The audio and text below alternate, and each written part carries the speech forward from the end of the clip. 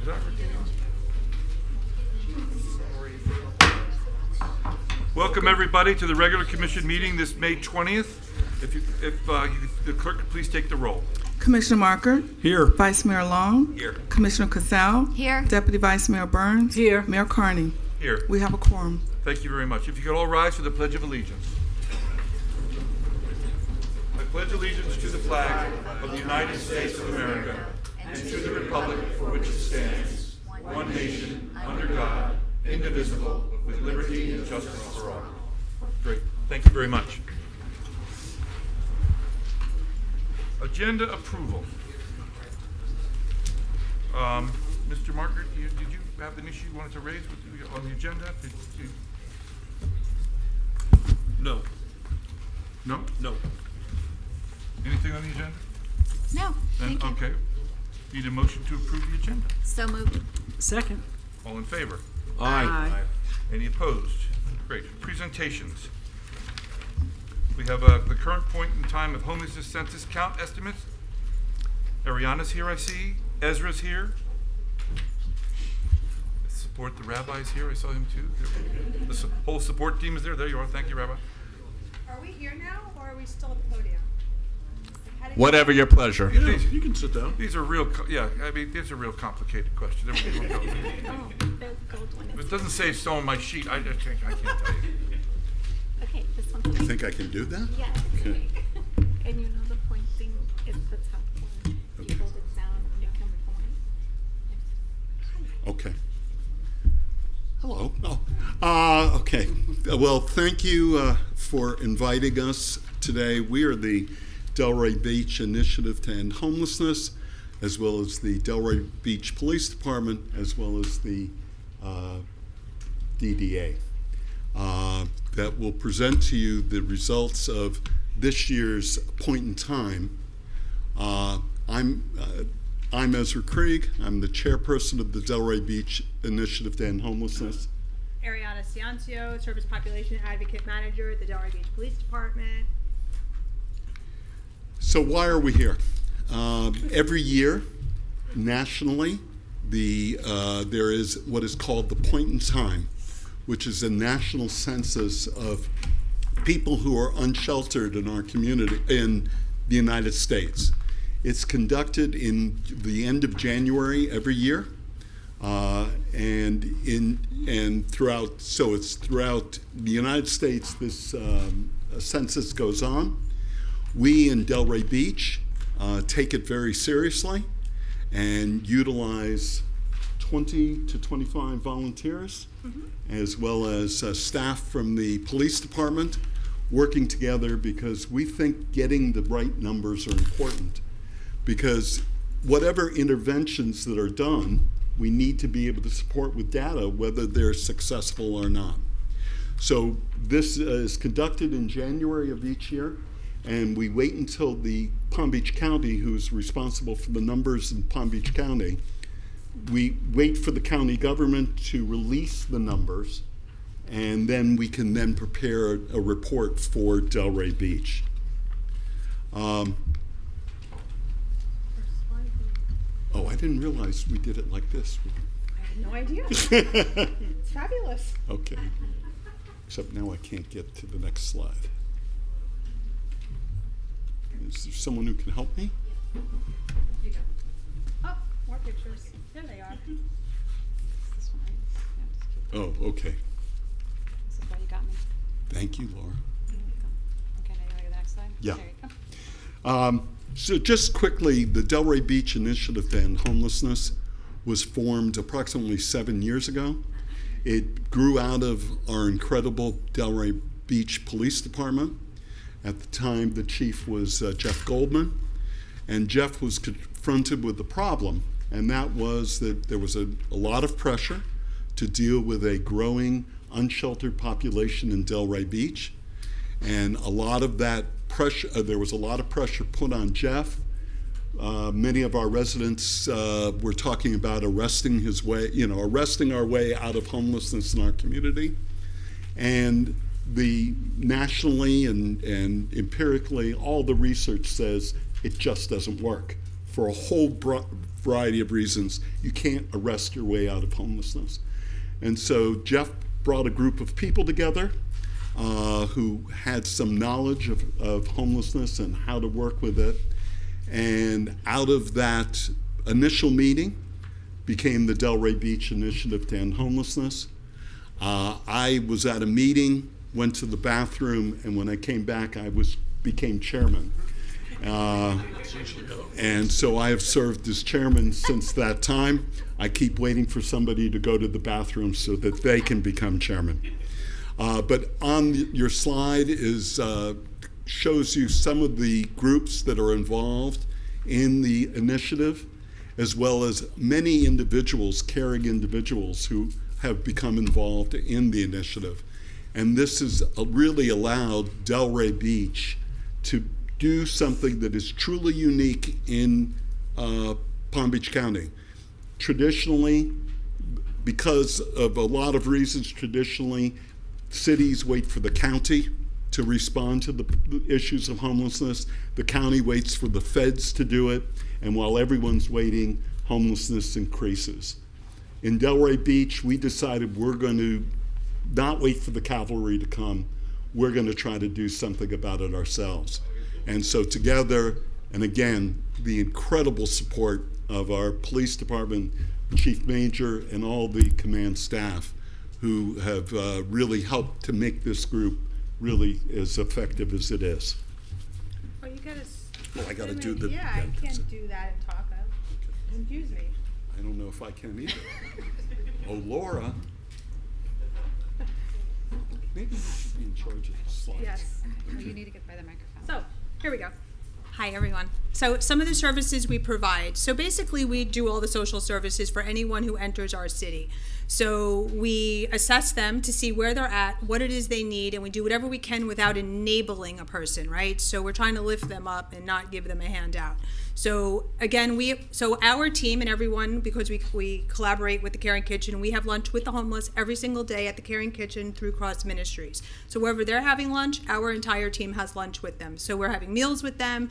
They have a shower truck twice a week on Tuesdays and Fridays from about 8:30 to 11. They have a laundry service there now, so we're spending less money. We're getting donations. We could wash their laundry, and we're not giving out so much brand new stuff. It's been a great addition. They get haircuts at the shower truck. We give them clean clothing, clean backpacks, clean sneakers. So like when we're out and about, a lot of people don't even recognize half the homeless in our city because they look just like me and you because they're probably wearing half of our clothes. Transportation, if they need a bus pass to go to a job interview or medical appointments is the only way we'll give them a bus pass to get somewhere where they have to go, and they do have to prove that to us. We make sure that they're connected to the healthcare district, DAF, South County, any agency in Palm Beach County that's going to provide them any resource. We make sure that they're connected to it because, again, they're going to get additional resources there, and there's something that we may not be able to provide, but we know that we're going to get it there. And just like Ezra said before, we collaborate with all those agencies. We have a great relationship with them. Everybody's like, ooh, it's the Delray way. Delray's the model. They are still saying it to me. So mail service, we provide people who are homeless in Delray, proven 6 months or more. They can receive their mail here because the mail is not to plant them here. The mail is to get them moving on. They need their food stamps, their Social Security, their insurance, their benefits, and we could try to get them to the next step. But if you have no mailbox, you have no shower, you have no health care, it's really hard to feel good about yourself to motivate to get to the next level. So that's why we provide these services to our homeless in Delray. And also linkage to housing. We're one phone call away for any resource in Palm Beach County as far as rapid rehousing, permanent supportive housing, and shelter beds. And then we'll talk about later, a little bit later, about how many people we got shelter beds and permanent housing for. Next. Oh, it's me again. So this is our team. This is our community outreach team from the Delray Beach Police Department. We right now have myself, we have a full-time social worker, we have a part-time social work intern at FAU, and now we have 3 homeless outreach officers. Our team is obviously not just doing homeless outreach. We're doing all the community outreach, which is homeless mental health, homeless, and substance abuse outreach, all the homeless prevention, and we also are following up on every single Baker Act call that comes into the police department. So we have a lot of work to do, and it's not just homeless. But diversion is really important because when we assess someone and they say, oh, we're just passing through, we were really from Michigan, but we came for treatment in Delray, we really don't want to be here, we want to get back home. We assist them with that. We want to divert them out of the system. We don't want to plant them in Delray Beach. We don't want to put somebody in the shelter who really doesn't belong in a shelter. So the goal is to divert them out of the system first. And if you can't get diverted out of the system, then we do our best to try to navigate them through the system, remove all the barriers, and do the best we possibly can. Next slide. Ezra. So why do we do this? You know, it's easy to identify us as a bunch of do-gooders. And there are a number of do-gooders who are involved. In fact, many are here today, and I'd like you all to stand up if you're involved in the initiative. And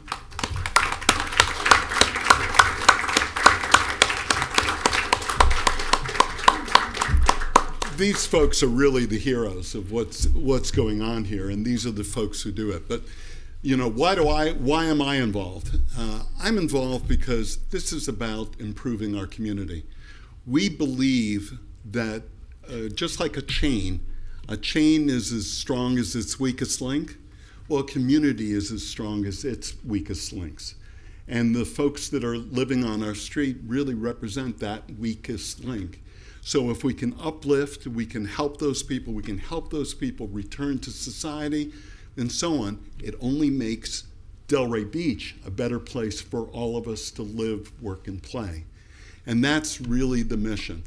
You know, we talk about the shower truck, and one of the things that's always kind of interesting was one of the reasons that the shower truck was brought was the point that Ariana made, that people were complaining about having a lot of homeless people on the street here.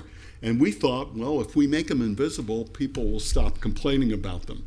And so by providing clean clothes and providing showers and so on, there was less of a concern about folks living on the street. So there are it's good work by our people working together, but also it's a way to make our community a better place. Next slide. No, it's you. Oh, how much time do we have left? Because I know our beeper went off. There was a total of 10 minutes allotted for presentation, so that would be at the discretion. I would suggest, if I may, a couple additional minutes. Please. Okay, let's see collaboration. No, talk. Okay, so there was another family of 7 homeless living on the streets. Remember last year we talked, there was a family of 11. Now there was a homeless family of 7 living in a local motel.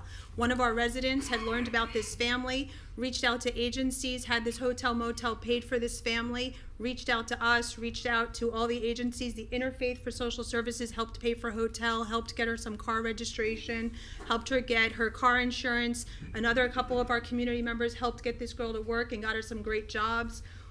Reached out to the Delray Beach Housing Authority. She ended up getting an apartment with her and a nice little house with the 7 children. Ended up calling Sweet Dream Makers, was able to get her bunk beds, and the whole house was fully furnished. But we couldn't do this if we don't collaborate. And I thought that was just really good, a point to make, because again, we had a family of 11, now we have a family of 7, but we're really able, by working together, to get solutions for these families when we all work together. Next slide. Great, that's me. Yes, you. Hi, everybody. I'm Laura Simon. I'm with the Downtown Development Authority, and I am working very closely with this team as a lot of, as we said, collaboration is the key, and what we formed as being part of this initiative is really looking at the downtown separately than the entire city, as it is a high traffic area, and we were seeing some of the challenges, and our organization works closely with the business community, as well as we also have and operate the Safety Ambassador public program, which is the yellow shirts that are out there that are working in collaboration with our police department, our fire department, our homeless outreach team, our neighborhood services, all of that, to really be attending to the quality of life. And a lot of these challenges were being raised that all these great services are available as part of this task force and our partners, but some of the people living that are unhoused in downtown, we're not taking advantage of these services or weren't aware of them. So how do we make sure that that's happening?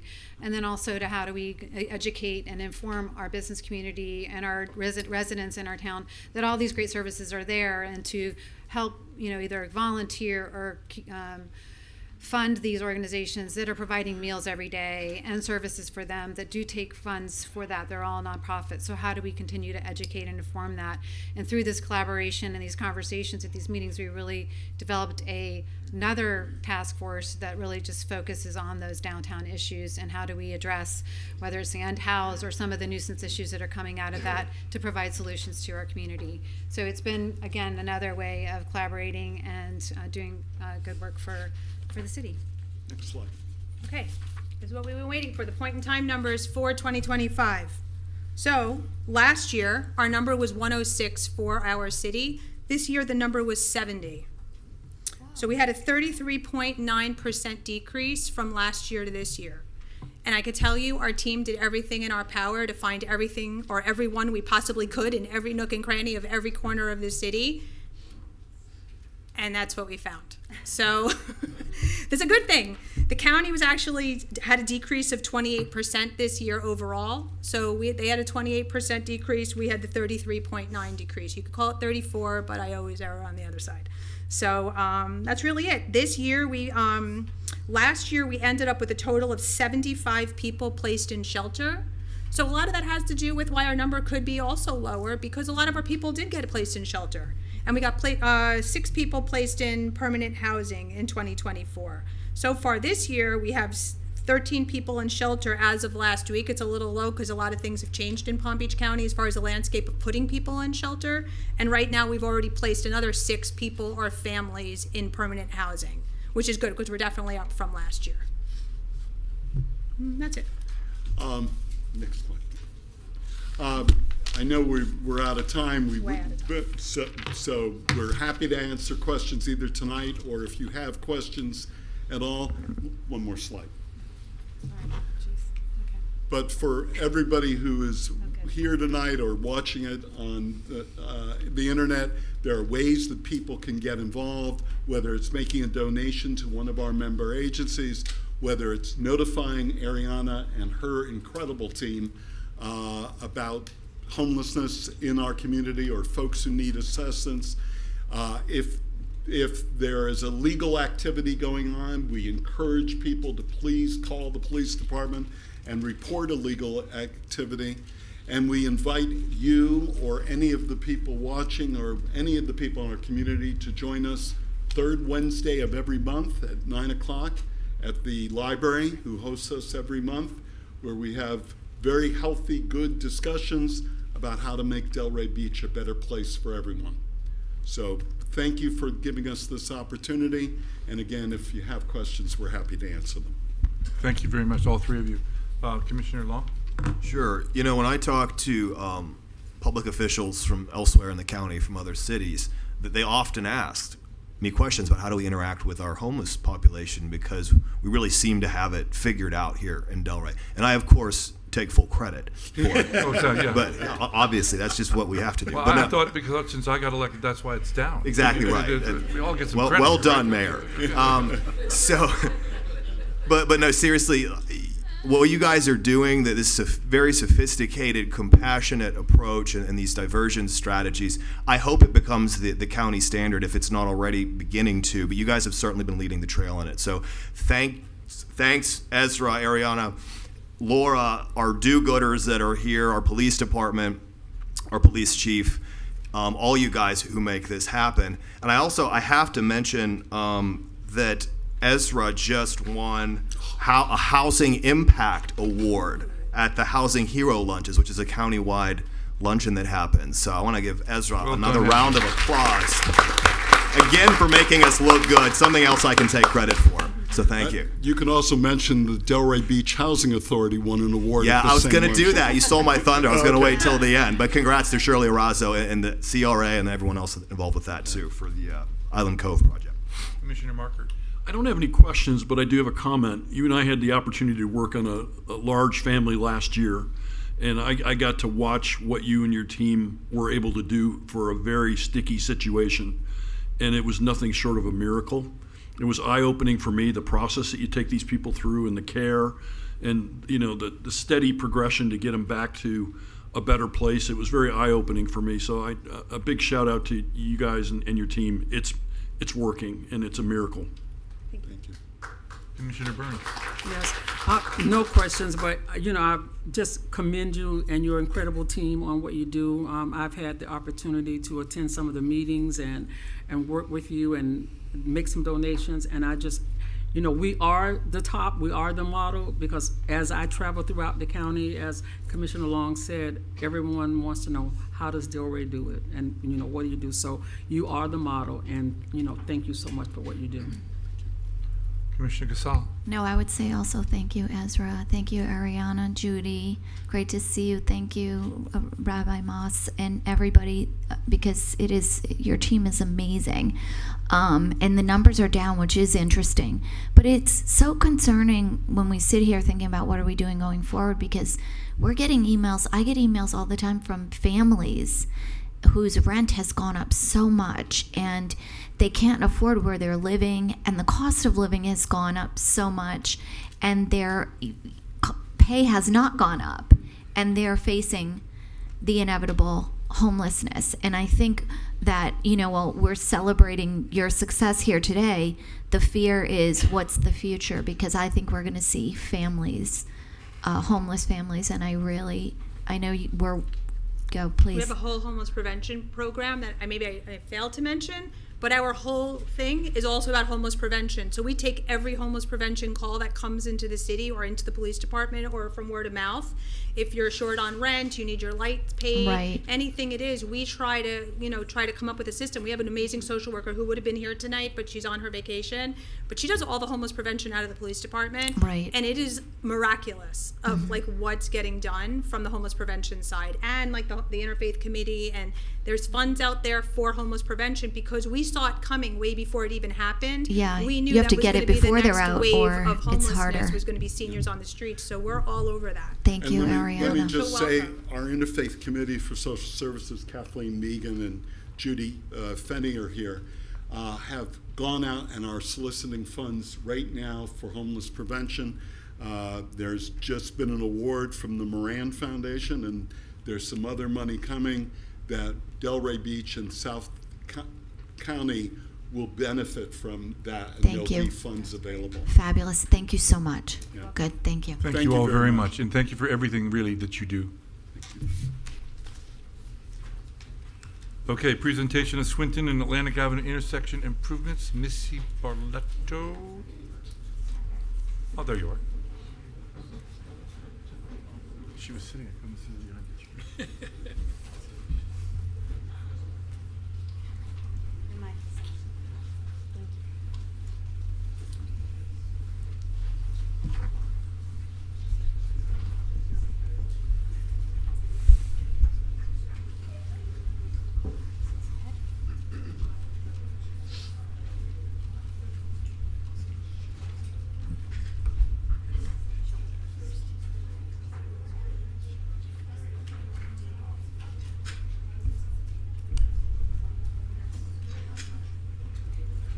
You're up. The table ate the chair. I was having a hard time getting it out from under it. Good evening, Mayor and Commissioners. Missy Barletto, Public Works Director. I have with me tonight two of our engineering team from Kinley Horn. I have Eric Requero and I have Stephanie Guerra, who are going to help with the presentation tonight. As we have talked about in the past, we were waiting on getting some of the traffic data and modeling done for the Swinton and Atlantic intersection. We have that available for you tonight.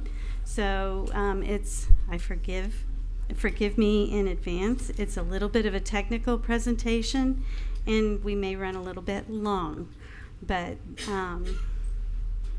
I'm just going to real quickly remind you of the conceptual plan that we've been working under, which is to improve bicycle and pedestrian safety at the intersection of Atlantic Avenue and Swinton Avenue to reduce traffic congestion on Atlantic Avenue as it approaches downtown Delray Beach by encouraging motorists to use a bypass on Southwest 1st Street and Northwest 1st Street, to evaluate the feasibility for a mid-block pedestrian crossing along Swinton Avenue north of Atlantic Avenue. So this is the most important piece of this slide, is to show you the types of activity that we see in this corridor every busy night. People getting frustrated by waiting on the side, not having an opportunity to cross the road, and they jump out into the middle of traffic. These are the kinds of things that we are looking to alleviate. Cars that just park right on into the intersection rather than keeping the intersection clear during traffic light changes and that sort of activity. Initially, when we looked at this project back in 2022, we had a number of different conceptual ideas. Some of them included putting roundabouts in various intersections. I don't know if you're aware of this. Delray Beach doesn't like roundabouts. So while some of them included roundabouts in the intersections, we did also include some tabled intersections and other types of traffic calming to slow traffic and get it directed in a proper attitude for that intersection.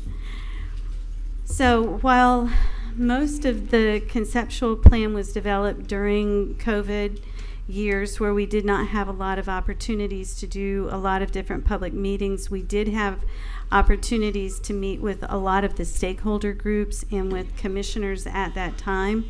Some of the things that popped out as their favored alternatives as part of the conceptual plan were the tabled intersections. They asked us to look at an all pedestrian phase of traffic signal at the Swinton and Atlantic intersection. They asked us to look at the mid-block crossing and traffic calming, and then also signage to divert traffic at Southwest 2nd Avenue instead of Southwest 1st Avenue, which was the initial idea. So this is the final concept that came out of that initial activity, where we have looked at beginning the bypass at Southwest 2nd with a raised and tabled intersection there that is clearly marked with crosswalks and with turn-off signs that tell people to turn this way to go to the beaches or whatever direction. You can see that in the original concept plan, there was parking was left in front of the library that changed during the actual design, and we removed the beloved right turn lane off of Swinton Avenue onto off of Atlantic Avenue onto southbound Swinton Avenue. And at this point, I am going to turn it over to Eric, who is going to talk about what the data and design has grown into at this point. Thank you, Missy. Eric Regato with Kimley Horn & Associates, the PM for the design team. As Missy did a great job of highlighting the concept initially, back in 2022, the alternative 6 was the preferred alternative. The emphasis of what was important about that alternative was really establishing the 3 intersections for raised intersections, or the plateaus.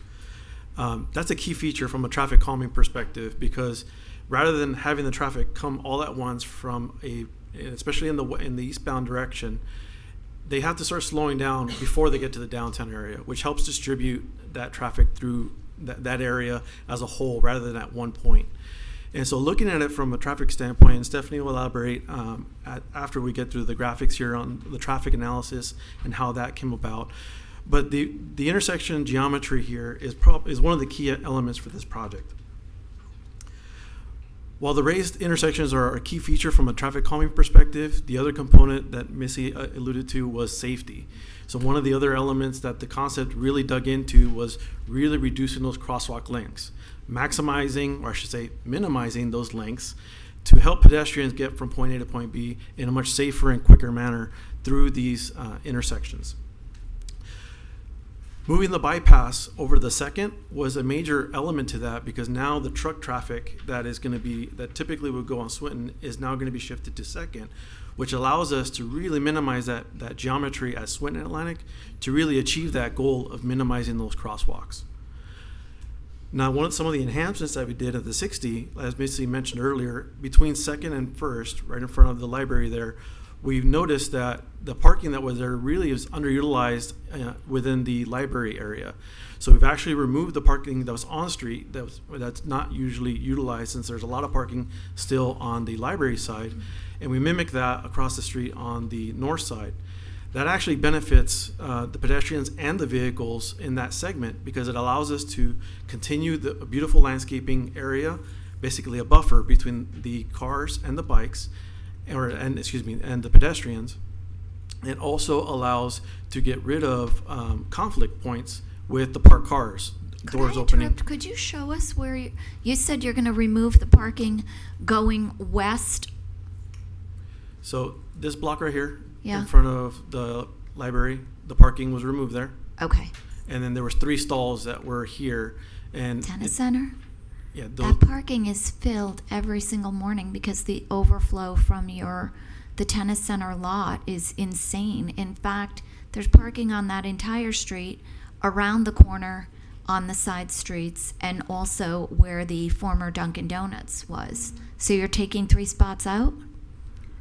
This particular plan calls for removing the 3 spots that are actually on Atlantic Avenue Okay. to maintain the traffic flow and to reduce the amount of conflict from cars backing into parallel park there or opening their car doors. However, Thank you. this isn't set in stone yet. Okay. So I should have said that at the very beginning. Thank you. And one of the other enhancements that we did here is at the midpoint at first here, having these crosswalks, we've actually added the rectangular rapid flashing beacons, or RFBs, at this intersection. So all the crosswalks are going to be protected along Atlantic. Additionally, in the concept, there is a mid-block crossing that was proposed on Swinton. That is also shown in the current design, with a slight modification by offsetting the crosswalk at the median. What this does is actually enhances the safety by allowing pedestrians, as they get to the median point, to actually turn to be able to face traffic that's oncoming, but they're still protected within the median area. So this actually enhances the mid-block crossing, rather than having somebody jet all the way across. Actually gives them a little bit of time to make sure that they time it correctly as they cross all the way across the street. Now we're going to just show some renderings that were proposed during the concept phase that kind of give a visual impact of what the project's going to look like. Again, some of the safety improvements is the bypass for the downtown is still maintained and shifted. Wider sidewalks through the area. Shorter pedestrian crossings at the crosswalks, improved traffic calming through this segment, and encouraging parking to the west. Here's some additional renderings of the intersections. Just note that one of the enhancements that we've done compared to what you see in the renderings show bollards at the intersections. We're actually using landscape planters instead of bollards to make sure pedestrians go into the crosswalks before they go to the intersections as an enhancement. Now with that, I'm going to pass it to Stephanie to discuss some of the traffic items. Good evening, Stephanie Guerra with Kinley Horn. So as part of the traffic analysis that we conducted in our review of the proposed concept and pedestrian improvements along Atlantic Avenue, we looked at a couple different types of traffic analyses. The first was a retiming analysis along Atlantic Avenue.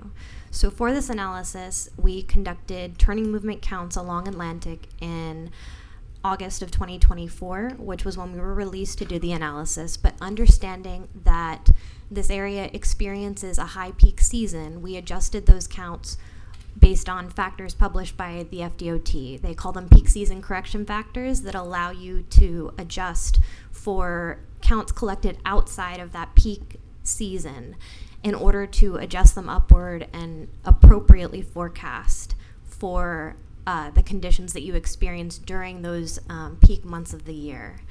And then for this analysis, we considered 4 timing conditions, both during weekday and weekend. So those were an AM peak hour, typically around the 8 a.m. to 9 a.m., a midday peak hour from your noon to 1 p.m., or in the case of weekend, 11:30 a.m. to 12:30 p.m.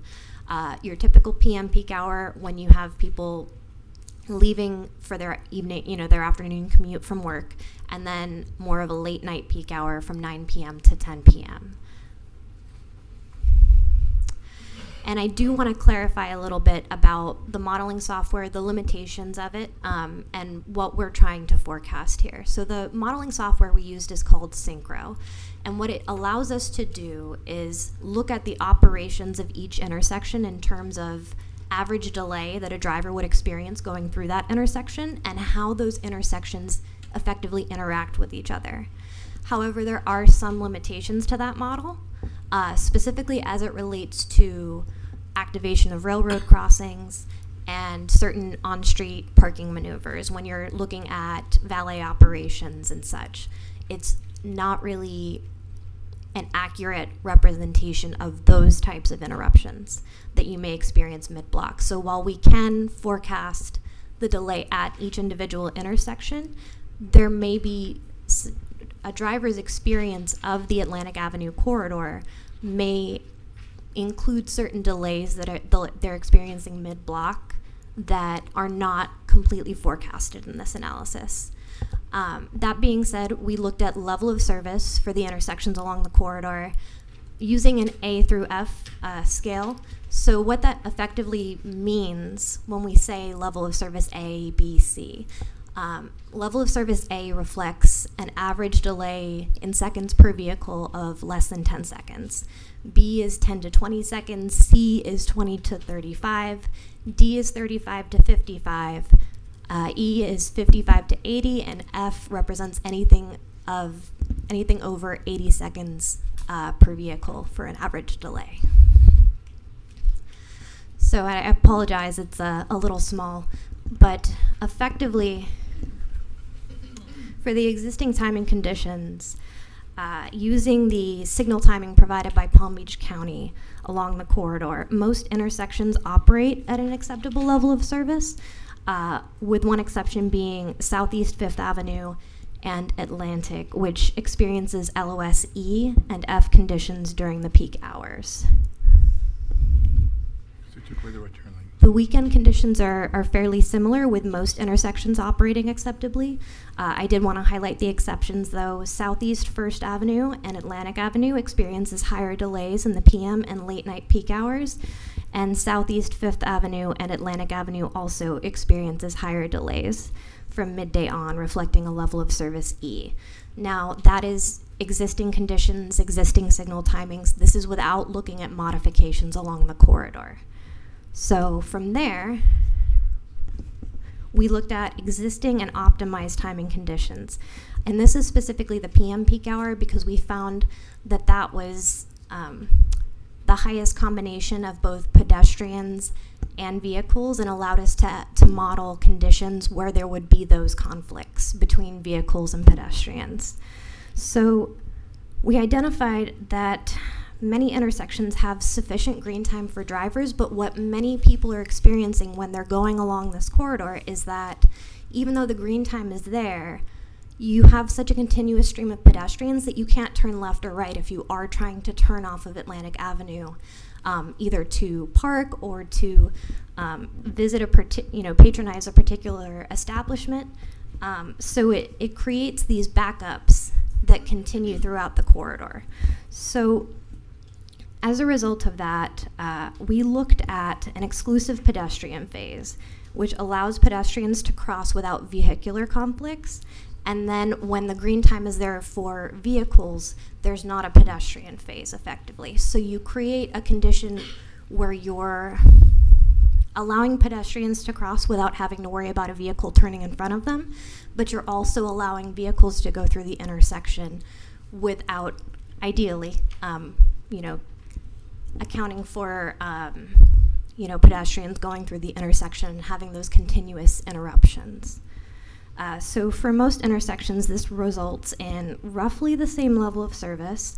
Specifically, I did want to highlight the intersection of Swinton and Atlantic is projected to experience increased delays from 28.5 seconds to 43.9 seconds, which goes from a level of service C to D, reflecting more time granted to the pedestrian movements and the conversion, instead of having an eastbound right turn lane, having a shared through right lane, which would still allow that eastbound right turn maneuver, but would limit the number of lanes that pedestrians have to cross.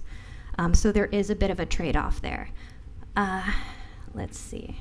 Average delay at Southeast 2nd Avenue and Atlantic is projected to increase by about 3.5 seconds of delay, so it does go from A to B, but all other intersections are projected to operate at the same level of service, or in the case of Southeast 5th Avenue, we were able to optimize it to improve it from an E condition to a D condition. And then for the weekend conditions, we identified similar results with most intersections operating at the same level of service.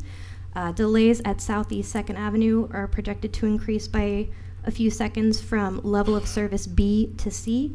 And then again with Southeast 5th Avenue, we were able to optimize it from a level of service E to D. The second analysis that we conducted was more of an in-depth look at the impacts of eliminating the eastbound right turn but the eastbound right turn lane at Swinton and Atlantic, and then having that shared through right condition. And with this configuration, we identified Southwest 2nd Avenue as the designated truck route to divert trucks onto Southwest 1st in order to bypass Atlantic Avenue. This analysis included the on-street parking spaces to be removed, as well as the rectangular rapid flashing beacons for pedestrians at 1st Avenue. And we are looking further at the geometry to make sure that should the city wish to go in this direction, that trucks would be accommodated accordingly with this new route. So as you can see here, we wouldn't anticipate that all eastbound right turns would be diverted from Swinton and Atlantic. However, we did consider the impacts of the diversions onto 2nd Avenue and 1st Avenue. For reference, there are an existing 110 eastbound right turns from Atlantic Avenue onto Southwest 2nd Avenue during the AM peak hour. We're anticipating a diversion of another 71 right turns, which includes 4 trucks, which were counted, making the eastbound right maneuver at Atlantic and Swinton currently. And just for reference, because we know that there's always concerns when you're shifting traffic from one route to another, especially onto a smaller street. Atlantic Avenue currently serves about 1,600 AM peak hour trips two-way. So while we understand there's concerns about diversion, anytime that there's a special event where Atlantic is being shut down and traffic is rerouted, that's a much more severe condition than what we're anticipating here. We're not proposing to shift everyone from Atlantic onto Southwest 1st Street. We just want to make sure that we're being clear there. And it's a very similar condition for the PM peak hour that we looked at for the weekday. In this case, the existing eastbound right turns at 2nd Avenue were 37 during the PM peak hour. We're projecting another 43, including 3 trucks, which we're currently making the eastbound right turn movement at Swinton and Atlantic. And looking at the no build versus build analysis. So on the left, you'll see the no build analysis results. On the right, you'll see the build, which includes the removal of the exclusive right turn lane and the diversion. So in the case of most of the intersections, the level of service is remaining roughly the same. I did note previously that the intersection of Swinton and Atlantic is projected to go from C to D, which includes the removal of the exclusive eastbound right turn lane as well as the exclusive pedestrian phase. So that's kind of the trade-off that you're going to see there in terms of the increased delays. But in the case of most other intersections, we are projecting the level of service to remain the same. And this is the weekend no build versus build analysis, and we, in this case, all intersections were anticipated to remain roughly the same in terms of level of service. And with that, so in conclusion, to wrap up what was probably more information than you were looking to receive this evening, basically, while this particular plan does not make significant improvements to vehicular congestion in the downtown area, it does maintain the current level of service, even taking into consideration additional development that is coming online. We took into consideration the additional traffic from the Sunday Village, from Atlantic Crossing, from all of those new developments coming online. So this project will allow us to maintain our current level of service in most instances.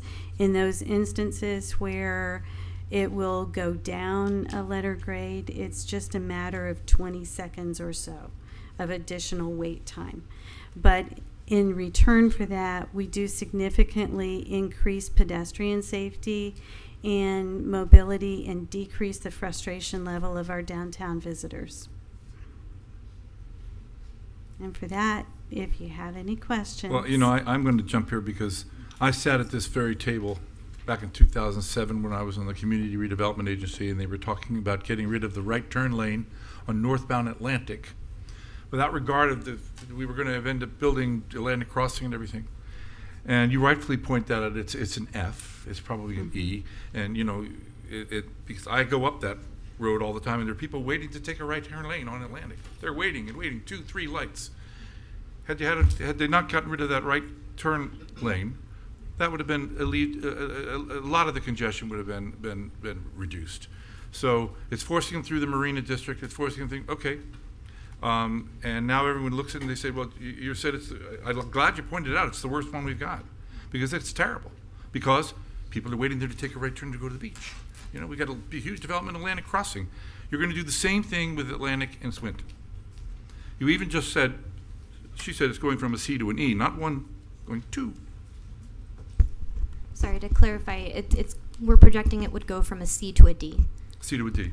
Well, yeah, but if you get rid of that right turn lane on Swinton, I'm telling you, it's going to be. I heard that same argument. Oh, it's easier for the pedestrians to cross the road if it's shorter. Well, let's just close the road. Then it's really easy.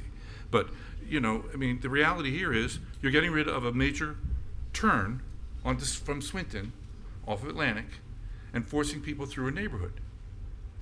So I love everything. I like everything else in the plan. I think everything is great. I like how you're doing the 2 interchanges, but I think getting rid of the right turn lane when you could adjust your traffic signal to be 5 more seconds for the person that needs the extra time to cross the road, which is what, you narrow it. I understand the reason to narrow it. It makes it easier to cross the road. But at some point, it's going to create a congestion problem that you predict it's going to be one way, but I will tell you it's going to be, that's what the same thing they said, the exact same thing when they were closing off the right turn lane on northbound Federal Highway. And it's a mess. If I could jump in for a second. Right now what we have there is a separated right turn lane, so that creates additional distance. If you would like, we can add in if it's the commission's I'm not the designer. consensus. I'm just if saying. it's your consensus, You're- we can add in a right turn lane that would not be separated, but would still allow the turn movement that we need to turn south onto Swinton from eastbound Atlantic. We can add a right turn lane there and do the modeling and see what that I'm just one person, but I'm just saying. what I that mean, would- I happen would- to how live that through. would I affect lived through the- this exact same argument Mhm. on Federal Highway and Atlantic. The exact same argument. And everyone said, "Oh, don't worry, it's going to be better." It's the worst one we got. It's almost as bad as Congress in Atlantic. Anyway, that's my view. Anyway, Mr. Long. Could you walk us through the strategy behind eliminating that right turn lane, just so we have a clearer understanding of what the benefits would be if we did remove it? I just want the full picture. So the initial strategy was to start to divert traffic away from the Swinton and Atlantic intersection for those visitors who are not going directly to Atlantic Avenue, so that we can take them down to First Street. Some of the things that does help to do is bring more traffic off of Atlantic Avenue. It gives the downtown businesses an opportunity to have more traffic, to direct people to additional parking areas other than going down Atlantic and creating that congestion, except for the people who really want to be seen driving down Atlantic, which there's a number of those, and this will still allow that recreational activity. And so the modeling you guys have done supports that strategy to the best you can sort of do a predictive analysis on how would that change behavior based on what you guys have seen? So our analysis is in conjunction with what was also previously done. So what we did was actually confirm what was done in the previous analysis does function from a distribution and a diversion standpoint. Do you have anything to add, Stephanie? Okay. So one of the bigger problems with that right turn onto Swinton is that's where truck traffic turns. Right. So we'll be creating a definite alternate truck bypass, so that the trucks will not go down. Many times they miss the sign that says truck bypass, and they venture onto East Atlantic, which is problematic for everyone. The trucks are such a huge problem downtown. Yes, this will be a very clearly marked truck route that will take it away from that Swinton and Atlantic intersection. But you can also clearly mark it as you're doing it as truck route anyway. Without, I mean, they can be directed. You're going to be intending to direct them before they get to Swinton anyway. So I believe, and Eric can correct me if I'm wrong, not being the traffic engineer here, but initially the removal of the right turn lane at Swinton and Atlantic was done to shorten the intersection for pedestrian crossing and to make that a very safe crossing area, because the way it is now, I understand it's for the benefit of the pedestrians. Very, very wide. However, that doesn't mean that if we add a right turn lane there, it also supports encouraging people who want to go south to make that Second Street turn instead of going, or Second Avenue, instead of going all the way down to Swinton. However, that doesn't mean that we cannot add a right turn lane in that intersection. As you know, I've spent a lot of time looking at the plan. You are going to be directing them down to First Street, right? Mm-hmm. Because you're going to put a sign there, beach traffic. You're going to try to actually to get the beach traffic not to go. Okay, so the beach traffic comes out, and they come out at what, Fifth Avenue? And you want to take a left into the same interchange where there's no right turn lane? They can either turn on to Swinton, South Swinton at that point, and go down to 10th and then to Federal Highway. They can continue down to First to. But beach traffic is going to go to US 1 to Federal Highway. So you're going to have them take a left on Southeast Fifth Avenue to approach the interchange, which doesn't have the right turn lane either. Is that what we're doing? Potentially, I mean, if they're looking to go to the beach on Atlantic Avenue, yes. My thought would be, if it were me driving, and maybe I'm not normal, but if it were me, I would head down to Leighton and go that way. And that way, well, when I'm approaching the municipal beach, I'm on the right side of the road to park if there's an available parking space, which happens occasionally. I think that's asking a lot of people to come up Atlantic and then do it down at Leighton and then cross over to go to the beach. So this type of thing comes up in TPA discussions pretty often, and Sure. and diversion strategies are really what cities are implementing when they're worried about pedestrian safety. And I really think that, at least I think that our focus should be making our downtown more walkable as possible. And I think diverting traffic where we can is critical, especially the big trucks. Those create a traffic nightmare downtown, and I see so many of them downtown.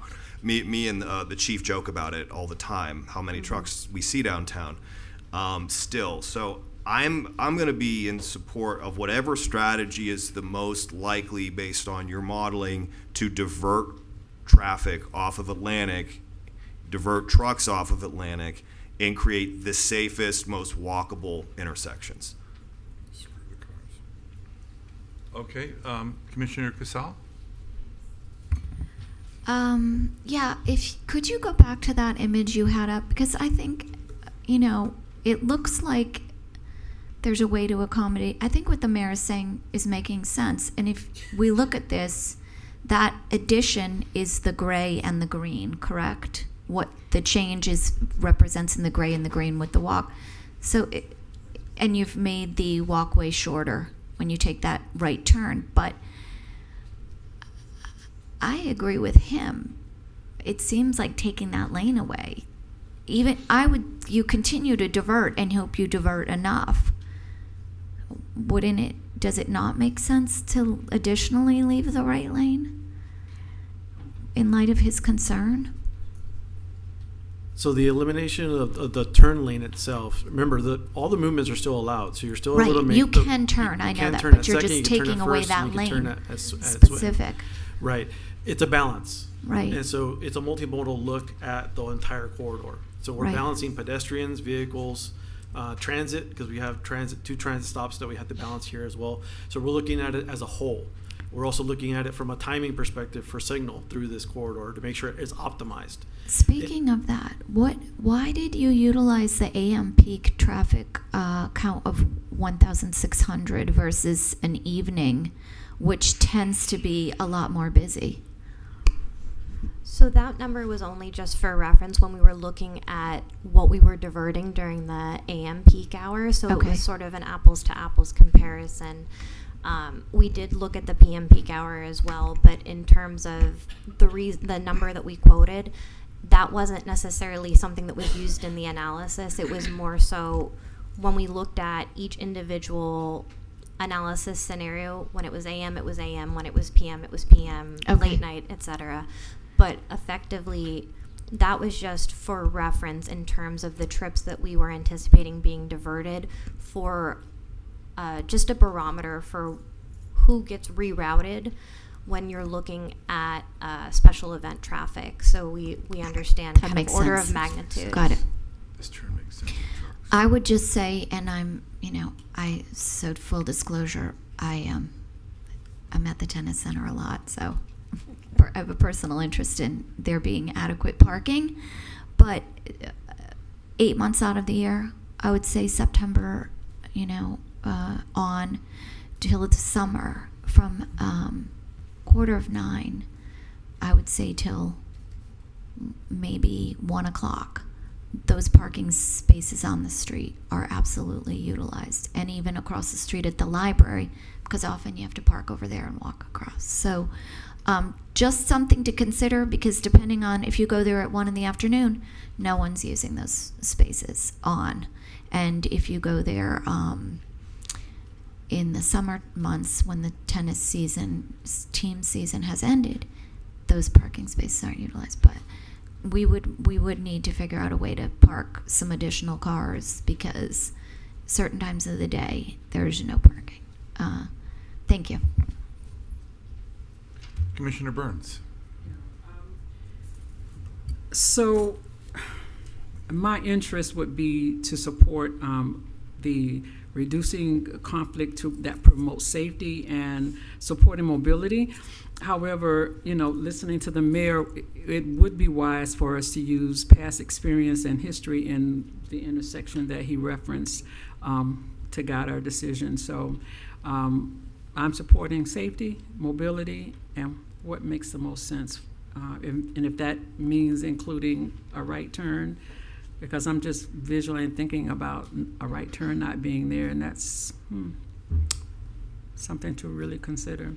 And the parking spaces by the tennis center, if we remove 3 parking spaces to reduce conflict, to me it's worth moving 3 Is that all we're talking about, 3 parking spaces? Yeah, on that side of the road, it's 3 parking spaces. On the library side of the road, right, it's 6. So it's 3 on the tennis side and 3 on the and 6 on the right. 6 on, so it's 9 parking spaces total. Okay. But leaving the parking spaces on the library side would not be problematic. We have actually discussed that too. Okay. And there may be a different use. One of the things I would like to mention is that we're not looking at this project in a vacuum. We're actually working with FDOT and the county at the entire Atlantic Avenue corridor, doing a safety study and looking at lots of other points of conflict that are east, that are not included in this particular project, but are east of this project, that can be added in different decisions made that can also help to reduce this conflict, because most of the conflict isn't from cars coming into that intersection. Right. It's from cars not being able to leave that intersection to continue in their direction. Okay. No other questions? Mr. Marker? Yeah, thank you. First of all, I won't plow the ground that's already been plowed, but I agree with what the mayor said. I think that's worth a look. That's personally. a new expression up here. We like that one. We like that one. On the downside, some of the stuff I didn't like, if I did the math right, we're going to lose somewhere between 23 and 25 parking spaces all in the project? No, it's 3 parking spaces. But there were other places where some parking was going away, unless I misunderstood that. You misunderstood that. So we're only going to lose 3 spaces in total. 9 spaces in total, or 3 spaces, or no spaces when we go back and take a look at it. So, yeah. I mean, that's... Okay. Well, that's okay with me. The one thing that I love about this presentation and what we're doing here is I absolutely feel it will make our downtown safer. I cringe every time I try to cross Atlantic or Swinton, and I cringe with people that aren't waiting for the signal to cross, and they're just darting out there, and you got cars going every which way. It's a powder keg. Something's going to go wrong there, and so I'm really glad we're getting on top of this. The one thing I didn't like, but I see why you did it, was the mid-block cross on Swinton. It seems unnecessary, but having traveled that road every day, people are constantly doing mid-block crosses there. And it's a wide road. Recognizing human behavior and trying to protect people from their own decisions. Yeah, it's a wide swath to cross. It takes time. So I don't love it, but I think we should probably do it just from a safety point of view. I agree with that too. I thought that was, because I'm always crossing it. I always park and go across that road all the time. Maybe the chief should arrest him. I'm not sure, but listen, I didn't see a sign, no jaywalking. But that's it. But really good thinking, and I actually love the process that you went through with the A, B, C, Ds. That really does sort of, at least in my mind, give me a feel for how long people are going to be waiting and what their tolerance will be, and I like that process a lot. So thank you. Thank you all very much. No more questions from the commission? No, sir. Thank you all very much.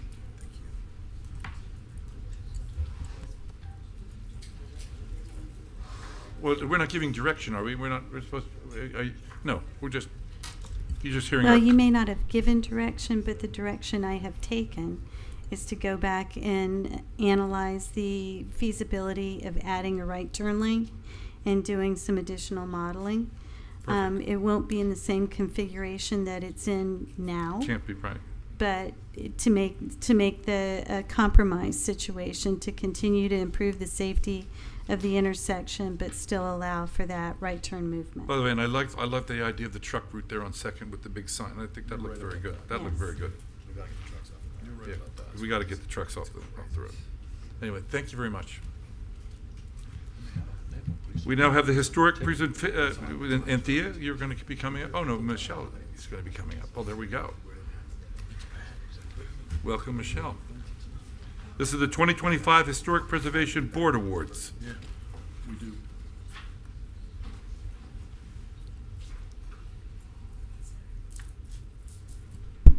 Good evening, Michelle Hoyland, Principal Planner with Development Services for the record. I'm pleased to be here and appreciate the opportunity to present the 2025 Historic Preservation Board Awards to the Commission and the community. The awards were granted at the last Historic Preservation Board. This is Preservation Month, so we do this effort in honor of the actions happening across the nation. This year's theme for Preservation Month by the National Trust is Power of Place. With hundreds of communities across the country, we celebrate the efforts and determination of many people who are committed to historic preservation, preserving culture and history. The city's awards are bestowed upon property owners who have completed projects and are working to preserve that city's architectural heritage. So I'm going to move a little quickly because I know we've had quite a few minutes already and you're probably ready to move on to our next agenda items. So I'll cut some of my items short. But before I go into the awards, I wanted to just highlight the efforts of the city itself and the great care the city took in restoration and reconstruction of the Seaboard Airline Railway Station. This is an older picture, not quite a true historic picture, but an older picture of the structure, and it has maintained all over the years its original form and integrity. It was built in 1927, designed by Gustav Maas, who is a prominent, renowned architect doing many designs across the nation, but most notably here in our city and Palm Beach. Unfortunately, 1 month before COVID started, the train station burned due to arson. It was a blessing that we didn't lose any of our firemen. They suffered a backdraft that day. It was an awful fire, and huge portion of this building was a loss. Thankful to the city for its insurance on the building, because that insurance, in concert with funds that had been committed previously, the city was able to embark on the process of rebuilding and restoring what was left of the building. So these are from my site inspections. You can see some of the original hollow clay tile, metal windows that were original. The original sign on the north side of the building, which just faces the Depot Way entrance where you come in off of Lake Ida. And we have it back to our grandeur. I think the contractor, the city team, Missy Barletto's team, Mr. Kevin Matthews, I won't pat myself on the back because we only did a tiny piece of the work on this, but it was Public Works and the contractor and RJ Heisenbottle who brought this property and this structure back to life. As you know, the city's wellness center and HR are located out here.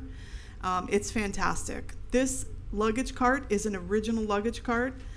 I doubt he's listening, but Joe Van Ness of Van Ness Callaway, he's son of Jay Callaway, was a contractor in our town, had this saved in his farm, in his barn, and donated it to the city, and city staff, city workers restored it. So just the detail work out here, if you haven't visited, go visit the site. It's really quite impressive. One of my favorite elements that we worked with the architect on to do was the picture on the left, which was exposing original construction. We're going to program that with a little story about hollow clay tile and original brick. And then it's also been the site to receive some trees. So those are doing well and flourishing. There's a beautiful bronze plaque on the building honoring this commission. But we would be remiss in not honoring the previous commission as well, who were seated when this came through. So thank you so much for all of your hard work on this project. The award categories for the 2025 awards, there were 4.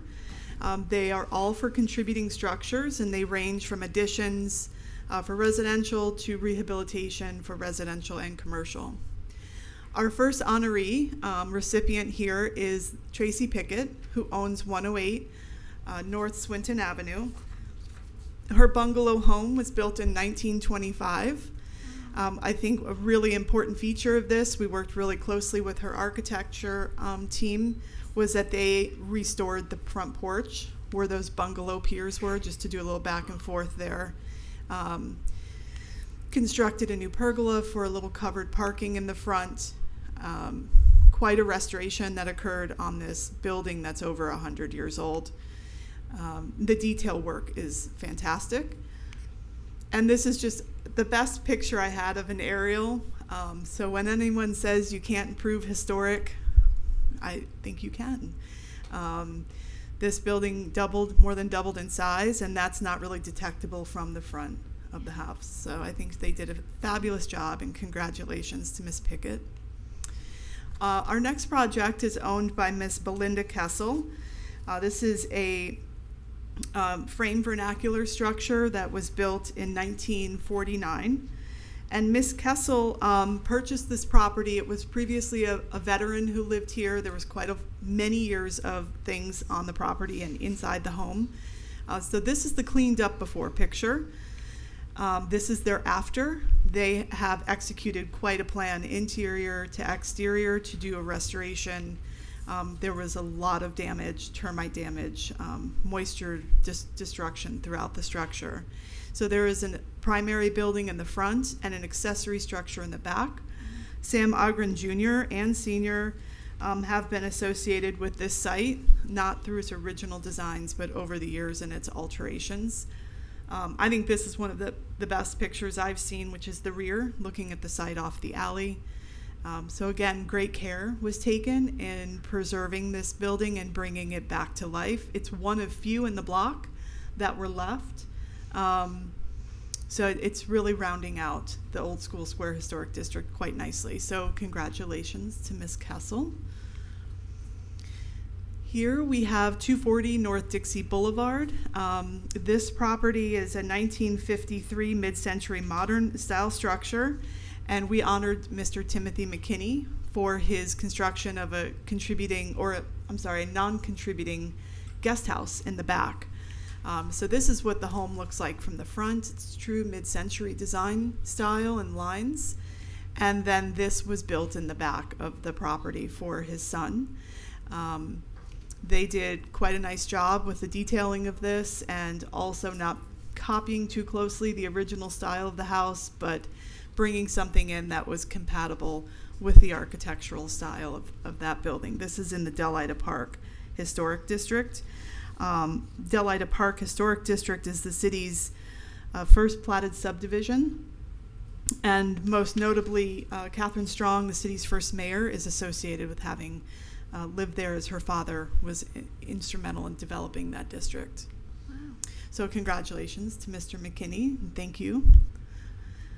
And then our last category was a tie. It's for commercial contributing, 2 structures. One, and we're going to highlight first, is H&M Architecture, and the other is 202 North Swinton. So H&M Architecture, here you can see some before and after photos, 143 South Swinton. This is at the entrance gateway to the south end of Old School Square Historic District. This home was associated with the Sundays. It was quite a mess. We had multiple visits out there with the building official, our director. I've crawled under this building. They had the roof sagging and caving in and had it propped up by tongue and groove floorboards instead of actual structural supports. They had quite the mess. So their commitment to preservation of this 1917 bungalow is impressive. Here you can see another before and after. Their project included a large addition to the side for additional office space. We brought a Boynton Beach architectural firm home to Delray. They are now committed and part of our community. They're also going to be working with the Preservation Trust to replace the historic marker in front of their properties. So I think they have done our community quite a service with their project and bringing their business to Delray Beach. And here you can just see the detailing and the craftsmanship is just beautiful at this site. If you were ever to visit the architectural firm, the style on the inside is completely different from the inside. It's kind of worth a visit if you happen to know Jaime Mayo or Michael Hanlon. So congratulations to them, to each of them for their commitment to this project. And then finally, we have 202 North Swinton, and this is Ron Kurzman's home. This is a 1922 frame style structure. This structure was originally located next to St. Paul's Church and was utilized as their rectory, and it was relocated to this site. For those of you who've been in Delray for a long time, you might remember in the 80s, this thing burned really bad and sat for many years, or many months. I was a kid, it seemed like years, in a terrible condition. The previous owner came through, converted it to office, and had a wonderful time, I think, having her business there over the years. But you can see there was some deferred maintenance happening. Mr. Kurzman came in and he did quite a lovely job updating the structure, utilizing authentic materials. He was really quite committed. This is an example of a property owner being involved in a commercial project from start to finish, and we just established a great relationship with him professionally. So the detailing here, the cottage in the back, which is also office space, has had an update to it as well. It's really quite nice to be able to turn that corner and just see this in such a prominent location. So congratulations to Mr. Ron Kurzman. And that concludes my presentation. And I just want to say thank you so much. Again, my gratitude for hosting me to come and provide the presentation to you, and for your commitment as a commission to historic preservation in Delray. Thank you so much. Thank you very much. Good job. Thank you very much. I love that age. And by the way, if people have not visited the train station, they really do need to. I mean, it was I was so impressed by. I was there 3 days after the fire, and I never thought it was going to be fixed. I never thought you were going to be able to do it. And it was Our amazing. staff worked so hard. I was on An the commission when that amazing happened. job. Anthea, Missy, all of you worked so hard on that. It is amazing. Anyway, thank Beautiful. you. Thank you, Ms. Wyman. I cut this out of my presentation, but I'll add it now. It takes a village. It does. Good Okay. job. Very artfully done. A lot like these look really good. I feel like I'm watching like Hometown on HGTV or something, which is like my favorite show. No, it's really have a lot of gratitude for the folks that really are creating landmarks in our city. So thank you for all your help with all of this, and for showcasing this. I think it's fun. We should do this at every meeting. Okay. I could probably do it every quarter. I Thank you. I can't believe we're moving into agenda item 5 Good now night. after the 30 minutes worth of presentations. Thank you. So the 3 presentations, 10 minutes apiece. City managers, response to inquiries and highlights. Yes, Mr. Mayor, ladies and gentlemen, I have one item, fairly brief. This is a follow-up to the dialogue recently offered relative to the Vision 2035's engagement process. Of course, we recently talked a little bit about the ability of city commissioners appointing members via application process or not. You have a great deal of flexibility in that regard, as we clarified 2 weeks ago, May 6th meeting. And this is nothing more than an overview in terms of what the exercise looks like. So with the commissioning of Reftelis to assist us on a contractual basis for the Vision 2035 strategic planning exercise, this is simply the anticipated outcome. First of all, during the summer session, major activities as listed here: hold a virtual kickoff meeting with city project team to finalize the engagement plan and project schedule, request review information, data, appoints the strategic planning committee. So again, we offered that clarity during the May 6th meeting, what the city commission's abilities are in that regard. Beginning in September, and I think this is appropriate, to facilitate day-long visioning workshop with steering committee to develop draft vision and key focus areas of the strategic plan, followed by September into the October timeframe, some major activities to include solicit community input on draft vision and key focus areas via online platform, as well as to conduct up to 4 in-person focus group sessions with city selected community members, i.e. the process that the commission will be involved in early on to get to that place. That is to be followed by a day-long workshop with the steering committee to review community input and to finalize strategic plan elements. Finally, circa November of this year, the direction will be to prepare a comprehensive strategic plan summarizing the process, strategic framework, and strategies for each focus area, followed by guidance on ongoing reporting of strategic plan and implementation progress and communication. So this is nothing more than an opportunity to provide a snapshot in terms of why we are where we are and what the focus will be beginning this fall, based on the anticipated ability to help us get us to where we need to be with respect to Vision 2035. With that, ladies and gentlemen, I yield. I'd like to see us proceed in this regard, but of course, we'll be happy to work with all concerned accordingly. Thank you very much. Are any comments from anybody in the commission? As the timeline, I like being done by November, because we've been at this for a bit, so that's good. I like, everyone's going to have a chance to participate. Did you have any comments you wanted to make? No, sounds good. Okay, thank you. Thank you, ladies and gentlemen. Otherwise, I yield at this time. Great. We've now into the time of the meeting where it's public Wait, comment. I'm sorry, could we back up for 1 second? Do you think that we should be conducting 4 in-person focus group sessions in September to October when many people don't really come back here till end of October or November? Well, the idea is to begin in October because it's anticipated, but that may actually transition into the October-November timeframe. This is just a rough snapshot in that regard, so that does take that under consideration, ma'am. Okay. We'll be talking about this again well Oh, before yeah, then. we will. Okay. Absolutely. Perfect. As we go along, but Yeah. this is the present focus, but it does offer mindfulness relative to what you just shared. Thank you. You're welcome. The meeting is now open to public comment from anyone wishing to speak on any topic or agenda item other than a quasi-judicial item and a public hearing item. The public will have an opportunity to speak on quasi-judicial and public hearing items later in the meeting, as those agenda items are called. For public comment, please sign in, state your name and address for the record, and you will have 3 minutes. Hi, Albert Richwag. I'm here to speak on 7A, the Cult Coffee Shop. On Sunday, he decided to cut out concrete and paint his driveway using an old survey, which clearly showed the parking lot isn't up to code. It's not up to code. He striped out 8 spaces, noting that the handicap parking is not ADA compliant, neither is his entrance ramp. I'm not an architect or a civil engineer, but the ones I spoke to told me this parking lot is not up to code, yet he does it anyway, with no permit. He already began to have special events despite being told not to. Who in the city, if anyone, gave him the green light to do so? Or is he just doing it because he can? On May 30th, he has scheduled the Broken Sound event. The description for that is Friday night at the coffee shop, we're turning down the lights and turning up the energy. Live DJ, beer, coffee, wine, and bubbles. In a cozy lounge session, come catch the vibe and sip something good. Kick off your weekend right. And then he has a coffee art contest on the 31st and then open mic on the 7th. This is a nightclub dressed up as a coffee shop. It is not a coffee shop. He serves beer and wine on an expired 2 COP license. Printed this out before I came.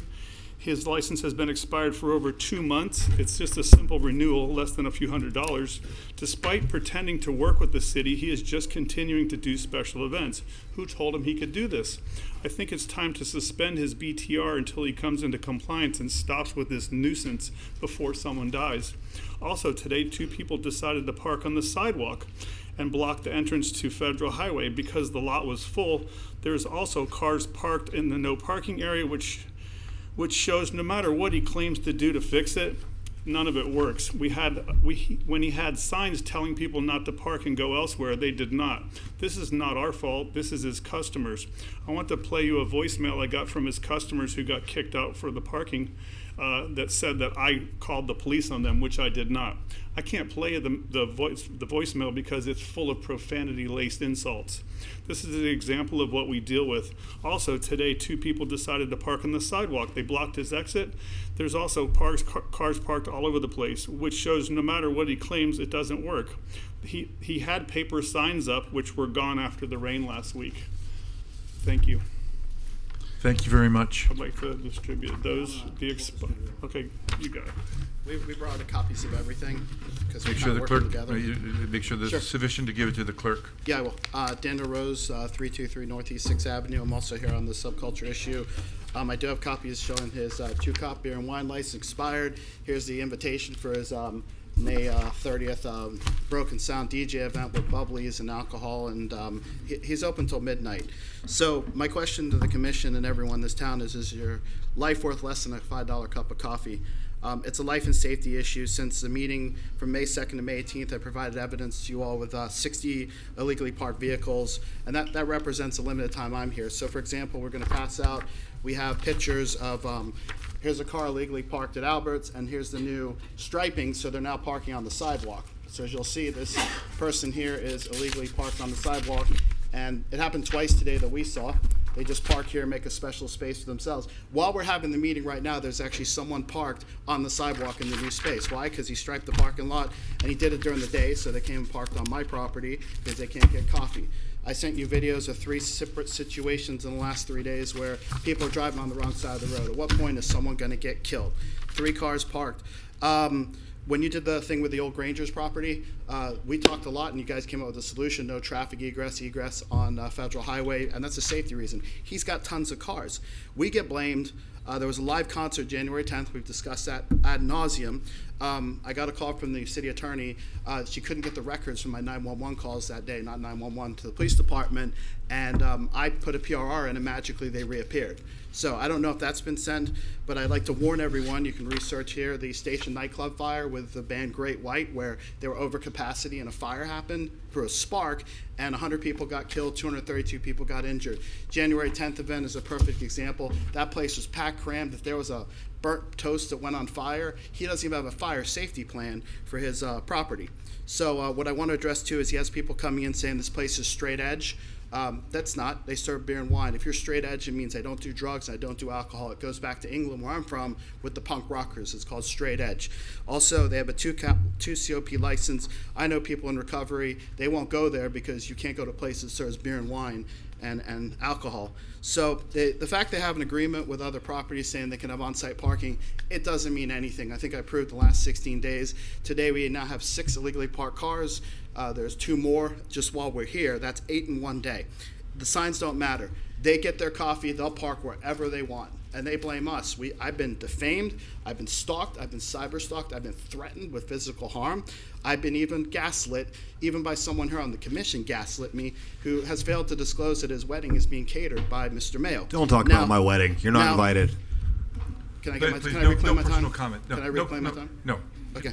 So just to say that, how is Albert and I, McLaren, Charlotte, everyone at fault? We're not the ones parking our cars in the middle of the road. We're not parking on other people's properties. So at this point, I'm with Mr. Richwagon. He's not even here today. I could have been in Carolina at the Panther game. Thank you very much. Should we pass everything down? That just shows you how much. And Thank I want you, to Mr. give Rose. to you, just if I may, the clerk, I've got copies for everyone. She'll A pass copy it of down. the Station Fire. Thank you very much. 1 for everyone, 10 copies of each. Thank you. Thank you. Good evening. It's Paul Cannon, 1021 East Heritage Club. Is it just me, or is it really quite chilly in here? I don't know. I'm wearing a woolen coat. Oh, right. So I had a couple of quick things. I was very interested in hearing the traffic report about Swinton Atlantic crossing, and Commissioner Long, you made an interesting observation about making Atlantic more pedestrian friendly. It seems to me you've got a conflict there. And I'm wondering if there's opportunities actually to take that plan and take it a few steps further. And consider even shutting down Atlantic to vehicular traffic completely between Sinton and Fifth Avenue on the weekend when it's really, really busy, and divert the traffic so that the eastbound traffic goes on South 1st or 2nd Street, but make those streets one way, and then do the same westbound traffic on the north side. And that way you can probably accomplish what you're seeking to do. Anyway, just throw that idea out there for you. Second point, completely unrelated. Please find a way to settle the dispute or the disagreement with the Police Benevolent Association. It's taking way too long. We really need to have that settled. Thank you for listening. By way of background, by the way, first they both used to be one way years ago, right? And they were changed to 2 ways. Because the idea was to get them off of. I think I'm just letting you know that I was around when they were one-way streets. I was going to make a joke about did they have cars back then, but Judy Mollick at 122. Well, I remember that luggage cart. Do you? I mean, we used it. Yeah, it was absolutely. Okay. Judy Mollick at 122 Northwest 3rd Avenue. I'm so sorry, but right now my phone is blaring in my ears, so give it one sec. It goes right to my hearing aids. Okay. I'm also here to beg you to please come to an agreement with the police department. The Delray Beach Police Department is bleeding officers. My understanding is that more are going to be leaving in July. You have some of the less seniored officers being asked to work more patrols and more patrols. They're tired. Even though they're getting the dreaded overtime, they don't even want it. They want a day off. So we're just not in a good position to recruit. In fact, most of the other departments in surrounding communities know what's going on in Delray, and so we're a great recruiting tool for them. And I don't blame them. Like if I could go get an officer that some other city paid $250,000 for, I'd be like, yeah. So we have to try to do something about it. We've got one of the best police departments in the surrounding cities, and I'm worried that it's just going to be a shell of what it once was. So thank you. Thank you very much. Good evening. Ken Edwards, 3137 Cardinal Drive, Delray Beach. Want to speak on 3 items. First one is the Climate Action Plan. I want to encourage you to have that put on the agenda for approval and implementation as soon as possible. As you know, 2 years worth of engagement with the community and the departments and city partners and the commission. A lot of good projects in there, really in keeping with the Vision 2035 kind of approach also, because it's all about efficiency, money savings, and improvement. Second item is a request to consider changing the time for the meeting of the Green Board. Currently, that is 9 o'clock on a Thursday morning, and would ask you to consider moving that to after regular business hours so that people that work full-time that are qualified can apply for that board. And lastly, would ask you to move forward on the agreement with the Reef Institute. I know the agreement is drafted, but I'm not sure exactly where it is in the process, and they could certainly use that funding for good purpose at the Coral Nursery. So thank you very much. Thank you very much. Can we just say goodbye to Mr. Edwards, as he's no longer with us, and unfortunately and sadly. Thank you so much for your time here and your contribution. Thank you for your service to Delray Beach, Ken. Thank you, Ken.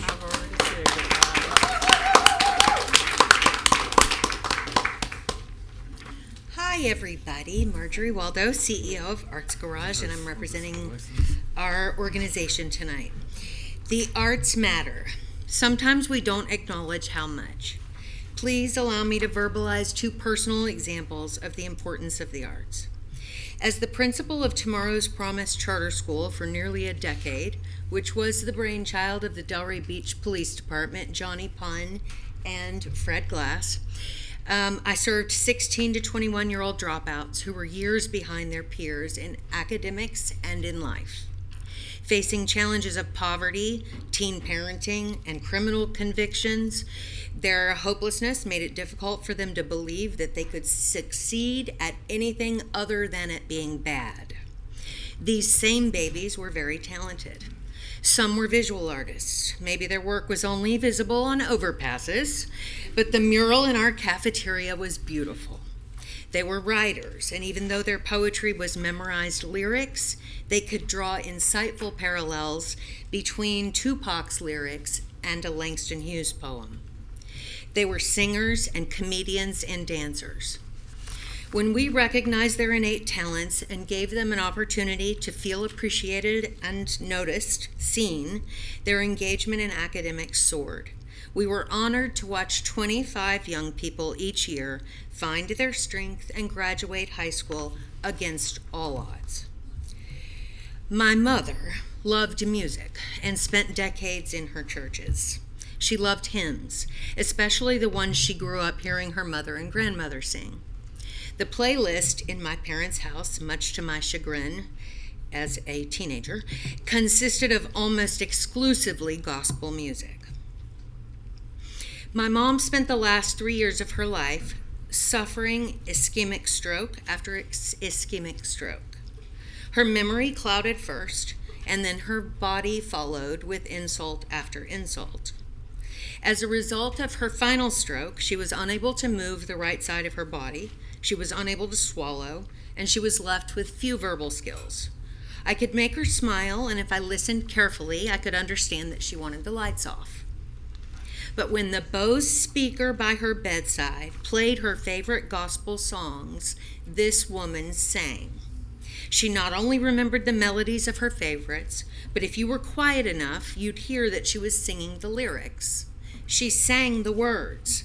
It was stunning, it was beautiful, it was sad, but it was music that gave her incredible moments of joy in her last days.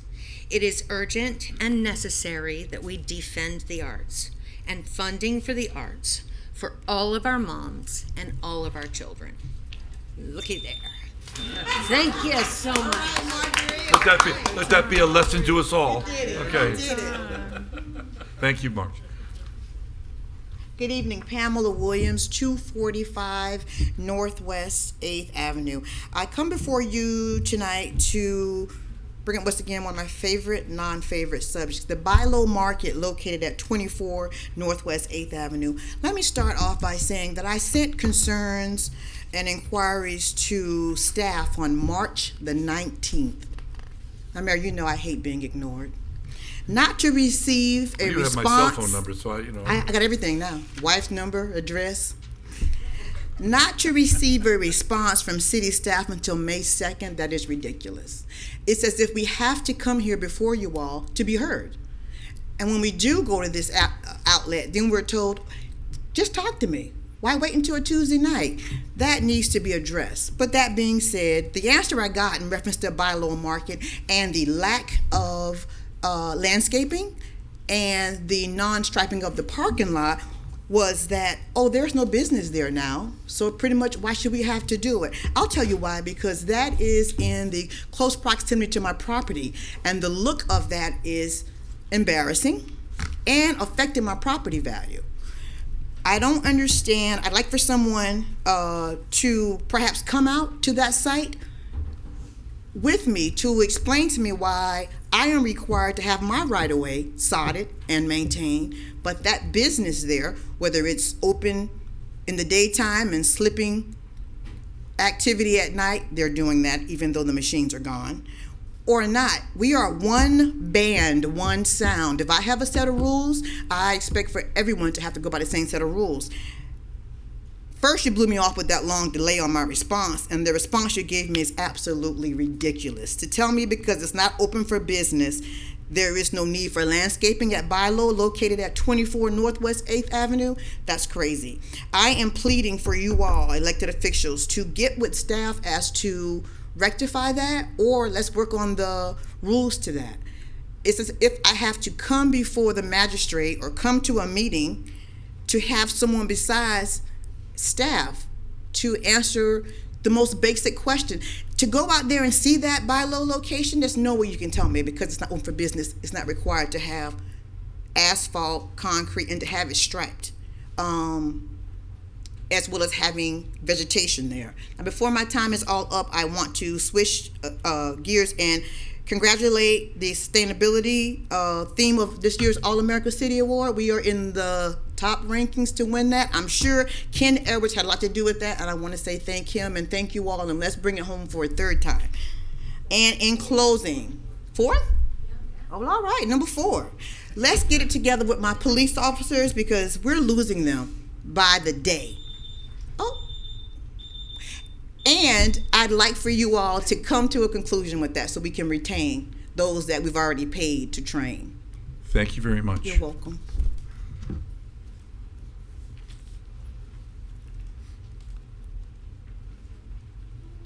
Hello, good evening, Mayor, Commissioners, and community members. I am Dr. Ashley Ridley. I live here at 210 Northwest 2nd Avenue, and I'm here on behalf of the Drug Abuse Foundation of Palm Beach County. And I would like to extend a warm invitation to join us on Friday, May 30th from 8:30 to 10:30 at 400 South Swinton Avenue, Delray Beach, Florida, and we're having an event called Collaborating for Recovery and Mental Well-Being. This gathering will bring together community partners, mental health advocates, and recovery professionals for light bites, coffee, and a meaningful conversation about how we can support mental well-being here in Delray Beach and Palm Beach County. It's also a part of the Get Your Green On campaign, which promotes mental health awareness throughout Palm Beach County. We would be honored to have the Commission and Delray Beach residents to attend, connect, and join us in strengthening support systems for mental health and recovery in our community. I have sent out an email to our Commission, and please check our Drug Abuse Foundation website so you can RSVP, and or you could send an RSVP to our community_relations at dafpbci.org. Thank you so much for your time, and I truly hope to see you guys there. Thank you so much. Thank you so much. Good evening, Mayor, Vice Mayor, Commissioners. Jim Knight, 85 Southeast 4th Avenue. I just wanted to comment on the reworking of the Swinton and Atlantic intersection. And it may be a crazy idea, but I actually sit on the TPA Citizen Advisory Committee, and I attend regularly and so forth, and I understand how it's important for the pedestrians as well as the cars and so forth. Maybe you could put up those temporary little bollards that they put in the ground and try it to see whether it works or doesn't work before you go and rip out everything and do it all over, or stripe it out somehow and see if that can have it looked at, because I do believe if you turn around and say no to that right turn lane altogether, I think there's going to be a backup, as I think a majority of the commission has said. But at the same time, there is safety out there, so maybe there's a way to do like a halfway there trial, put those down and see if it works. Thank you for your time. Thank you very much. I like that idea a lot. If there are no other people from the public comment is now closed. We are going to the consent agenda. Motion to approve. Second. All in favor? Aye. Aye. Any opposed? Consent agenda is approved, and now we're really moving along. Okay, good. Regular agenda 7A, there's an update report to the City Commission on Subculture Coffee, located at 302 Northeast 6th Avenue. Assistant City Manager Jeff Orris will be making the presentation. And there he is. Bringing Anthea Gianotis with him. Oh, just ready for the next one, I see. Okay. Mr. Orris. I'm sorry, do you have any comment? Any questions? Okay. Mr. Orris. Good evening, Jeff Orris, Assistant City Manager. A previous commission meeting, the commission expressed concern about subculture. Staff had offered to go out there and see what we could do in conversation with the owner about some of the issues on the property. Staff, let's see if I can get this going. Well, that's not right. That's the end. Okay, can I get some help here? Get this back to start. Thank you. Okay, this will get me where I'm going. Nope, still going. There we go. That's the wrong way to me. And now it doesn't go anywhere unless I press the other button. There you go. That's still the end, but I'm going to take it. Why is it? This is, I was having this problem before. Get our IT department All the way back up out to the here. top. Yeah, where's our IT guy? Come on.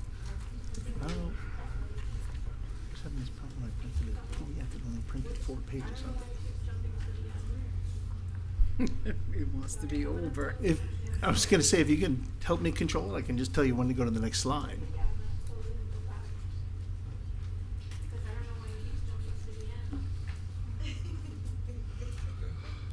The technology is rebelling against us and will be taking over the world.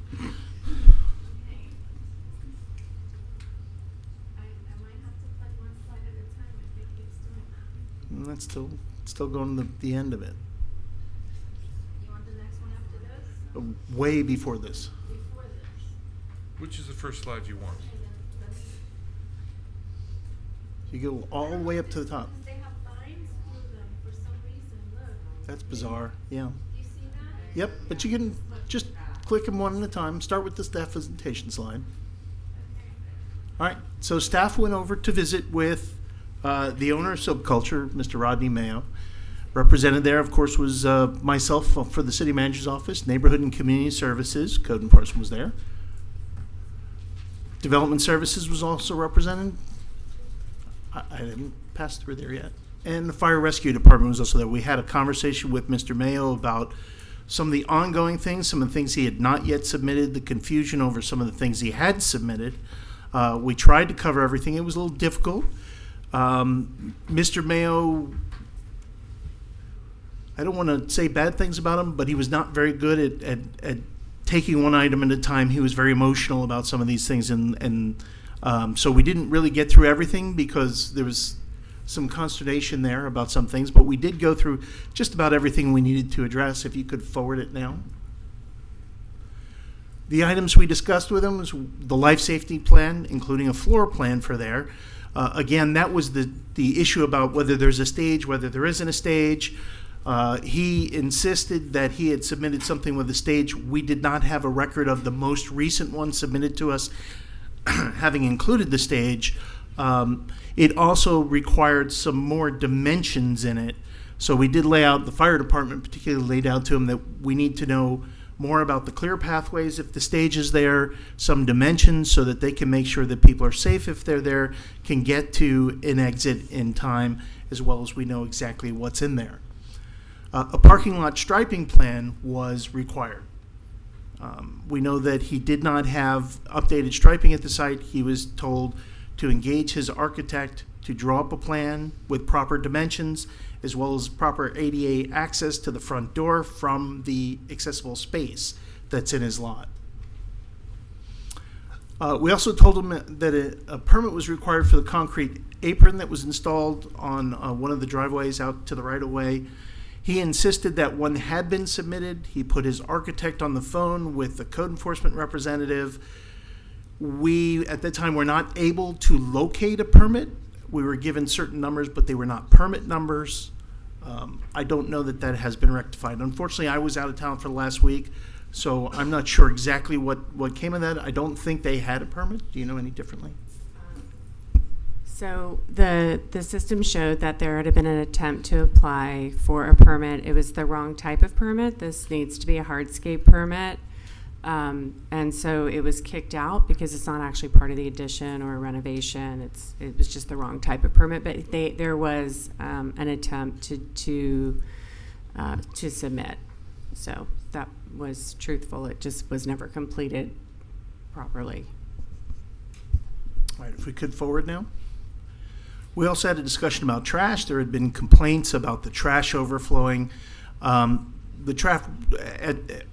city has not seen the trash overflowing. There was one time where lids were a little high. They were told to push down the lids.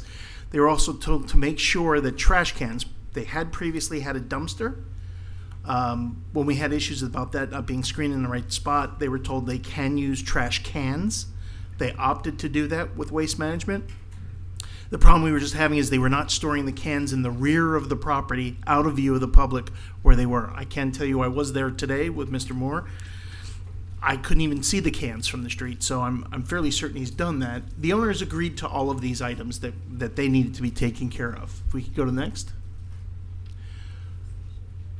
We did talk about the restaurant having special events and activities, and those would be gauged on their intensity, impact, frequency, and attendance, and that the parking approval did not anticipate special events when it was first come forward, and that the life safety plan is the first thing to determining whether or not it can have those types of events there, smaller or larger, whatever may be, and the city commission approval via an amended zoning certificate of use for inside things or conditional approval outside, or if they're more larger special events that might be required depending on the size, what they were, and such. So if we could move forward. One item that was not discussed, we actually found out after the fact, was that he has a monument sign, a lollipop-style sign on the property. The inspection, the permit had expired. It hadn't had a final inspection. My understanding from Ms. Janotis is that that's actually a fairly regular occurrence with sign permits. It was done as best as we can tell to code. There was a permit pulled for it. It was just not finalized. Sorry, Jeff was out of town. So that was an existing pole, and it was a reface on the sign by McLaren, who's right next door. And so when we notified the contractor that the final hadn't been called in, it's not a Florida Building Code item. It's something else that there's a little more discretion. So that has been resolved, and it's clear and final. So it was not anything on anyone's radar, but just combing through all of the files to cross the T's and dot the I's, it was identified, and it's been closed at this point. Parking, one of the things we took a look while we were out there at the parking possibilities on site and had determined he is currently parking 10 vehicles on site and is using a tandem space along the side that employees are supposed to be using. We have seen cars there. As we mentioned before, he's got to come in with a plan for the parking lot to be striped and have ADA compliance. The number of vehicles that could be allowed on the site could drop to 9 if a space has to be eliminated for ADA, but 8 required spaces are anticipated to be maintained, and that's what he was required to do via that in lieu of parking, was 8 on-site spots. So it may drop to 9 from 10. It may remain at 10, which is 2 more than he's required to have on site. If we can move on. This is an aerial of the site that was used during that in lieu of discussion, showing the yellow striping on either side is where there's on-street parking related to there. Certainly one of the issues there, as much as we have throughout the rest of the city, we have enough parking, but people don't like it if it's not in front of the door of where they want to go. If you're stopping in to pick up coffee, you're probably not going to park on 5th and walk all the way around the block. So that certainly causes some issues, but that is where there is on-street parking. If we could move to the next slide, please. Just so you know, this is the site with Subculture noted.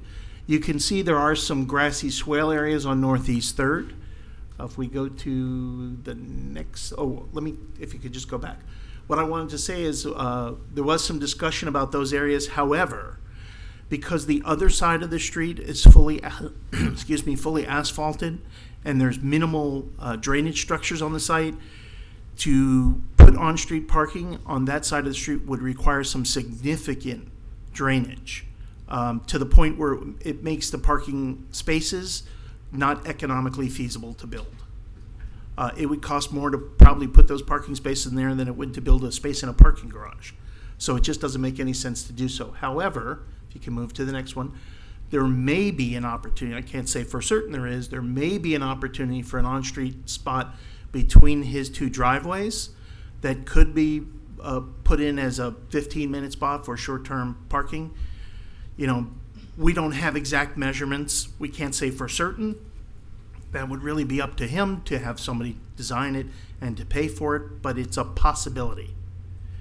Unfortunately, we didn't really, and this is a direct street view of what I'm talking about.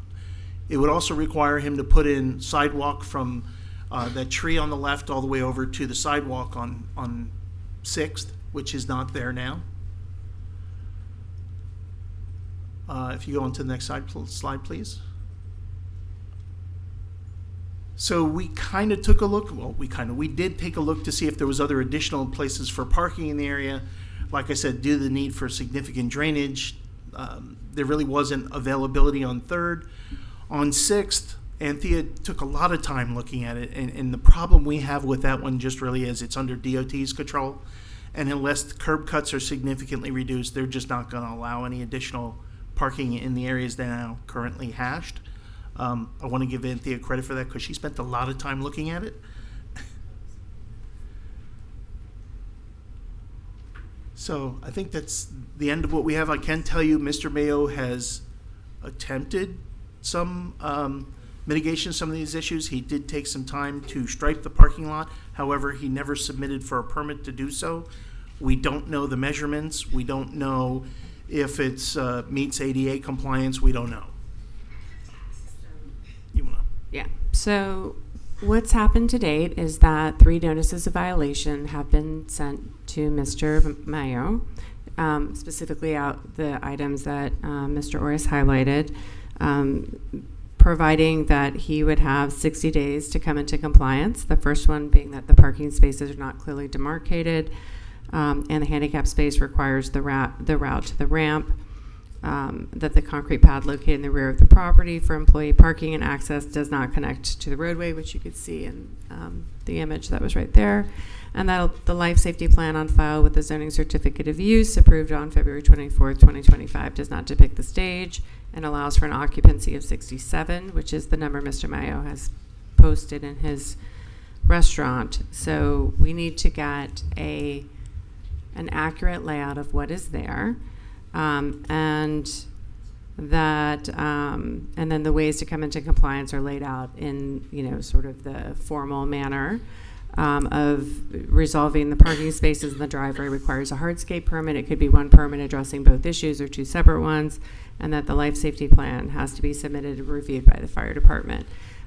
So this is providing 60 days. So the goal is compliance, so that's where that is, and that goes to July 15th, and then there is already a special magistrate meeting scheduled for July 18th if indeed this has not been formally resolved. And I just want to be clear, the notice does give direction that you pull a permit to stripe the parking and that you use the city standard for the dimensions and the spaces. So painting it yourself is not going to satisfy this. It really at this point needs to be properly dimensioned. And so that is the update I have on the physical arrangement of the site. In terms of the special events and the restaurants and all of that, I think that the slide that Jeff had that said, like, the biggest thing is that the parking approval made by the previous commission, really didn't anticipate that. And so that's at issue. Restaurants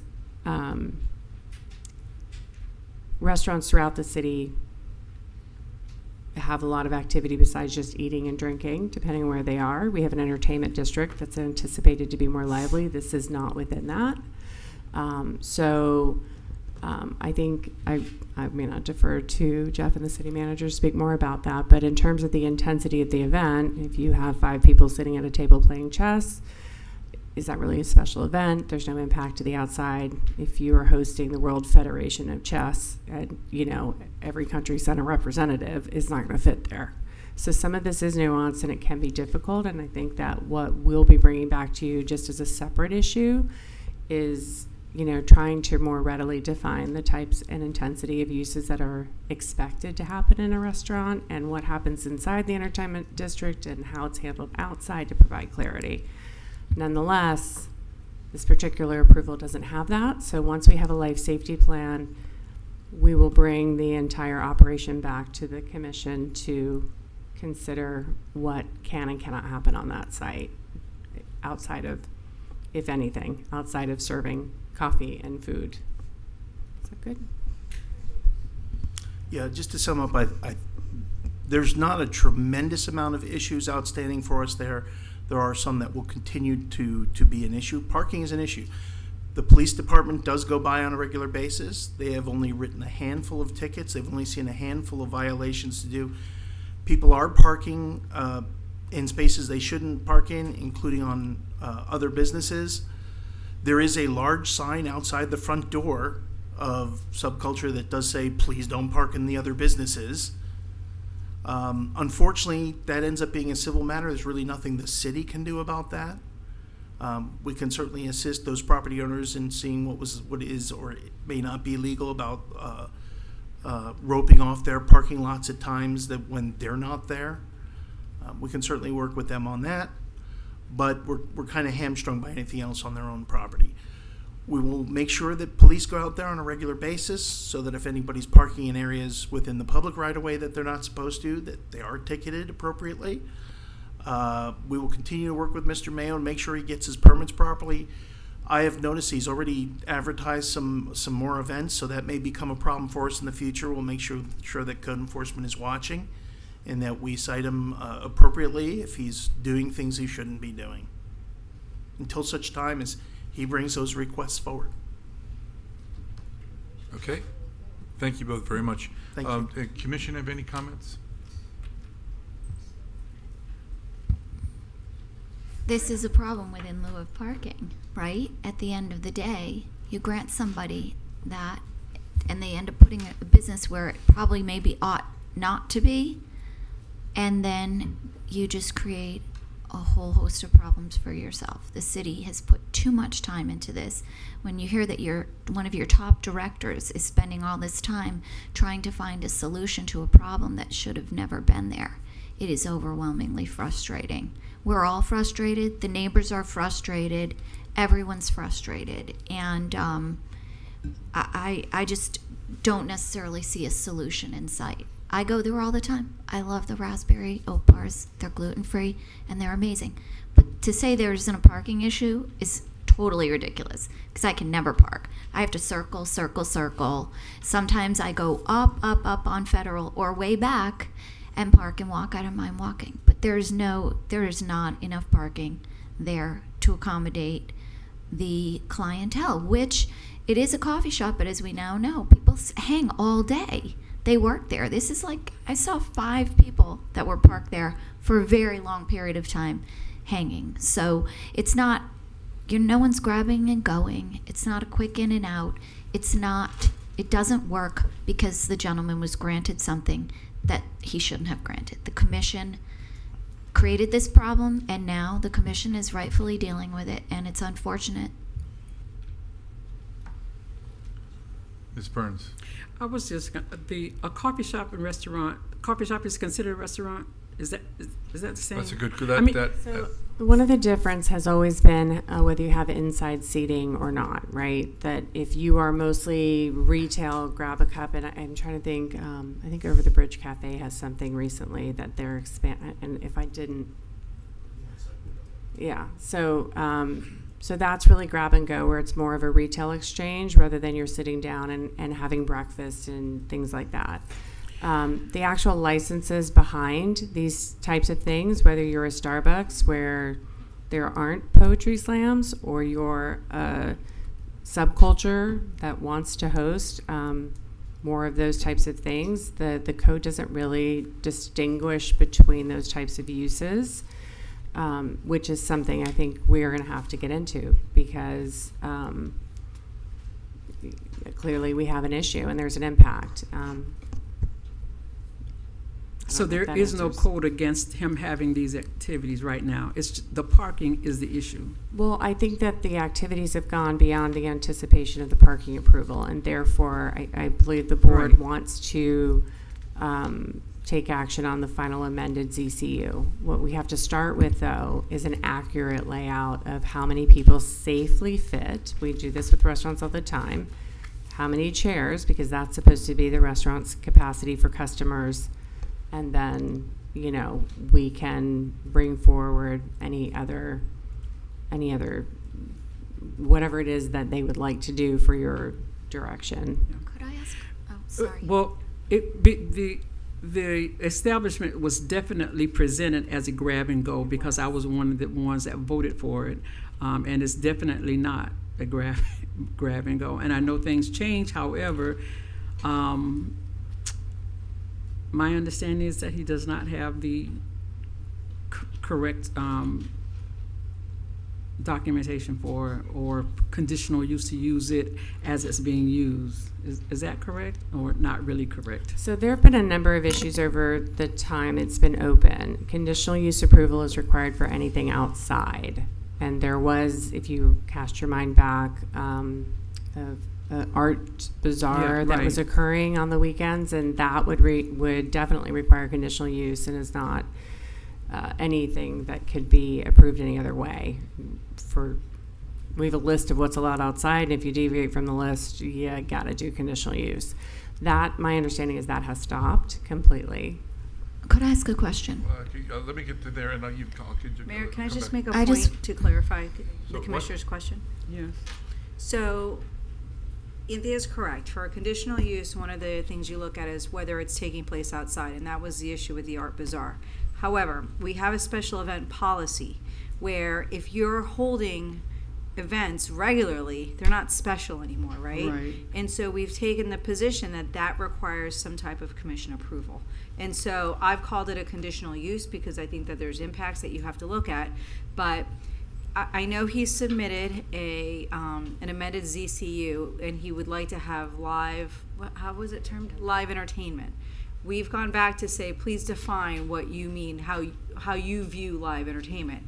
If it's, a chess tournament once every 6 months, that might just go through the special events process, right? Because it's special. It's once a month. There may not be an impact, but the city has a right to determine that and look at what the projections are going to be to make that decision. If it's going to be a rock concert, every other weekend, well, that's going to come before the commission, right? Because again, like you said, Commissioner, when he presented this to the commission, it was grab and go.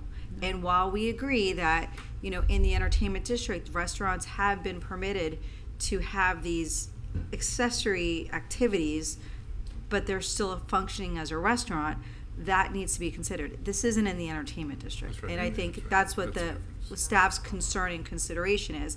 The entertainment district is treated differently because that's where we've had this line of demarcation where the noise can be longer. We expect restaurants and other places to be open later. And so that's the consideration. So at the point that we're at right now is we've asked him to basically define what is live entertainment. Staff will review it, and then based on that will determine what path he takes.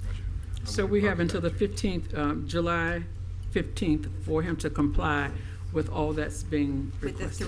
With the three matters on the notice of violation, correct. Okay, thank you. Mr. Marker. Yes, I met with Rodney and Cheyenne last week. Parking, to Julie's point, is valid. I ended up parking up in front of Dell's Alterations, which is about a 3-block walk. There was parking up there, but to your point, I didn't want to park up there. But that was the closest available parking. That was about 3 o'clock in the afternoon on like a Wednesday. The coffee shop was full. To Julie's point, everybody had their computers out. They weren't going anywhere. So that's the rough situation that we're dealing with. Cheyenne showed me a sheet that she and Rodney created that talked about some of the special events that they want to do.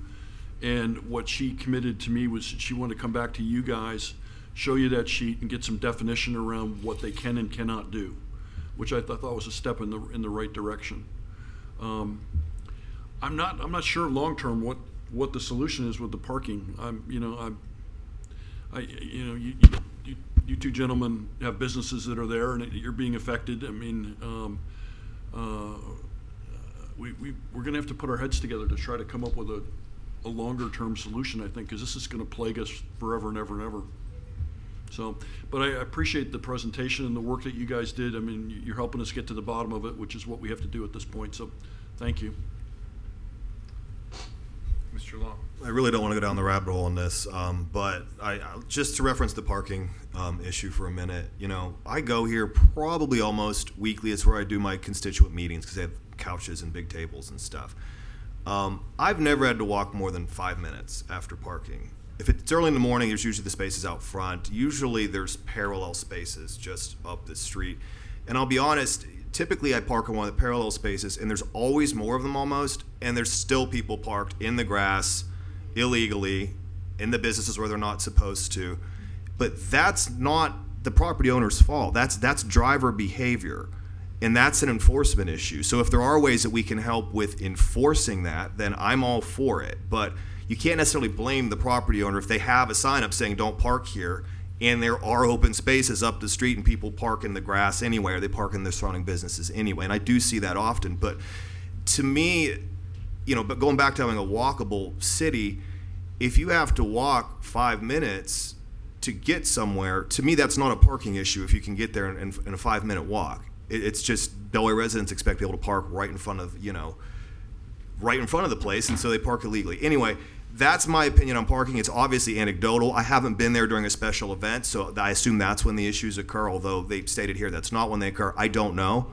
But the point I want to get to, though, is that what I want to know, I guess, is can we be done with this up here?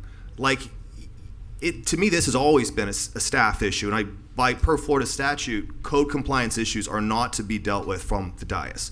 Because what happens is they become very political. And this has turned into a political spectacle, rife with conjecture and conspiracy theories, and that has not helped us solve the problems. It has not helped, despite what people may think. That's a distraction from you guys solving the problems. And I appreciate all this. There clearly are problems here that need to be dealt with. I won't argue that. Clearly there are issues here that need to be handled, but I entrust our staff to handle those. And barring like a conditional use process, I think it's outside of our purview to continue discussing it up here. It just continues to become more politicized. So I would hope desperately that we are done having this as an agenda item up here. It's frankly unprecedented that we spend this much time talking about code compliance of one of our businesses up here. So that's where I'm at. I just hope we can finally be done with this and you guys can move forward with finding solutions with Mr. Mayo. And if he does need a conditional use, then I guess we'll see it again, but hopefully you guys work something else out and we don't need to see this again. Thank you. Commissioner Casal, did you have one more point you said you wanted to make? I just wanted to ask, he was supposed to submit some parking arrangement that related to surrounding businesses where he was going to, I think you said he was trying to do something with putting around and whatnot. Was that completed? So, look, I think what happened is when the previous commission approved the in-lieu fee, and I'm looking at Ms. Shellen to interrupt me if I get it wrong. My memory isn't exactly what it used to be. It was not a formal requirement of the approval of the in-lieu. So he has, Correct. It wasn't a formal requirement, but it was something that was proffered. And I think it was clear based on the comments of the commission at the time that it was something that they considered because it was a concern that was brought up. I think it was the mayor at that time that said, where are the employees parking? And that's when the discussion arose. I didn't know where it occurred. I thought, Mr. Orris, you were going to speak to him about that. I did speak to him. He had said he does not have a written agreement. The property where he's sending people to is looking to sell, and they were not interested in entering into a written agreement.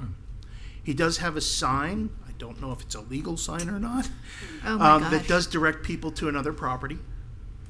So he's made an attempt. How useful it's been, I don't know. So he's not And required then to submit it, or is he required? That's really the question. Yeah, I would like to jump in here because, I sat in front of this making a lot of pitches to the commissions and boards over the years. And it was always my understanding that if part of your presentation was, I'm going to be having a parking agreement with so-and-so, regardless of whether or not it was made a condition of approval, it was part of the record upon which that particular board would have voted. So I am of the view that if it was proffered in the argument that I'm going to be, we're going to have a parking agreement over here, then it's part of the record. I would have to go back and listen to it. I know he discussed it, but I don't know if he said, I am doing that here. First of all, that's a question I'd like to get answered. I can get an answer. But, as for Commissioner Long's point, and I do think everyone's making very good points here. But my whole issue with this from the start was the process. I didn't like the way the process was. I don't like how our definitions are not clear as to what is or is not, a special event, or what is or is not, what is a coffee shop versus what is a restaurant. So because I think that they are very distinct things. And lastly, and this has to go with some of the testimony I did hear when I went back to what Commissioner Burns alluded to about the grab and go. Its expectations were based on the representations that were made. So if our expectation was it was going to be a grab and go, and therefore accordingly did the parking based on that premise, that is an issue. That again falls back to the process. So, I'm glad we're making some progress here. I think that I agree that there is parking on Federal Highway North and South, but there's going to have to be a concerted effort in driver behavior telling them where they can and where they can't park. That may mean the subcultures are going to have somebody out there, standing in front and their thing saying you can't park there, you have to go here. Because for 5-minute walk is not. I'm one of the ones who park right in front. So but a 5-minute walk really isn't the worst thing in the world. But these really do need to be addressed. He's got 60 days to try to do it, and I would look into. Let's hear that testimony, because if it became part of the record, it's part of the record. And whether or not this company wants to do the parking agreement or not, I don't know. There are other businesses around who may say, fine. He doesn't have to have it in one place. So let's because some of the business, a lot of what he's going to be doing is at night, and there may be available parking at some of these other locations. He's going to have to find it. So I don't think it's an insurmountable problem for him. He's going to have to make an effort. But I like Subculture myself. I go there. It's fun. My wife goes there a lot. Meets people there. So I want to work with him as best we can, because there's a lot of, as I said, when you start dealing with process, there's a lot of blame going around for everybody. And I think I want to get the whole city whole. I'd like to see if we can get him whole, and I'd like to get this off our desk.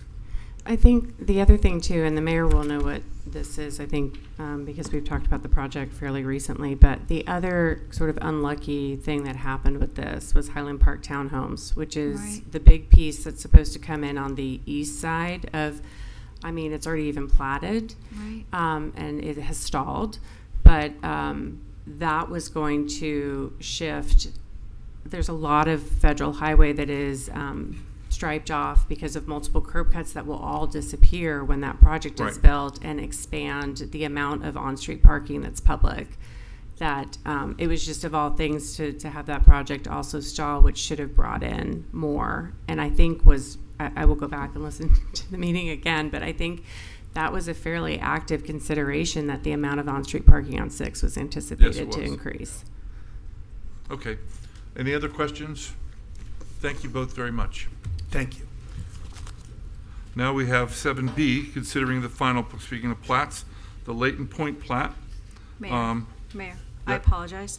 7B, C, and D are all quasi-judicial. I don't think the 7B is not. 7B is. 7. B as in boy. It doesn't say. I know. I apologize. Oh, okay. Well, then I need to do this. I need to do this other thing then. So B, C, and D. Okay. For item 7B, 7C, and 7D, these are all going to be quasi-judicial. Anyone who wishes to testify or give any evidence on these 3 items, if you could please rise and be sworn by the clerk. By the authority vested in me as a notary of the state of Florida, do you swear or affirm that the testimony you're about to give is the truth, the whole truth, and nothing but the truth? Thank you very much. This hearing shall be conducted in accordance. This is I'm referencing now 7B, 7C, and 7D, all 3 items. The hearing shall be conducted in accordance with quasi-judicial rules. The applicants and the city shall be allowed 15 minutes each to present their case. The public shall be allowed to speak for 3 minutes each, or a maximum of 6 minutes if the person represents an organization or a group of people who are present but agree not to speak. The city commission and staff and the applicant may be allowed to cross-examine a witness. The city or the applicant will be allowed to offer rebuttal testimony. The decision to approve or deny an application or appeal may not be legally made upon personal views as to whether or not the project is a good project or not, nor may a decision be based on the numbers of citizens who support or oppose a particular project. The law requires that all decisions must be made on the basis of whether a project meets requirements of law, the comprehensive plan, and the land development regulations. Okay? Witnesses have been sworn. If you could please enter the file into the record. Good evening, Anthea Geniotis, Development Services Director, and I'd like to enter file 2024-109 into the record, and Ms. Malinky is here on behalf of it. Thank you very much. Any disclosures of ex parte communications?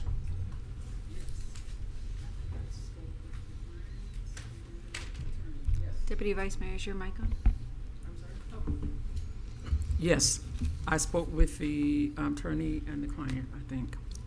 I'm not sure I spoke with you, right? I don't think I spoke with you on this one. I don't believe so. No. Mr. Long? I might not have. We'll ask Julie when she gets back. I did. A long time ago. Okay, I did. A long time ago. Okay. You're on. Great. Good evening. For the record, Christina Valenki of Miskel Backman. My address is 14 Southeast 4th Street in Boca Raton, and it is a pleasure to be here before you for the Leighton Point plat. You've all seen this project before. Previously, it was for the land use plan amendment and rezoning. But specifically, we're referring to the plat this evening, and that is for the 9.34 acre site that's highlighted in the yellow box on the screen. Again, to reiterate, there are 6 existing platted lots along Sherwood Boulevard. Those are noted on the screen as well.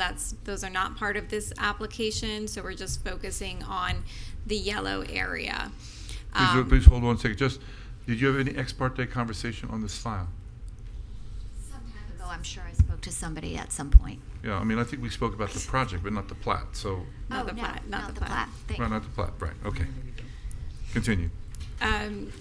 Sure. So again, the property is generally located on the south side of Sherwood Boulevard and east of Military Trail. We've had a long history related to this site. It's the prior Christ the King monastery that then went dark and vacant. Most recently, about 8 months or so ago, the city approved the land use plan amendment and rezoning. We've had a lot of discussion with the community, a lot of community meetings, larger meetings, smaller meetings, and now we're here at the final step in this process, with the exception of some cleanup items, easement vacations that'll come before you at a later date.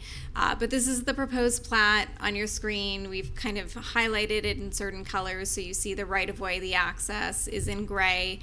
The 26 lots for single-family homes are included in the yellow, and you have some sizable open space, which is noted in the green.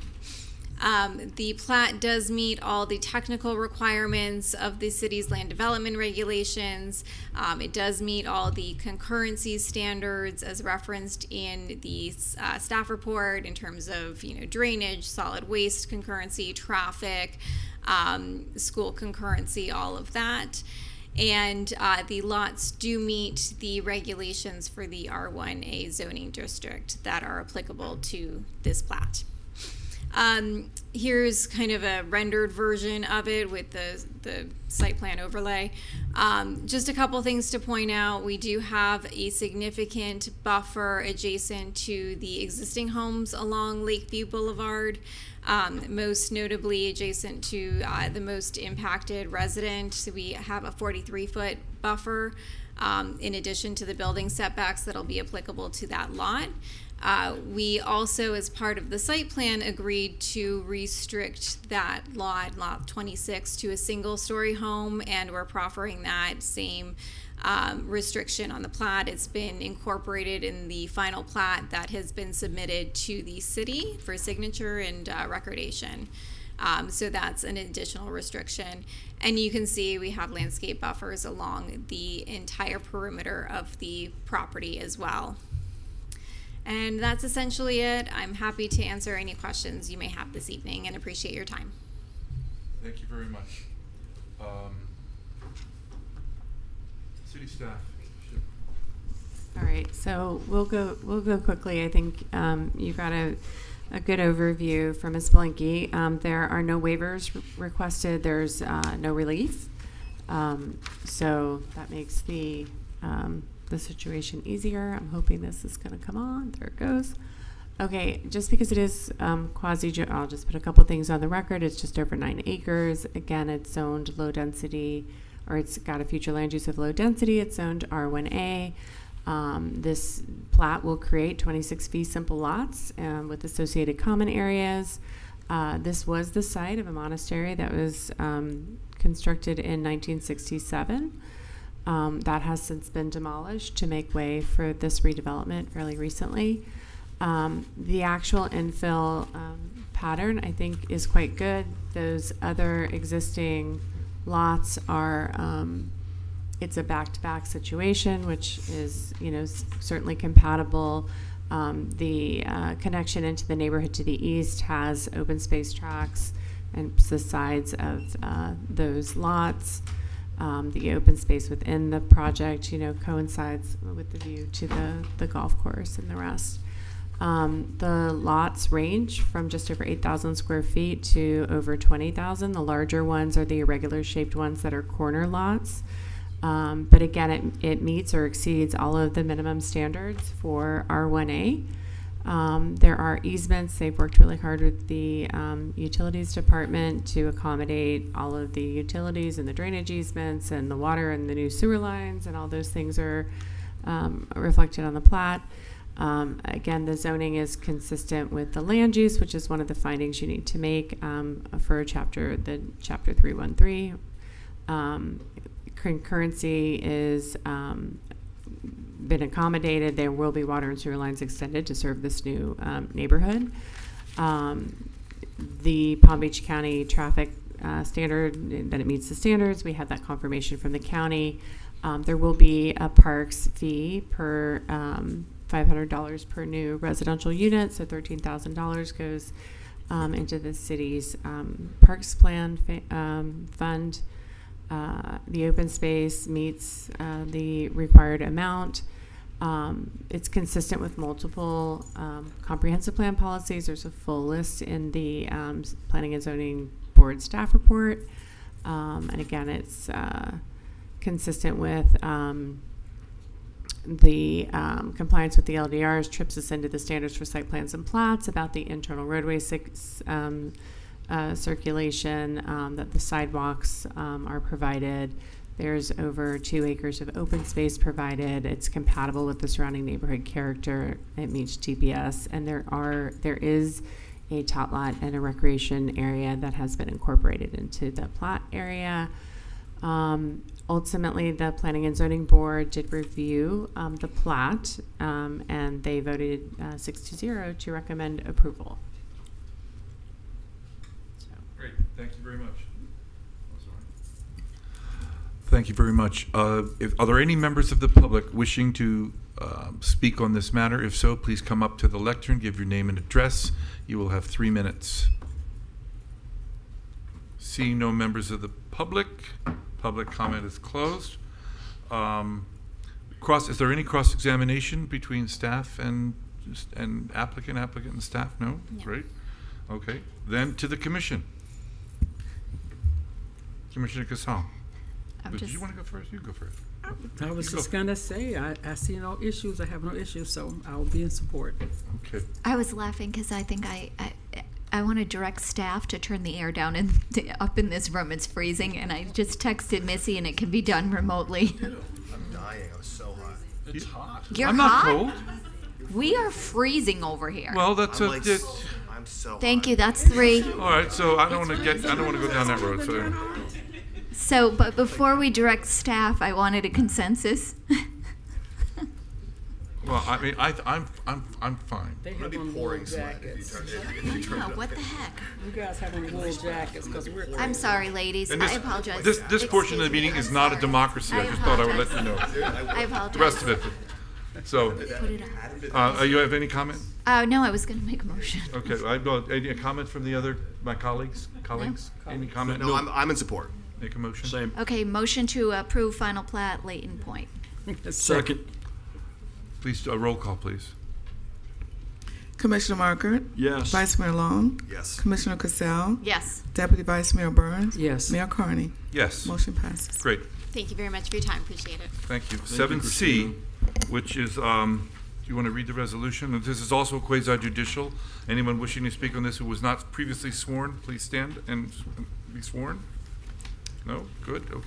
You're not ready. We're not ready. You stand by.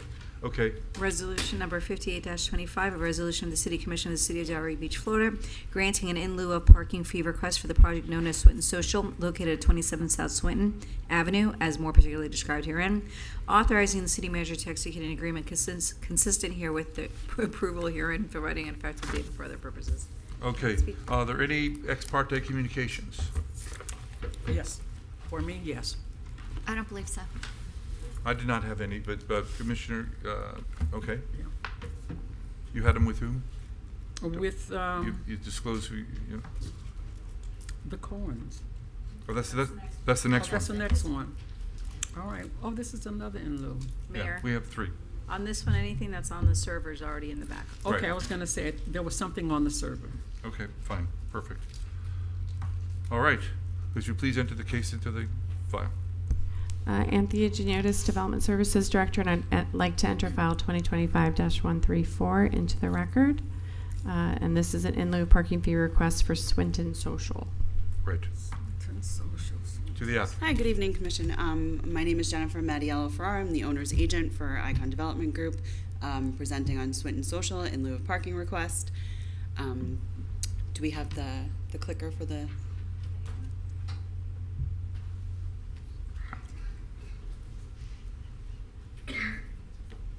Thank you so much. It's the big one, right? The big one. Okay. So our subject property is located at 27 South Swinton. It consists of 4 historic, contributing historic buildings, the cottages, and we are adaptively reusing them.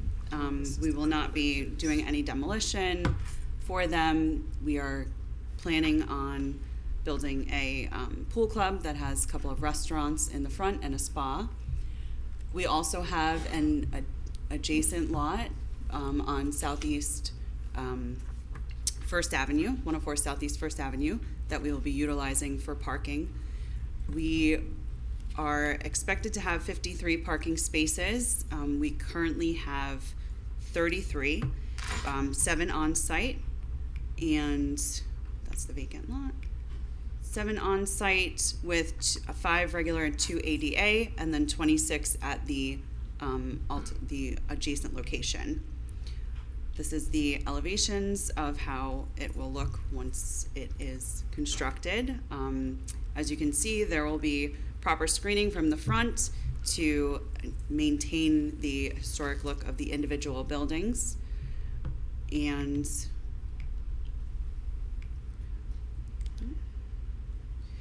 so we've demonstrated that we meet the LDRs by, we are exempt from the first finding because we are historic, and the other section, we are adaptively reusing, and also we will stay within the 1-story requirements.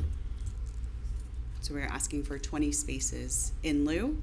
The other thing that I would like to mention is that due to amending the current existing situation with the new plans, we will be removing some driveway accesses and also creating 3 new public parking spaces on the street with the site plan change. And we are not asking for credit for those to be deducted from our in lieu, but we will be adding 3 additional spaces to the city's parking. And also we are going to be utilizing a valet company that would take the cars and bring them to the alternate location. So while we do have 26 spaces allocated, utilizing valet strategies, we would be able to fit more cars in that lot, the way that they stack and move them around. So, and that's all I have. Right. Thank you very much. To city staff. Okay, so this project actually has a really long history, and it is sort of newly in the hands of this owner. They're not the ones that have had it since 2011. So, not that it matters, but I think given that we've been waiting a long time for these houses to be improved and hopefully be in a future round of historic preservation awards, I think it's important to know that this is not the property owner that has allowed them to languish. This is within the Old School Square Historic District. It has OSHAD zoning. It is a property that's over 2.5 acres, and it has an approval for a restaurant and personal spa use. There is a very long history that is outlined in the staff report that's attached, but just to sort of touch on it, the original idea was, or the site plan was approved in November of 2011. There was a lot of relief sort of granted in terms of accommodating the vision for reusing these properties. The city commission approved adjustments. There was a conditional use approval at OSHAD, you can't just have outdoor dining the way you can in the rest of the central business because of the risk that you're going to be bothering residential uses. So there was a conditional use approval. Overall, the entire project requires 53 spaces, as the applicant noted. 33 are quote unquote on site. They are utilizing a dedicated lot for 26 of those. The approval back in 2011 expected that 20 spaces would be provided in a future offsite location. And so that is part of what we're trying to resolve now. There was also a waiver approved to allow parallel parking between the existing structures on Swinton.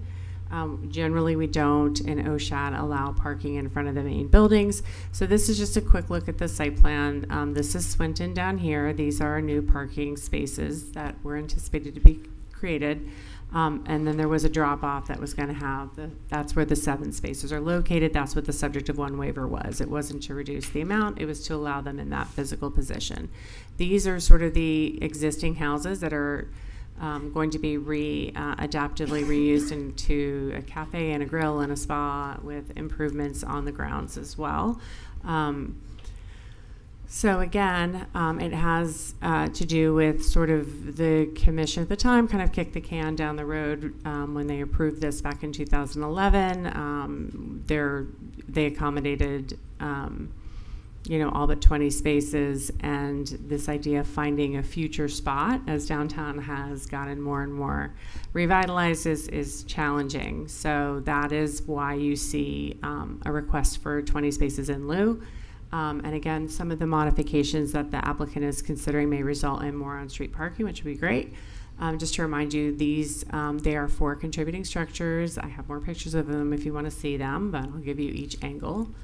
And they've been waiting a long time to be something else. So this is the approved facades. There are, like I said, there's a lot of ground improvements that are also approved with this, including a pool and some other things. This is the sort of 26 spaces in a standard layout, but again, if a valet is used, then there could be more accommodated there. So when in lieu was reconsidered, in addition to adjusting the fees, we adjusted the tools on how we really wanted to use in lieu, and some of the changes were that we didn't want to use them for large-scale redevelopment. It was more intended to foster the smaller infill or for historic. There are other regulations in OSHAD and other districts that discourage filling the grounds with parking, right? Because it's not really consistent with the historic character. In addition, if you want to keep this stuff, you got to use incentives. You can't just be all stick with historic. You got to offer carrots. And so part of the carrot with this is that in terms of the percentage that's allowed, you can choose to, you're not hemmed in by a limit of a percentage. You can choose to use as much as you want for an in lieu agreement. So again, historic, because they're generally walkable, and the city's garages tend to be, for whatever reason, located in historic districts. They are exempt from providing that calculation that you see of how far around is parking available. I'm sorry, you are in Area 2, and Area 2, the spaces are now $13,180. There is public parking again near the site, even though you don't really have to evaluate it. It's nice to know you can walk to Federspiel. Sunday Village is bringing in the garage that'll provide nighttime parking, at least for the public, directly behind this property. So there are options there. So the findings that you're using, and these are our new findings related to in lieu, is again this property is exempt from the finding in letter A, and then in letter B, you have to find that it's doing at least one of the following: that it's preserving a historic structure, or it's fostering adaptive reuse of an existing building not more than 2 stories in height. This actually meets 2 of those findings. And then the last finding is that we're not using in lieu to inadvertently facilitate demolishing a historic structure that we would want to keep, and that is not the case here. So this project has been reviewed by multiple advisory boards. It was presented to the Parking Management Advisory Board at the April 29th meeting, and they recommended approval. And then we transmit the report to the CRA so they know what we're up to. And then the Historic Preservation Board did review it in depth at their May 7th meeting, and they voted 4-0 just to recommend approval. So I'm here if you have any questions. Thank you. You finished? Okay. This is now open to the public. I've given it's a quasi-judicial hearing. Any members of the public wishing to speak? Were you sworn in, Mr. Long? Yes, you were. Okay, I didn't see you. I didn't see. First chance. If you're going to speak, then you need to be sworn. If the clerk, anybody who wants to speak who has not been sworn. George Long, 46 North Swinton. This has got good written all over it. I have driven down that street called Swinton Avenue many, many times, looking at those houses, thinking, I hope they leave them like they are, little one-story cottages across the street from the restored buildings at the Sunday Village facing each other. Just perfect. But in case there was something, I shouldn't even need to address you about this. This is so right. But in case there's something in the water tonight, I want to make sure I put my opinion in here. Thank you. Thank you very much, Mr. Long. The clerk, if you could please swear in. Whose is this? By the authority vested in me as a notary of the state of Florida, do you swear or affirm that the testimony you're about to give is the truth, the whole truth, and nothing but the truth? I do. Thank you. So Name and address for the Rich record, Cat, 1618 West Classical Boulevard. As is with the Voice of Reason, I was actually driving home and I turned on the meeting. I heard this was on, and when this came in front of the Historic Commission, I was excited. I was like, "Wow!" There's not many projects that were approved before I was on the commission. Might have even been. I think actually it was when you were on the commission when they first voted. that still has not been done. And this is not just a project. This is the last group of homes that are historic that need to be saved. I still get a lot of grief for approving Swinton. Across the street from that, I've seen those houses right now after they've been rehabbed. They're almost done, and they're beautiful, and they really are. And yes, there's a 3-story building there. Thank goodness, myself and Commissioner Char at the time were able to convince the developer to go from 4 stories to 3 stories there. But we're able to save those homes, and this is a chance now to continue to save the homes on the other side of the street and get this done. So. As what the Voice of Reason says, this is a great. There's reason. I'm probably one of the most anti, when not necessary, in lieu of parking person. It's not very often you're going to see me stand up here and say you need to approve in lieu parking but this is a spot where you have a parking garage just west of it. You have north of it, and then there's parking lots, the city hall just west of it, where there's so much parking around it. It's not like another place, say on Federal Highway a few blocks up, where it doesn't make sense, right? There's plenty of parking around there, and they shouldn't have to have in lieu parking. Won't mention any names, but I heard it might have been talked about earlier. But this is where it makes sense for this type of project, because what you're truly doing is preserving those homes. And just hopefully this time the developer does not go bankrupt like they did last time, and knock on wood that it gets done and we get this open and get those homes restored. Thank you. Thank you very much. Are there any other members of the public wishing to speak on this agenda item? Seeing none, public comment is closed. Is there any cross-examination or rebuttal from either of you? No? Then they are not. We are to the commission. I want to go first. I actually did vote for it in 2011. We weren't really kicking it down the road. We were assured that there was going to be an off-site parking agreement being in the near future. But I was very disappointed when the project never got done. I am so happy you're doing this project. I mean, I think you're probably getting the general idea. I like this project. I want you to get it done and soon, because I was afraid those buildings were going to go by neglect. And we have exhausted every option. We hired land use attorneys, land use planners. We sought out properties, and tried to make arrangements with local churches and things like that to try and strike an agreement with parking. There was just nothing else left to do. No, well, listen, you're fine. So, Thank you. Commissioner Long? We know whose fault it is. This has languished for so long. I mean, you Yeah. would have kicked it down the road. Hey, I didn't Come on. get reelected. Kicking it down I'm the done. I'm road. putting on the guy who Likely beat me. story. There you go. You know, he's not here to defend himself, but it's, whatever. Kicking the can. No, I mean, I think Anthea put it really well that we have to incentivize adaptive reuse like this. And I think given, like, as everyone's mentioned, the proximity of, like, ample parking, especially with Sunday Village coming in around this, I'm fully in support. I think it makes sense. I'm hoping that we see this, we see Michelle Hoyland presenting this as one of the award winners at some point. I think it's going to be awesome. Thank you. Commissioner? Just a quick Parker? question. What are the hours you're anticipating for the valet?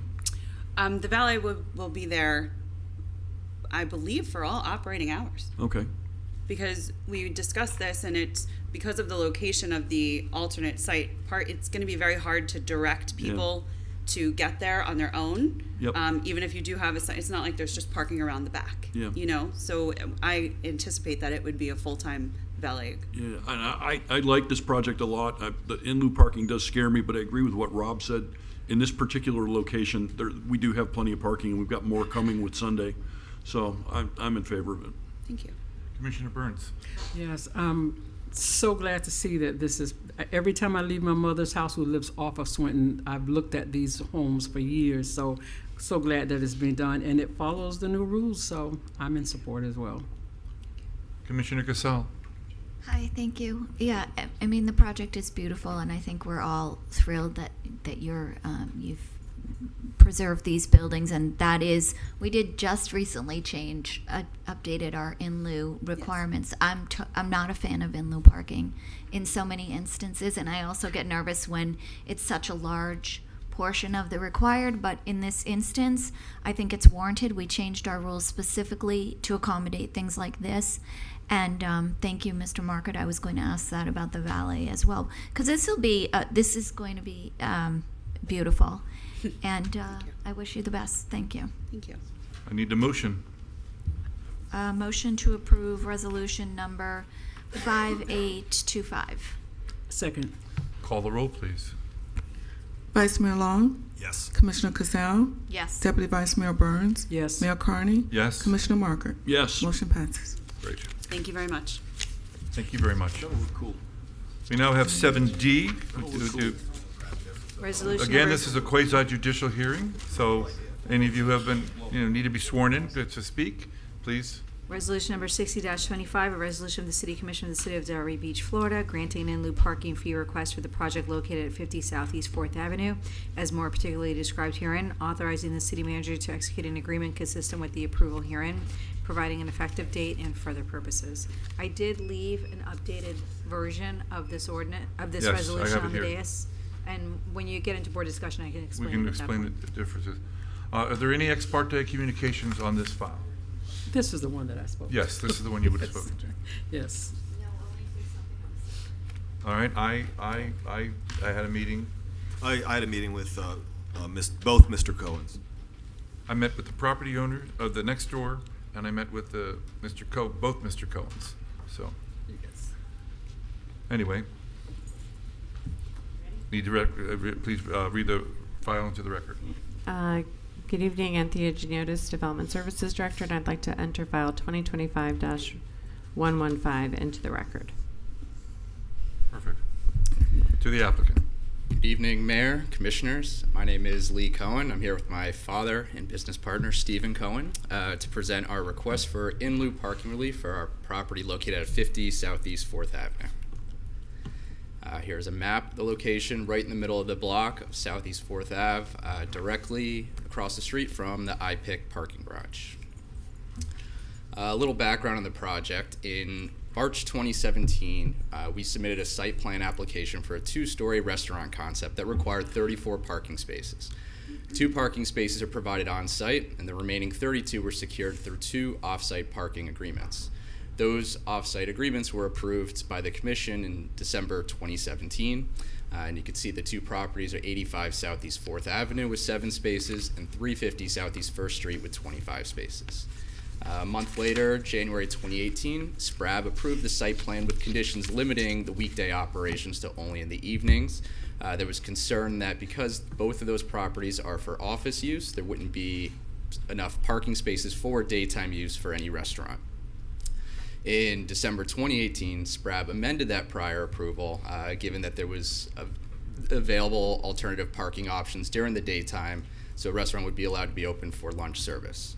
Fast forward a few years, March 2021, we amended that site plan by reducing the size of the restaurant from a 2-story concept to a 1-story, and therefore reducing the parking requirements to 22 spaces.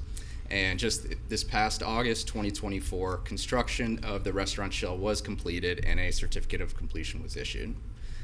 So here are some pictures of the completed project, and a picture of the front of the property, as well as standing in front of the doors and looking directly across the street to the iPick garage. For further reference, here's a map showing the 2 off-site properties that are part of the easements, 85 Southeast 4th Avenue and 305 Southeast 1st Street. Here are pictures of 85 Southeast 4th Avenue that has 7 spaces in the east side of the property, and 350 Southeast 1st Street, which has 25 spaces. This brings us to why I am here today. The Coastal Group, the property owners of 350 Southeast 1st Street, have requested the termination of the tri-party off-site parking easement agreement. The easement imposes undue restrictions, preventing them from redeveloping the property for alternative purposes. As a result, we are here to respectfully request your consideration for project relief for 13 parking spaces so that we can terminate the tri-party off-site parking easement agreement with our neighbor. Just a little bit of support for this request. First and foremost, there are adequate parking options near the site. There's iPick garage, there's street parking, there's a pay lot to the north, another one to the south, another one in the southeast. There's another lot next to that that has parking available at nighttime. There's a valet stand just 200 feet away. Did not even include the Delray Market parking here, but just wanted to show you a map of just the immediate vicinity of our property, which is highlighted in red. And you'll see 360 degrees around our site, there are public parking options available. The purple dot shows the valet stand, the pink at the top shows the closest public lot, which is the railroad lot, and ample, like I mentioned, ample parking immediately around the property. Going back, the dedicated parking is not necessary for restaurant success, and this is based on 28 years of experience as a landlord of more than 8 restaurants in the CBD. I wasn't the landlord for 28 years. He got part of that, but I was involved with some of it. This easement has become a burden on the property owner. As I mentioned, they would like to pursue potential redevelopment opportunities, and the easement is preventing them from doing so. And lastly, this request is consistent with the city's goals of generating additional funds for the city's parking management fund. Here are some pictures of just some of the neighboring pay lots. The first one is immediately to the north, then to the south, again to the south there. Caddy corner to our property, showing the street parking available, the iPick garage, and again the closest public parking lot, which is the railroad lot. The findings that must be met for this request. First is that yes, there is public parking options within the necessary distance. The second one, the fee request must support one of the following policy-driven goals. It does not apply for, it's not a preservation of a historic structure, it's not investment in West Atlantic neighborhood, and it's not quite adaptive reuse or expansion. At this time, the property is already built out, the project is there and has already received prior approvals. So it's a little unclear on this one, but given the unique situation we're in, I hope that approval for project release should be considered. And lastly, the structure has not been identified for any historic preservation or resource survey, so it does not apply for this. Again, just thank you for your consideration for this unique request. Would appreciate your approval so we can remove the off-site parking easement agreement, which we believe is a win-win-win situation for all parties involved in that agreement. Thank you. Thank you very much. To city staff. Okay. I'll wait for Darcy. So this project did actually, when it was originally approved, it started off as Mr. Cohen stated as a a much more intense restaurant. It had, I think it was 2 stories. It had rooftop. There was aspirations for rooftop dining and other things. It is a relatively small parcel. I think it's only 50 feet wide, and if it was any other use, it would actually be exempt from parking requirements. However, the code purposely requires that restaurant and bars, which have the biggest impact, are still assessed for parking. So it's a tiny site. It's 0.12 acres. Again, this was yes, I remember it now. This was the original, I think, idea. And then over time, the final version of the building was scaled back, and actually the parking requirement reduced as a result of that. The restaurant construction is complete. It just requires, I think, an interior build out once a tenant is identified. And so again, while it's not sort of neatly in the package of adaptive reuse, the investment has been made, and then the rules got changed a little bit for the applicant for part of the parking. The other offsite lot is still supporting this project. So the LDR, first of all, states that if the required parking is not or cannot be provided on or off-site, the applicant may request a payment in lieu of, as long as you are advancing policy-driven goals. At this point, the applicant is requesting an in lieu credit for 13 spaces. And again, they had an off-site agreement for more than that because it supported the original larger restaurant. And again, the termination of the off-site agreement is contingent upon the commission approval. This is located within Area 1 that has the $30,000 per space. And the findings that you have to make is that there's adequate public parking within a 5-minute walk. That's what the 1,320 feet means. And that you're supporting policy-driven goals, and that it doesn't facilitate tearing down a historic structure or potential historic structure. So that's the same map that he showed you.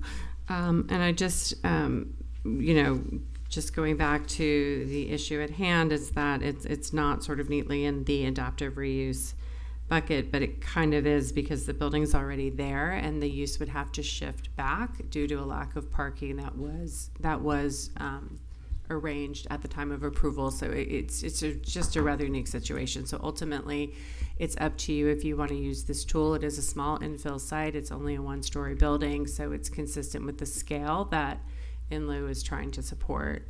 But it's not like a Dada situation where you're taking a house and shifting it into a restaurant. The Parking Management Advisory Board did review this at the April 29th meeting. There were only 3 members present, and they all voted to recommend approval. And I'm here if you have any questions. Great, thank you very much. This is now open for public comment. Are there any members of the public wishing to speak? Please come to the lectern, give your name and address for the record, and you will have 3 minutes. You've been sworn. Yes, I've been sworn in. Thank you. Jim Knight, 85 Southeast 4th Avenue. Represent Kathy and Jenna Sellers here. Jenna Sellers Miller. It's hard to tell who's the mother and who's the daughter. They've aged much better than I have over the years. So I just wanted to say that this property is in an area where there is an abundance of parking. It's a great opportunity to take $390,000 and put towards the Gladiola parking lot or some other parking facility.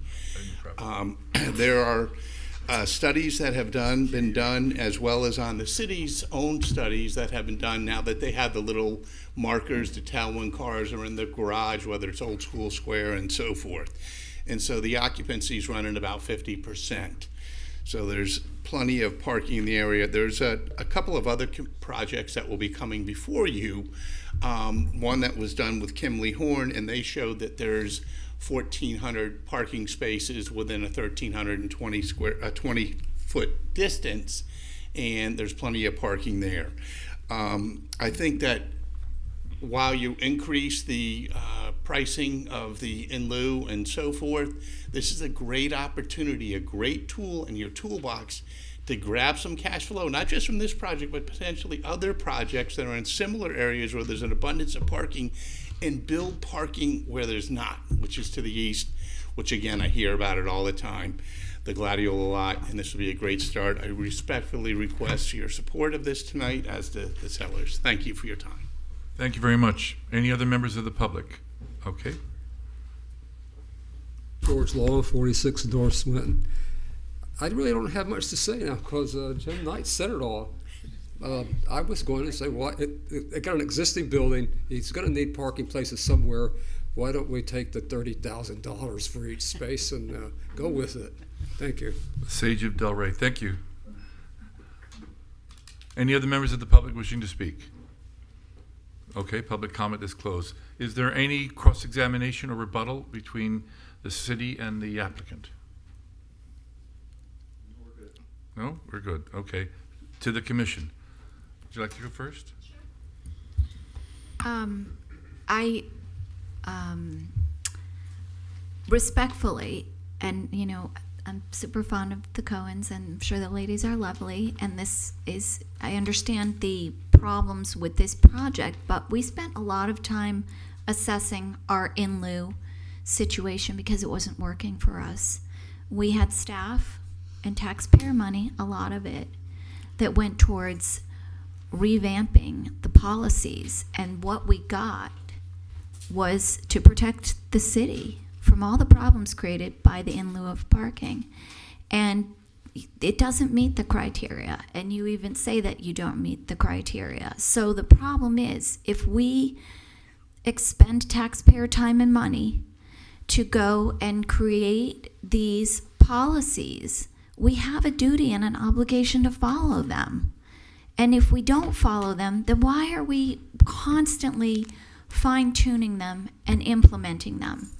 I feel like we have to follow our policies. We're seeing time and time again throughout the city, we don't follow our policies, and we create giant problems for ourselves over and over and over again. We have to stop letting things be flexible. And that's the problem. This does not meet the criteria, and it should be denied. I'm very sorry. And I know, I'm sure you can, maybe try and go out and get, you have the parking spaces, figure it out. But for us to constantly be changing our policies, it's not like we're saying, oh, we need to look at it. We looked at this, and we just tightened it up so it wasn't loose. And we created these policies for a reason, and I say we should follow them. Okay. Thank you. Mr. Long? So correct me if I'm wrong, but the iPic lot's pretty underutilized. Whenever we looked at the numbers, was that one fairly underutilized whenever we looked at it? I remember us seeing those numbers at one point. I don't need the exact numbers. I just recall. I'm really not great off the top of my head. If I don't feel like it recall was like it's the not old school coming. square one was used like a decent amount, and then there was like Misty shaking her head. So I'm going to assume at any given time that there's 13 spots available right across the street in the iPic lot. Not to mention all of the other parking around that was referenced by the applicant. And I'm going to take a different sort of take on this here, which is I do think it is our job to be flexible. It's our job to be practical. It's our job to work with business owners and residents. Otherwise, we have no purpose up here. Anyone could blindly apply policy and code. That's why we have conditional uses. That's why we have waivers. That's why we have in lieu, because there are unique situations like this one. So it's not our job to just blindly say, I don't like in lieu of, so this should be denied. It's our job to be practical, and practically, there's plenty of parking around. So there's, in my opinion, no reason not to approve this, frankly, so you guys can get a tenant in there. That's where I'm at with this. Thank you. Commissioner Burns?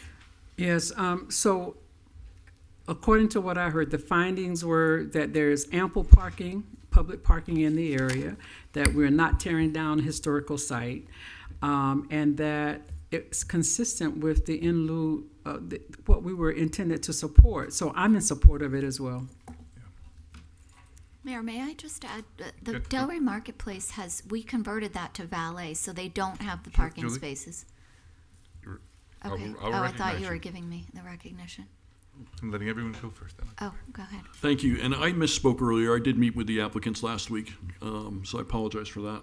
Oh dear. I know. Shame on me. Oh dear. You I mean know. oh dear. I know. We have police officers here.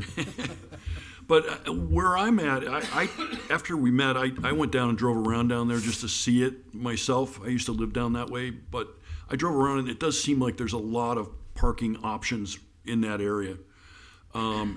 Jim Knight, I love your suggestion of taking some of that money and building in areas where we really have parking problems, and I think we should consider that. So I'm in favor of this one. I think we're not going to put ourselves in a pickle by doing this. I'm going to make a comment, then I'm going to go back to Commissioner Casal. But for a technicality, this is one of those infill projects that the whole in lieu program was designed to help, really. I mean, and the property next door, which can't be developed because of these parking spaces, will now allow to be developed, which will add more to the tax base, right? What we're assuming. But that will also, whatever's developed there is going to have some parking anyway, because they're going to be required to have additional parking. There is plenty of parking in this neighborhood, and if this weren't one of those infill projects, I would feel very differently if it was. But you know, the laws kind of changed on them as they went along, and you know, which kind of puts it into a situation for me that is, and even you yourself said this is a unique situation. And while I agree that when we set policies, we should stick to them, the whole purpose of having boards is to look at whether or not there are extenuating kind of circumstances, which this kind of is. So I support it because, as I said, it's an infill project, it's a small project, there's plenty of parking around it. Bring more people downtown and allow additional property next door to get developed, which is going to add to our tax base. I just think that that's, you know, as I said, if it weren't the unique situation that you yourself said, Ms. Gianotis, then I would feel maybe differently about it. But it is, and that's where I am. Now, did you want to? No, I just made my statement, which is we recently agreed to allow Delray Marketplace to utilize a couple of those floors for valet. Right. So that's not public parking that's going to be available. We've taken a lot of public parking away. Mayor, can I make a point? I'm sorry, what? Can I make a point? Yes. That's a private garage, so we have to consider the public. Exactly, the but it was public brought up in the options. comment. Well, people will be able to use the valet. I mean, people. Right. There's also a lot of valet around there. I mean, there's a lot of. There's a lot of public. There's a lot of public. So anyway. Mayor, can I just clarify the ordinance? I mean, the resolution that. Oh yes, we made a change in the ordinance that from the materials that you've got. So let me ask the city attorney to please say what the little clarification was. So as was referenced in both presentations, there is an off-site parking agreement that needs to be terminated. So I just added language that allows the manager to terminate that off-site parking agreement once all the paperwork for the in-lieu parking is approved, assuming they get an approval today. Right. Okay. This does not mean I'm going soft on in-lieu parking. I want you to know, just in this particular case. So, I need a motion. When you say in this particular case, though, that's exactly why. Unique. That's what we're here for. We have to look at unique situations. Motion to approve resolution number 60-25. Second. Please call the roll. Commissioner Casal? No, sorry. Deputy Vice Mayor Burns? Yes. Mayor Carney? Yes. Commissioner Markert? Yes. Vice Mayor Long? Yes. Motion passes. Great. Thank you very much. Thank you all. You didn't say what kind of restaurant it's going to be. Is it going to be a Chinese restaurant? I mean, we need one like. Our best to get that to be Chinese. And if you can make it a grab-and-go Chinese, that's even better. So, well, it's a takeaway. It's a takeaway. That's what that means. It's takeaway. Read it. I'm sorry. Resolution 9225. Resolution 92-25. A resolution of the City Commission of the City of Delray Beach, Florida, amending its budget for the fiscal year beginning October 1, 2024 by providing for supplemental appropriations in the amounts identified in Exhibit A, repealing all resolutions inconsistent herewith, providing an effective date and further purposes. Great. Mr. Duckowitz. Good evening, Mayor, Commissioners. We're here for budget transfer resolution for two different areas. The first is for the fire department. As you have these supporting memorandums now for these budget transfers, you should have all the detail that you require. What's happened here is that we need $339,594.17 to acquire 4 stretchers. The other stretchers, the older ones, are out of service, and the funds are available. They're coming from.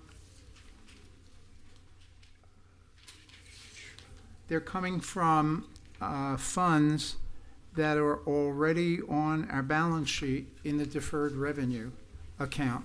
Deferred revenue is when we get revenue in advance of providing goods and services. So they're on the balance sheet and they're sitting there available. And the concept here would be we would transfer them from the balance sheet.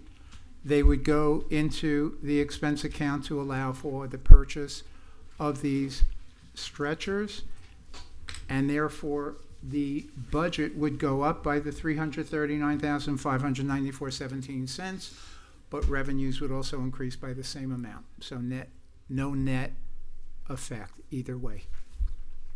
Great.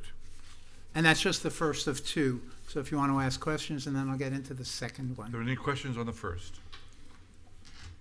Could I ask, when you say fire concurrency fee from the revenue fund, what fund did it come from? That's the deferred revenue account when we got funds in, but the goods or services were not required at that time until now, and now we're going to take it to use it. Yeah, it's a little confusing. No, I just was reading the agenda. No, that's I fine. apologize. It's nice to see someone read the details.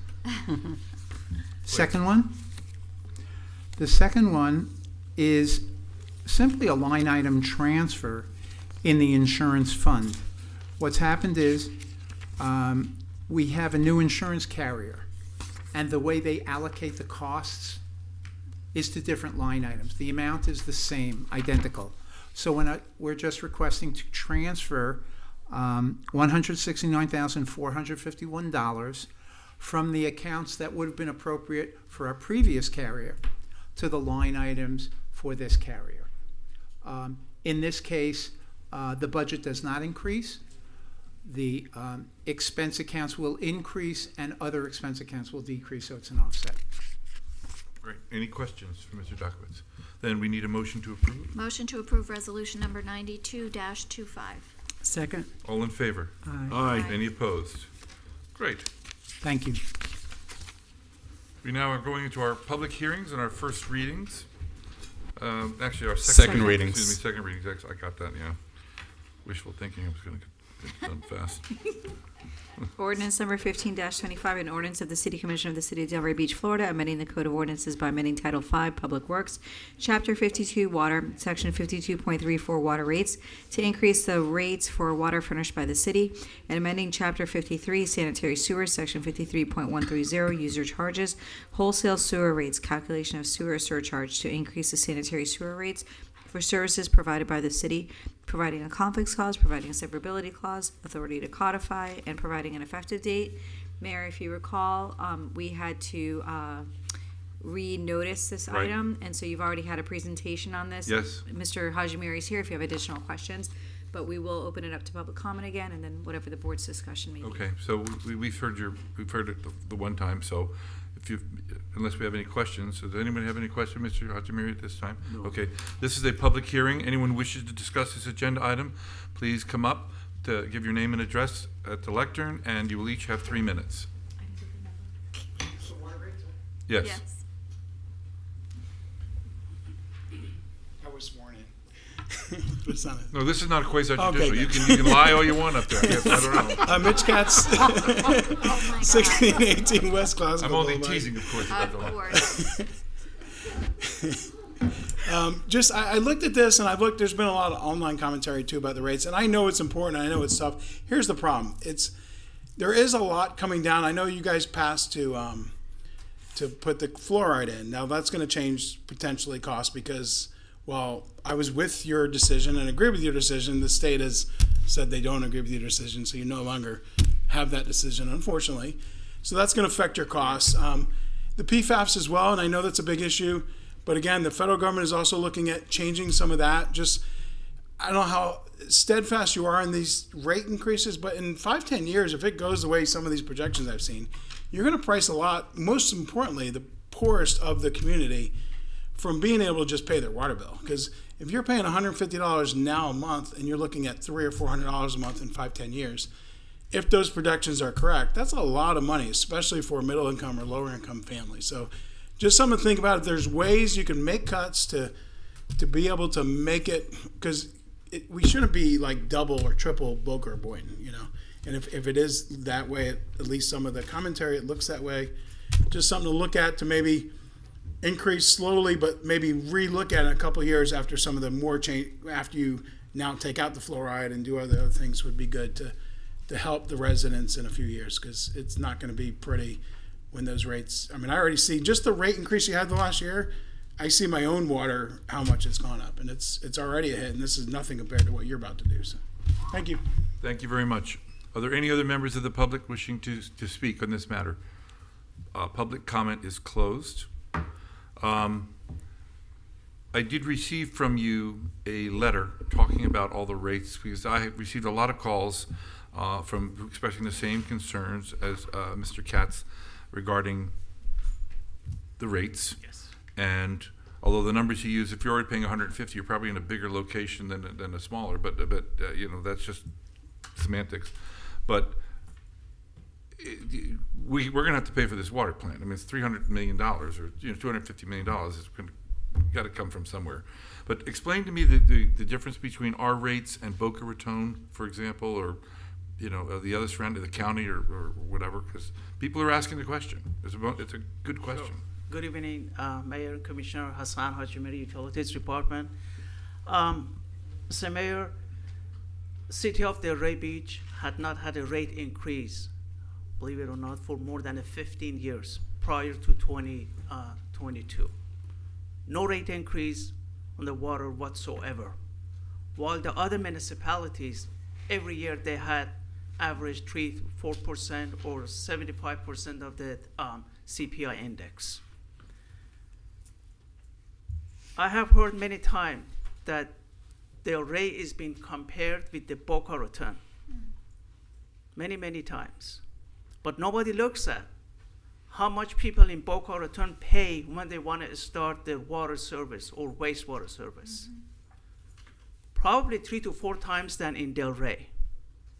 In Palm Beach County unincorporated area that I was there for 39 years is much more than that. And still, with all this rate increase that we had in 2022 and the proposed one, we still are less than 50% in our surrounding neighborhood. So if City of Delray Beach has had rate increase 3% or 4% every year for the past 20 years, number one, we would have had the water plant probably built 10-15 years ago, and our rate would be even higher than what it is right now. Or what is it being proposed to be? I think, to be clear. Correct, it is and proposed to be, correct. Even after the new rate increase go into effect on October 1st. We still have a lot more work to do. The underground infrastructure for the City of Delray Beach, it needs a lot of attention. So my goal is after the water plant, that's what we are going to look into. So because it's out of sight, out of mind, everything we have is underground. Anyway. So it has been my goal from the first month that I was here looking at the water plant and infrastructure that was way overdue. City of Delray is a wonderful city. It's a beautiful city. It's famous throughout the entire Florida. And it must have a much better water plant and underground infrastructure for utilities than it has right now. I appreciate it. Mr. Markert, any questions? No, I'm in favor of this. Mr. Long? So, and I think this news is kind of hot off the press, and I'll let the city attorney chime in, but I heard that we're going to be getting substantial settlement money from our class action regarding the PFAS settlement with DuPont and 3M, up to around $14 million potentially. Now, what I'm wondering is, and I know that's a drop in the bucket when you're looking at $280 million water treatment facility. However, based on how we apply that money, could we apply that to help offset the hike that's coming up, to help folks ease into it, especially now when the economy's not doing so hot. It's not a great time to increase the rates on folks. I get that. I'm wondering now, do we have an opportunity with this PFAS litigation settlement to potentially rework the numbers and offset that, at least for the first couple years, till maybe the economy's in a better spot, Does that make sense? I don't know. So I haven't gotten the final numbers yet, but yes, we're supposed to start receiving some of those settlement proceeds, I think, this week. It's going to be a little bit less than $14 million because we have to pay attorney's fees out of it, but it's definitely over $10 million. The good thing about those settlement proceeds is that they are not earmarked, so it's not like the opioid money that we had to use it for specific purposes. So the commission is free to put those funds wherever you deem appropriate. I am going to have our outside counsel, Mark Dearman, come make a presentation at our next meeting. He wasn't able to come today, and he'll be able to provide you with those final numbers. And it's exciting, it's a great, it's a huge win for the city, I think. That's a really big deal, and I think it's something we should certainly consider if there is a way that we can use some of those funds to offset the water hike right now, at least. But anyway, regardless, I'm super on board with this. I mean, it's been we have a 70-year-old water treatment facility that does not meet federal standards currently. We have no choice. We have to do this. Over 60 years old. 60, yeah. Early 1960s. So anyway, thank you for everything, Hassan. Yes, sir. Commissioner Burns. Yeah, I was just gonna, Rob took my note right off my notepad because I was gonna ask about these funds as well. Working at the schools district, anytime any money, got any money, it went to a general fund, and I just would like to know if we can earmark these funds so that they don't go to the general fund and that we can give our residents some relief. So I'm on the same page. Thank you. All right, that's it. But of course, I'm in favor of this as well.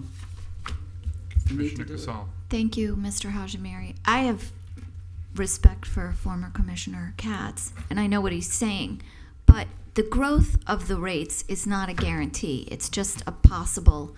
I do think we have to start now. We have not increased our rates in so long that we put ourselves so far behind. I sat on the commission when Attorney Jelen began the process of looking for that money, and you're just a superstar. It's amazing. It's actually that gentleman sitting right there who did all the heavy lifting, Mr. Hajimiri. Well, you're obviously. I tell him he's a superstar all the time. Yes. The whole city. It's super impressive that we're getting this money, and I think we should definitely say as a commission that it's only going towards the water treatment facility. I do not think that money should be used for anything else, but I do believe we do have to increase our rates at this point in time. And what I think we can comfortably say is we're not guaranteeing when the next rate increases, and start assessing as we go, because we are so far behind where we anticipated being. And even when we began this process, we were looking at maybe 140, 180 million. Now we're up to 2 something. And so I do think the rate increase is warranted, and it's time. And also, I want to thank you for what you said about other cities, because while it's easy for people to say, oh, Boca pays less, people don't understand there are other fees that they experience that offsets that. Some cities have assessment fees for various things that the city of Delray Beach does not have, and you can't really compare costs so simply. So thank you for pointing that out. But I'm in favor of moving forward with the current rate increase as discussed, and I'm in favor of allocating all of that litigation money to the water treatment, and then reassessing in a period of time where we're at with our finance department and with you. Thank you, Mr. Hajimiri. I did appreciate your email that you sent in. I saw those rates. I do concur that we probably should have been raising rates a little bit along the way. By the way, when I remember when they were talking about $90 million for the water plant back in 2009. Yes. $90 million. So we have to get it done.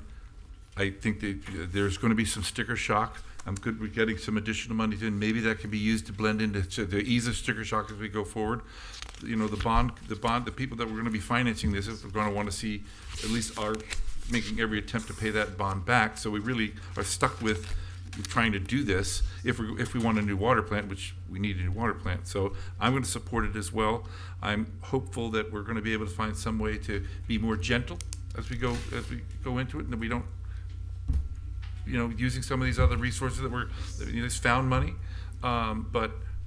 So that I'm generally going to support this. So I need a motion. Real quick, Mayor, Yeah. I just wanted to ask, can we support this tonight and move forward, but still do sort of an analysis of those funds once we receive them and see if there is still an opportunity to apply it to the rate structure if we agree on that and it makes sense? I don't want to close that door necessarily, but I obviously don't want to hold this up. I want to keep moving forward. Yeah, I think we should. Because we're going to be allocating it for this. So, I mean, I think we're going to be. As long as we still have that option to kind of come back and talk about that without holding things up, I'm completely on board. May I respond? Yes, you may. Thank you. The rate increase is only for 5 years right now.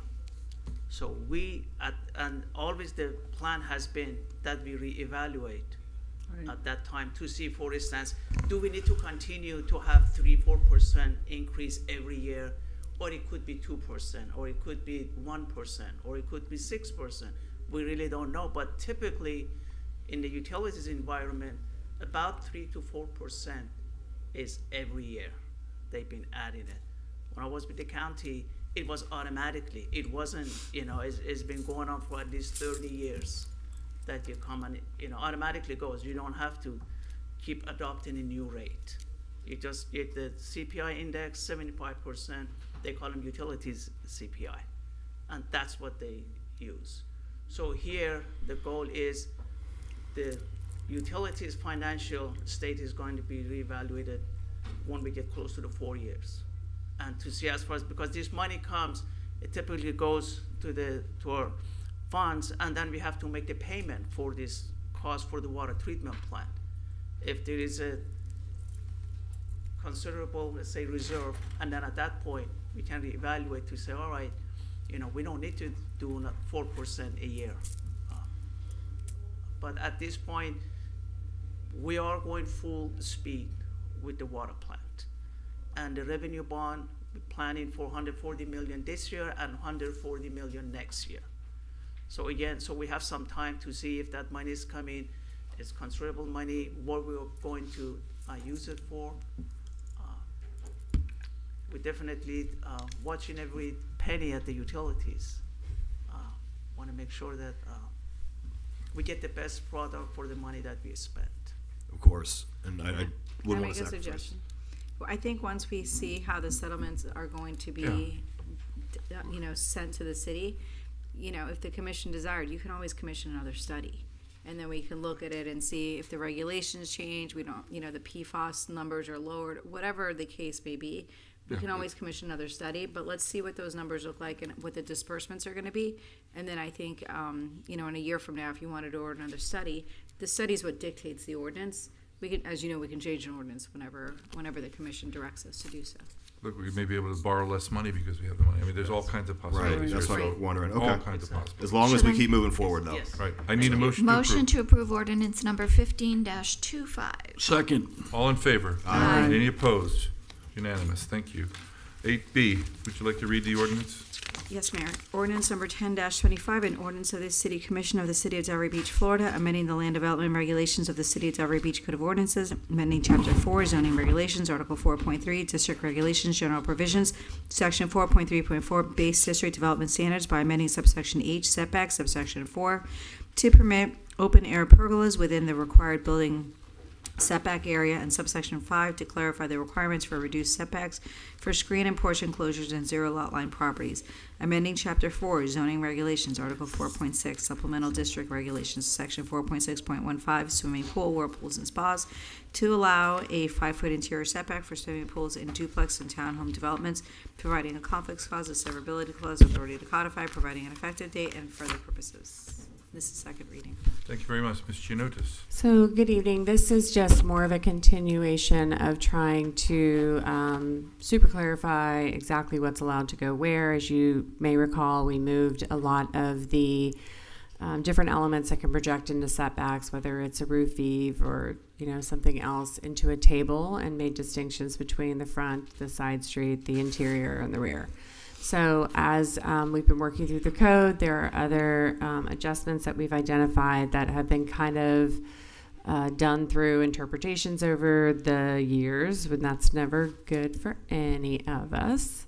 So basically, we didn't make an allocation for detached pergolas when we said what was allowed in the setback, and I think that's something that our residents are used to being able to have, so we wanted to add that with parameters on the size, and then pool setbacks, there was an adjustment that was made for townhouses where it's a 0 lot line configuration, and many of our duplexes are very similar, and it's the same sort of backyard configuration, and we inadvertently left them off. And then finally making a distinction between screen enclosures and screen porches.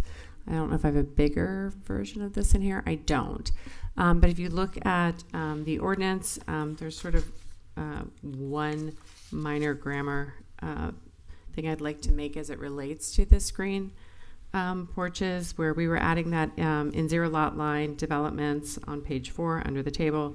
In 0 lot line development, screen porches with a solid roof may be located on the side of the lot with 0 setbacks, provided a solid masonry fire rated wall is provided on the property line. There's just an errant semicolon in between 2 words that I would like to delete in the final version. Outside of that, I'm not sure why it's there. And then making that distinction about when it's a 0 lot line and development, and it is a pool screen enclosures. These are configurations that we have, and just unfortunately over the years they're in different areas and they're less specific. So there's a little bit of rearranging happening, and then and again making that same distinction on the last page with the way swimming pools can have a 5-foot interior setback when it's a duplex, as opposed to, we already allow it for townhouses, and I'd prefer not to interpret that it's the same configuration for a duplex. It's just better if the code is clear. So again, the LDR is consistent with the idea of updating and streamlining regulations. Clear regulations make everything move faster, so that's a good thing. The Planning and Zoning Board did review this amendment and recommended approval 6-0 at their January 27th meeting. Great. Thank you very much. To the commission. Oh, I'm sorry. This is a public hearing. Any members of the public wishing to speak, please come up to the lectern, give your name and address for the record, and you will have 3 minutes. Seeing none, public comment is closed. To the commission. Any comments? Nothing. I need a motion. Motion to approve ordinance number 10-25. Second. All in favor? Aye. Any opposed? Unanimous. Thank you.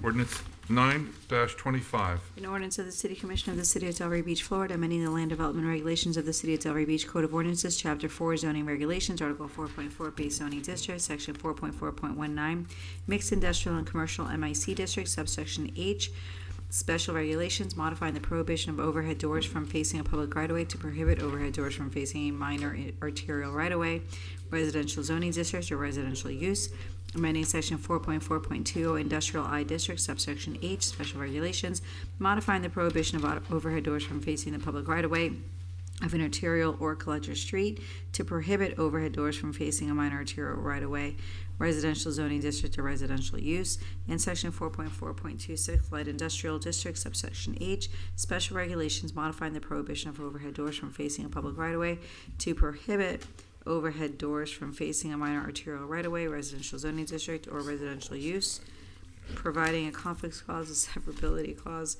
authority to codify, and providing an effective date. Second reading. Great. Nailed it. Okay. Just Okay, so this amendment is actually in response to a series of waivers that have been granted over time, and so the proposal before you seeks to slightly reduce the requirement but not eliminate it. So currently there is a prohibition of overhead doors in the industrial and light industrial districts from facing any public right-of-way. Okay, I'm sorry. So shall be prohibited from facing the right of way of an arterial or collector street, and that kind of captures all of that. And instead, what we're suggesting is that the overhead doors shall not face an adjacent minor arterial right of way, since we've allowed them to come in on the bigger streets, and they should not face residential use regardless on what kind of street it is, without it being reviewed by the commission. And, you know, if you want to grant relief, then you could. And then what's happened over and over again is that when the waivers come before you, they're, you know, seeking to use decorative doors and things like that to sort of soften the arrangement. This would hopefully eliminate the need for some waivers, but actually maintain the controls, particularly when it's facing residential, so that you would review them. The minor, all the arterials, there's the staff report for Planning and Zoning Board lays out the difference. There is a map that says what's where that we can follow, and it would definitely, you know, sort of better respond to the fact that if residential is across any street, then, you know, it wouldn't have an overhead door, and then it would allow them facing local corrector rights of ways and arterials. So again, I'm sorry, I'm running out of gas. there's a full analysis in the attached planning board staff report, but if you have any questions, I'm here, and it was also recommended 6-0 for approval by the board. Thank you very much. Commissioner Casal? No, I discussed I'm this sorry, with Mayor staff. Public. Oh, I'm sorry. If there are any members of, this is a public hearing. If there are any members of the public wishing to discuss this agenda item, please come to the lectern, give your name and address for the record, and you will each have 3 minutes. Seeing none, public comment is closed. Commissioner Casal. No, thank you. I spoke to staff about this. I feel okay with this. Commissioner Burns. I'm okay with it. Commissioner Marker. I'm good. Commissioner Long. I'm in favor. Okay, I need a motion. Motion to approve ordinance number 09-25. Second. All in favor? Aye. Aye. Any opposed? It is unanimous. See, they're granting, I mean, you gotta fix these things. They waste time with boards. Yeah, you're up. 100%. Okay, ordinance number 37-24. An ordinance of the City Commission of the City of Delray Beach, Florida, amending the City of Delray Beach Code of Ordinances, Chapter 74, Civil Traffic Enforcement, by repealing the adopted Chapter 74 in its entirety and readopting same as revised with the new Chapter 74, Speed Detection Systems in School Zones, to provide for the use and implementation of school zones speed limit detection systems, providing for a local hearing officer to hear appeals, providing a conflicts clause, a severability clause, authority to codify, providing an effective date, and for other purposes. This is the second reading. Thank you very much. Chief Major. Good evening. To expedite, I'm going to speed through this. No pun intended. Nice. That's enough. Yeah. You're out of order. Didn't see that one coming. This is a well done. Well done. Thank you. Thank you. Mayor, commissioners, Mr. City Manager, Mr. City Attorney. Thank you for this opportunity. This is a spin-off from House Bill 657, which gives us the ability, well, was signed into law that gives us the ability, or gives the municipalities the ability to place speed measuring, automated speed measuring devices into school zones.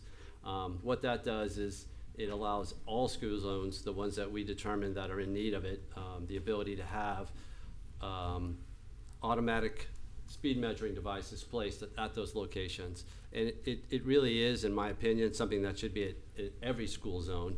But I'm big on technology. Since taking over as chief, I'm all about cameras and technology and leveraging that in our city.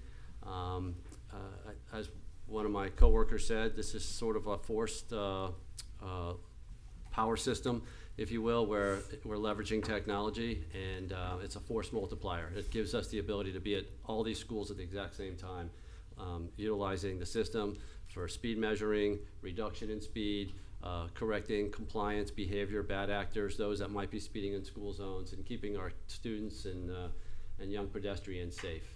And it does give us ancillary, the ability to conduct traffic studies in those specified areas based on the information we receive. But for purposes of why we're here, I'm going to hand off to my lieutenant, who's done a quick PowerPoint presentation to get us through this. Lieutenant. Good evening. Let me just introduce from Red Speed. To my right is Director of Engineering, Julio Silva. Excuse me, Lieutenant. Be sure to use the microphone when you speak, and you, sir, feel free to use the microphone to your right. Did you guys hear me all right? I usually project. You're fine. Good military Lieutenant, barrier. you're fine. All right. So I don't know if you have anything you want to start with, or just when questions come up. Perfect. All right. So let's get started. It's late, and the Panthers are up 1-0. Ooh. So, spoiler alert. Someone just did it to me in the lobby and made me upset. All right, so the chief already did the introduction, so how do we change slides here? Are we doing it ourselves? I didn't get the tutorial. Okay, so introductions we already went through. So basically just talk about the layout of this presentation. So basically what we did is we took the city ordinance, we broke it in up by slide, by section. You all should have had the opportunity to review this prior. So I won't bore you to death by reading each slide. I'll just hit the highlights. If you have any questions, feel free to ask. We'll try to answer, and then I'll get us through this. So the purpose, and I'm going to read what I wrote because I don't want to screw it up. The city elects to utilize automated speed detection systems, or SDS, in school zones in accordance with Florida law. This shall be utilized to detect, process, and penalize speeding in school zones. That's the purpose, that's the intent.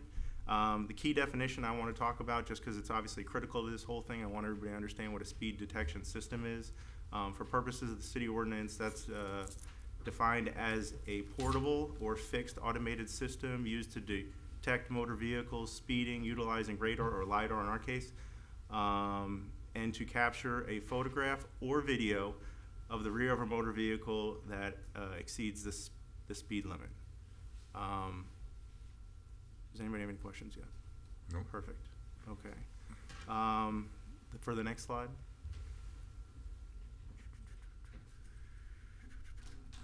I'm a military guy. We used to just say, like, next slide, and I had a staff member that would do it for me. Chief? I'm just kidding. Authorizing the use of school zone speed limit detection systems. Okay, so this section is merely talking about the city will utilize speed detection system for school zones speed limits. And obviously, we're doing this primarily to protect and improve public health, safety, welfare in the community, and thereby reducing accidents, injuries, and any disruptions to traffic associated with such violations. Next slide. Let me back up. Okay. So the determination. So in order to do this, the statute requires, city ordinance requires us to do a traffic study. So that was conducted, and my partner from Red Speed here can answer any of those questions in just a second that you may have. After those studies were conducted, we determined that there were 9 schools in our city that had 10 separate school zones that met the threshold of a heightened safety risk and that warranted additional enforcement measures. Those are Pine Grove Elementary, Banyan Creek Elementary School, Plumosa School of the Arts, Village Academy, Carver Middle School, Mount Olive Christian School, Trinity School, Daughter of Zion, and St. Vincent's. Okay, now with regards to the speed study that was conducted, we did it in 3 separate phases. They were just basically at different points in time. The studies went from 6 in the morning, 6 in the afternoon, and were done for 5 days. And the takeaway from the studies were that the schools that we've selected had, on average, 100 motorists a day traveling through the zone at over 10 miles an hour above the speed limit. And that's what we determined as a heightened safety risk. So that was the threshold we used. Okay, that's a lot. So can we just go back one? I don't know if I got lost here. Yes, so the one thing I just wanted to touch here.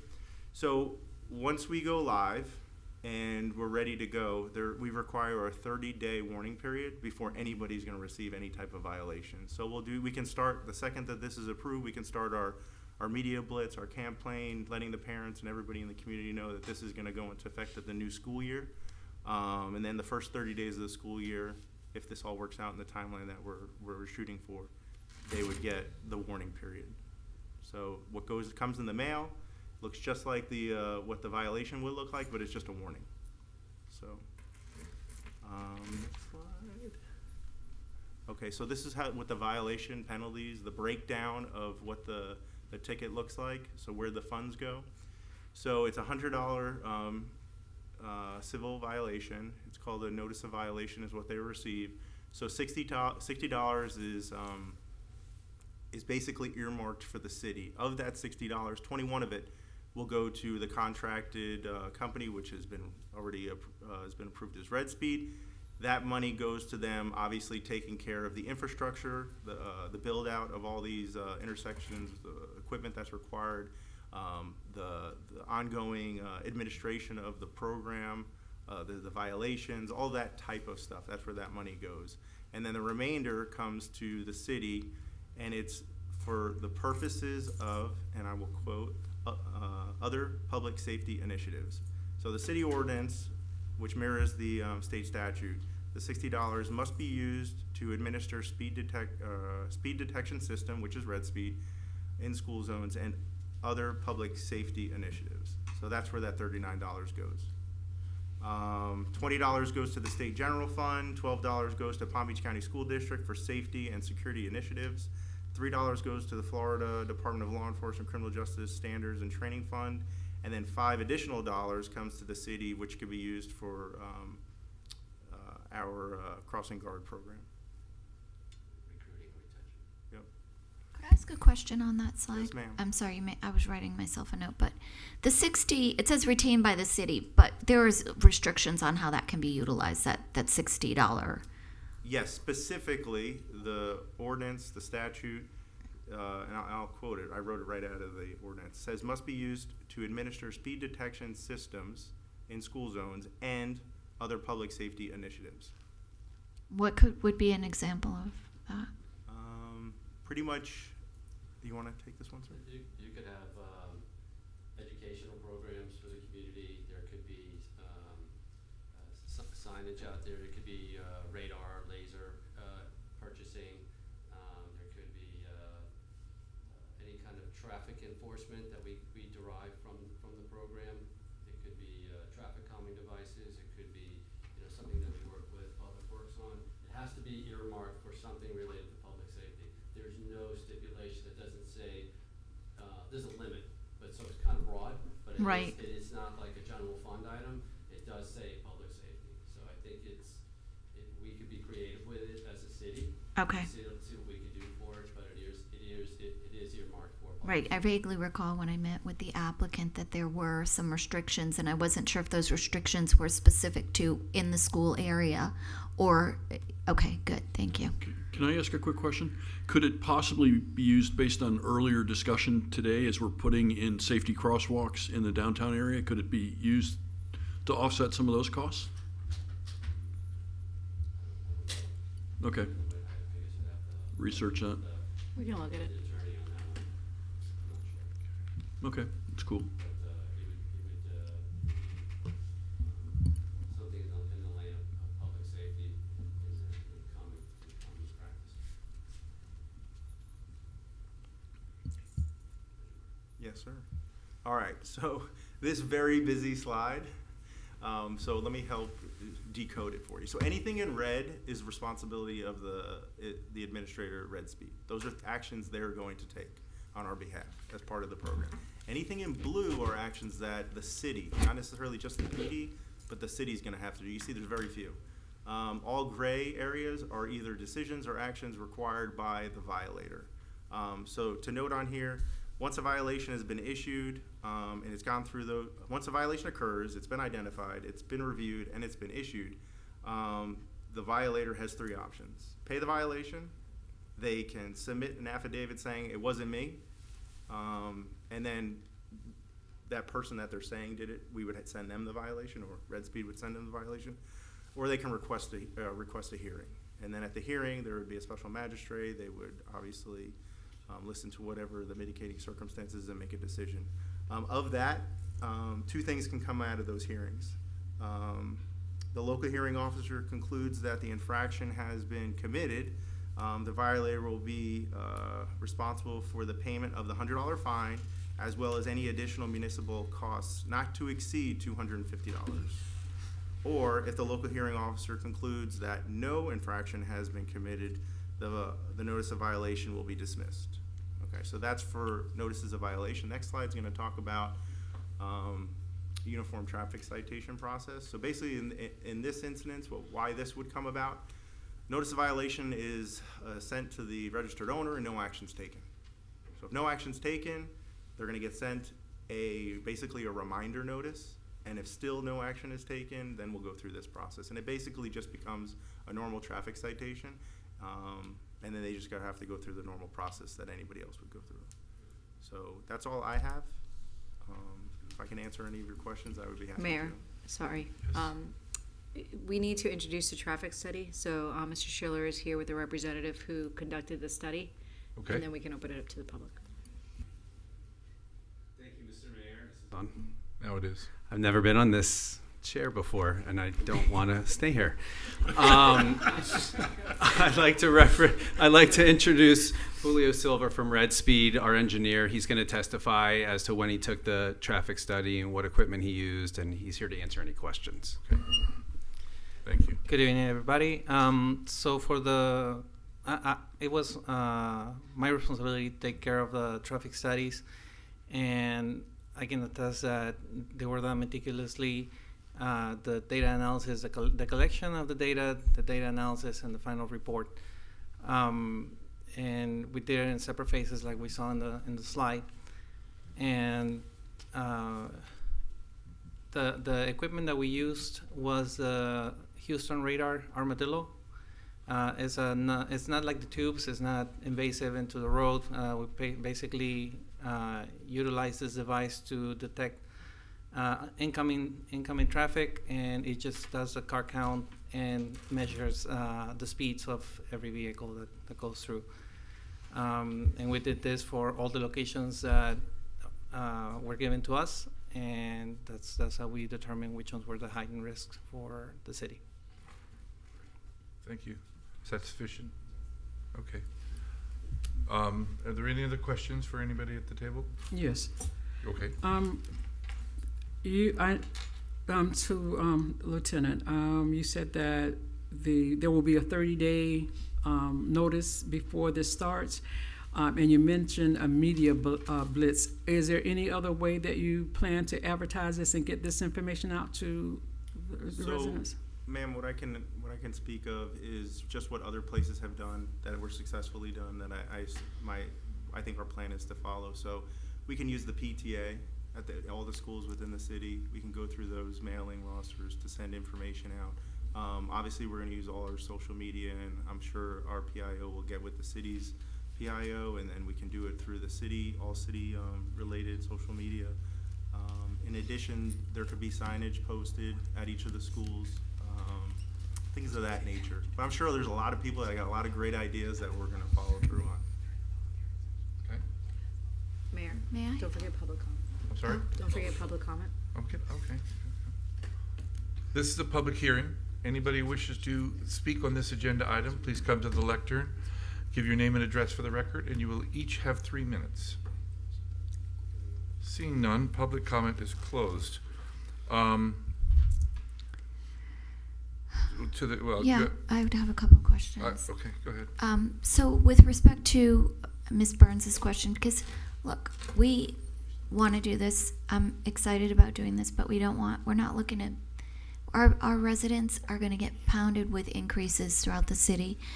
This is really about safety, and there'll be some residual benefit, okay? But the campaign, probably if we could do it throughout the summer instead of just doing it for a month, would really afford people the opportunity. And also, could we do a campaign and then do a more extended period where you just do a penalty or something, a way of really getting people to know that this is happening? Maybe we put something in the water bill. I don't know what the cost that the residents incur doing that, but putting something in to let people know this is going to happen. I agree with you, social media, but as Ms. Burns says, it needs to be broader than just social media. A couple other questions. The contract hasn't changed, right, City Attorney? We still can have an out clause on the contract like we did before? Absolutely. The only reason why this is set up this way is statutorily. You have to adopt a contract first, approve the contract first, and then you have to make the changes to your code of ordinances. Right, and there was one other thing when we were talking about this previously. We were talking about potential litigation in the future, and you had indicated that if there was some litigation. Exactly, and that's still in the contract? There's an indemnification provision, yes. Okay, perfect. Then I'm very happy with this. Thank you. Ma'am, to answer your first question, the idea is that we start the media blitz, as we termed it. Yeah. As soon as Bring you it- guys go a approve. little closer to the Yes. microphone, thank you. As soon as you guys approve this, so that could start Tomorrow. That could start tomorrow. Okay, The thank you. 30-day warning period won't start until we go live. Oh, great. So the first 30 days will be there'll be warnings as opposed to the Perfect. notices. Understood. So two separate things. Thank you. I've brought this up before, and it's really the hours of enforcement. You know, I understand during this when the school zone, you know, the 8 to 9 or whatever it is, and 4 to 6, whatever the number is for the classic school zone enforcement. But these will be enforcing things even outside of the school zone. So Times. I mean, I understand the enforcement during the times that it would, but it would be enforcing at 3 o'clock in the morning. But at the higher speed. No, I mean, No, it's not. then I may have misunderstood. Because we talked about it before, so I don't know. If I may, Mr. Mayor, excuse me, my client David is here, and I think he's the best person to explain that, That's if fine. that's okay. Thank you. Good evening, Mr. Mayor and Commissioners, City Attorney, Mr. Manager. David De La Sprie. I'm currently the Vice President of Client Relations for Red Speed. So to explain, because this seems to be the one that usually gets most confusing for people. The law allows us to start our cameras a half an hour before school starts or a half an hour before breakfast program. A lot of the elementary schools and middle schools have breakfast programs. So for argument's sake, just for this example that I'm going to give you, let's say that 7 in the morning they have breakfast. That means that our camera at 6:30 in the morning can turn on. That school, in this example, ends at 3 in the afternoon. Our camera turns off at 3:30. So it's a half hour before to a half hour after. The only thing that changes in between that time period is the speed limit in which we are enforcing. The entire time we're enforcing more than 11 miles per hour. So think about that for a minute. If the regular speed limit in this residential zone where the school is located is 30 miles per hour, you have to be doing more than 41 miles per hour before you get one of these citations. If it's 15 miles per hour, you have to be doing more than 26 miles per hour. Personally, and this is my 29 years of law enforcement because I retired not long ago, that is way too fast in residential zones or anywhere near a school, Probably. regardless of the time of day. And I think the intent of the law was kids come and go throughout the school day. I know that I used to pick up my kid for their doctor's appointments or for whatever reason. There's many reasons why parents have to pick up their kids during the middle of school. I think that was part of the intent of this legislation when it passed and why they did it the way they did it, and they didn't limit it to just the flasher times. That's what I call it, the flasher times. Because unfortunately, the safety and those speeds are just way too fast in order to be, it's unsafe for the kids. And sadly, we see it all over the place. Just 2 weeks ago, I posted on one of my social media accounts, there was a child, a 16-year-old in Orlando that got struck by a car and killed outside the outside the flasher times. It was in the middle of the day. She was going to some appointment. And so I think that's the reason why we do it the way we do it. But we do not enforce on the weekends. We do not enforce holidays. We don't enforce at 3 in the morning, as you mentioned. It's only during the time when the kids are in school physically. That's fine. I understand. I appreciate the. And could I, since I'm up here already, could I really quickly, because there's one thing that we didn't mention in terms of the media that we do offer. We will bring a videographer to the city, and we're going to put the chief on camera, and he's going to do a fantastic PSA. Him or his designee, whatever we he got likes. the communications back there with our new podcast. So. Oh, fantastic. So we produce, and if you go onto for communications, if you go onto our YouTube page, Red Speed has a YouTube page, you will see all of the clients that we've done PSAs for, because we think it's very, very important to get the message out. And like the lieutenant said, that can start tomorrow. In fact, if this goes the way I hope this goes, we're prepared as well to put out a press release saying that you've taken this step to have safety brought to the schools. I appreciate it. Thank You're you. welcome, sir. Any other questions, Mr. Yeah, Walker? thank you, by the way. And Yes, sir. if we could do this at 6 miles instead of 11 over, I would approve that, frankly. Yeah. I wish we could slow folks down even more. Agreed. So we've talked about this a bunch of times. I thought we already approved this. Like, what have we approved in conjunction with this? And are we going to have this 3 more times come over? So you approved the contract with Red Speed. Okay. And so we didn't want to bring a change to the code of ordinances until we knew that the commission was on board with that contract. Then we brought this for first reading. We needed to do the traffic study, and we had to redo it to ensure that it was accurate with the proper school zones. So that's what took a little bit Got of time. it. to No get worries. to. I don't think you'll see it again. All right, perfect. Except for- actually, no, I take that back. Once a year, it has Yes. to come back Required. as part of almost like an audit to report to the commission, but that's All it, I right. promise. That's fine. And are as part of the media campaign or whatever, are we going to have?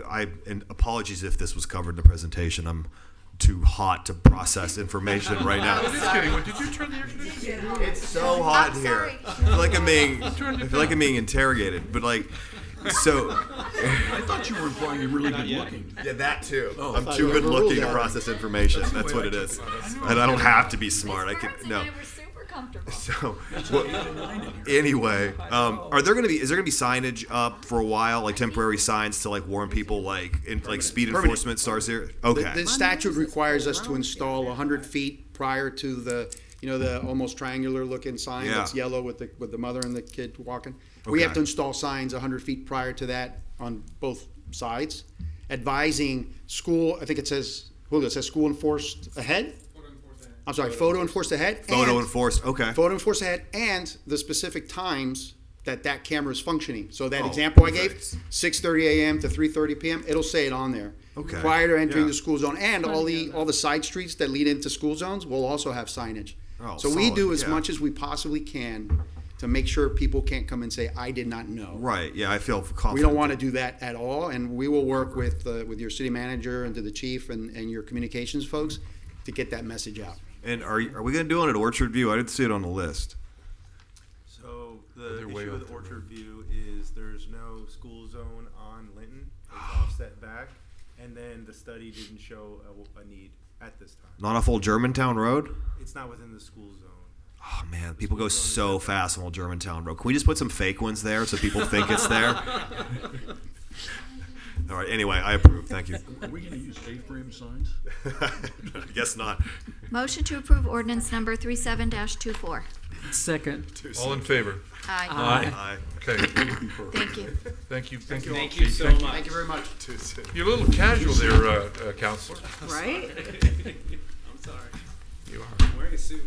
Chief. And you're hot, though. I You have a understand. parting zinger for us. No socks. You have a parting zinger Ordinance. for us. Okay, comments on non-agenda items. Mayor, there's one more. There's one ordinance. One more. Ordinance number 04-25. Oh, yes, we do. Okay. An ordinance of the City Commission of the City of Delray Beach, Florida, amending the land development regulations of the City of Delray Beach Code of Ordinances, Chapter 4, zoning regulations, Article 4.3, district regulations, general provisions, Section 4.3.3, special requirements for specific uses to adopt subsection DDD, retail tobacco and nicotine products dealer to enact regulations governing the location and operations of retail tobacco and nicotine product dealers, and by amending Article 4.4, base zoning district, Section 4.4.13, central business CBD district, subsection C, allowable uses, to adopt distancing requirements for standalone retail tobacco or nicotine products dealers, and by amending Appendix A, definitions, to adopt a definition for retail tobacco or nicotine products dealers, providing a conflicts clause, a severability clause, authority to codify, and providing an effective date. This is first reading.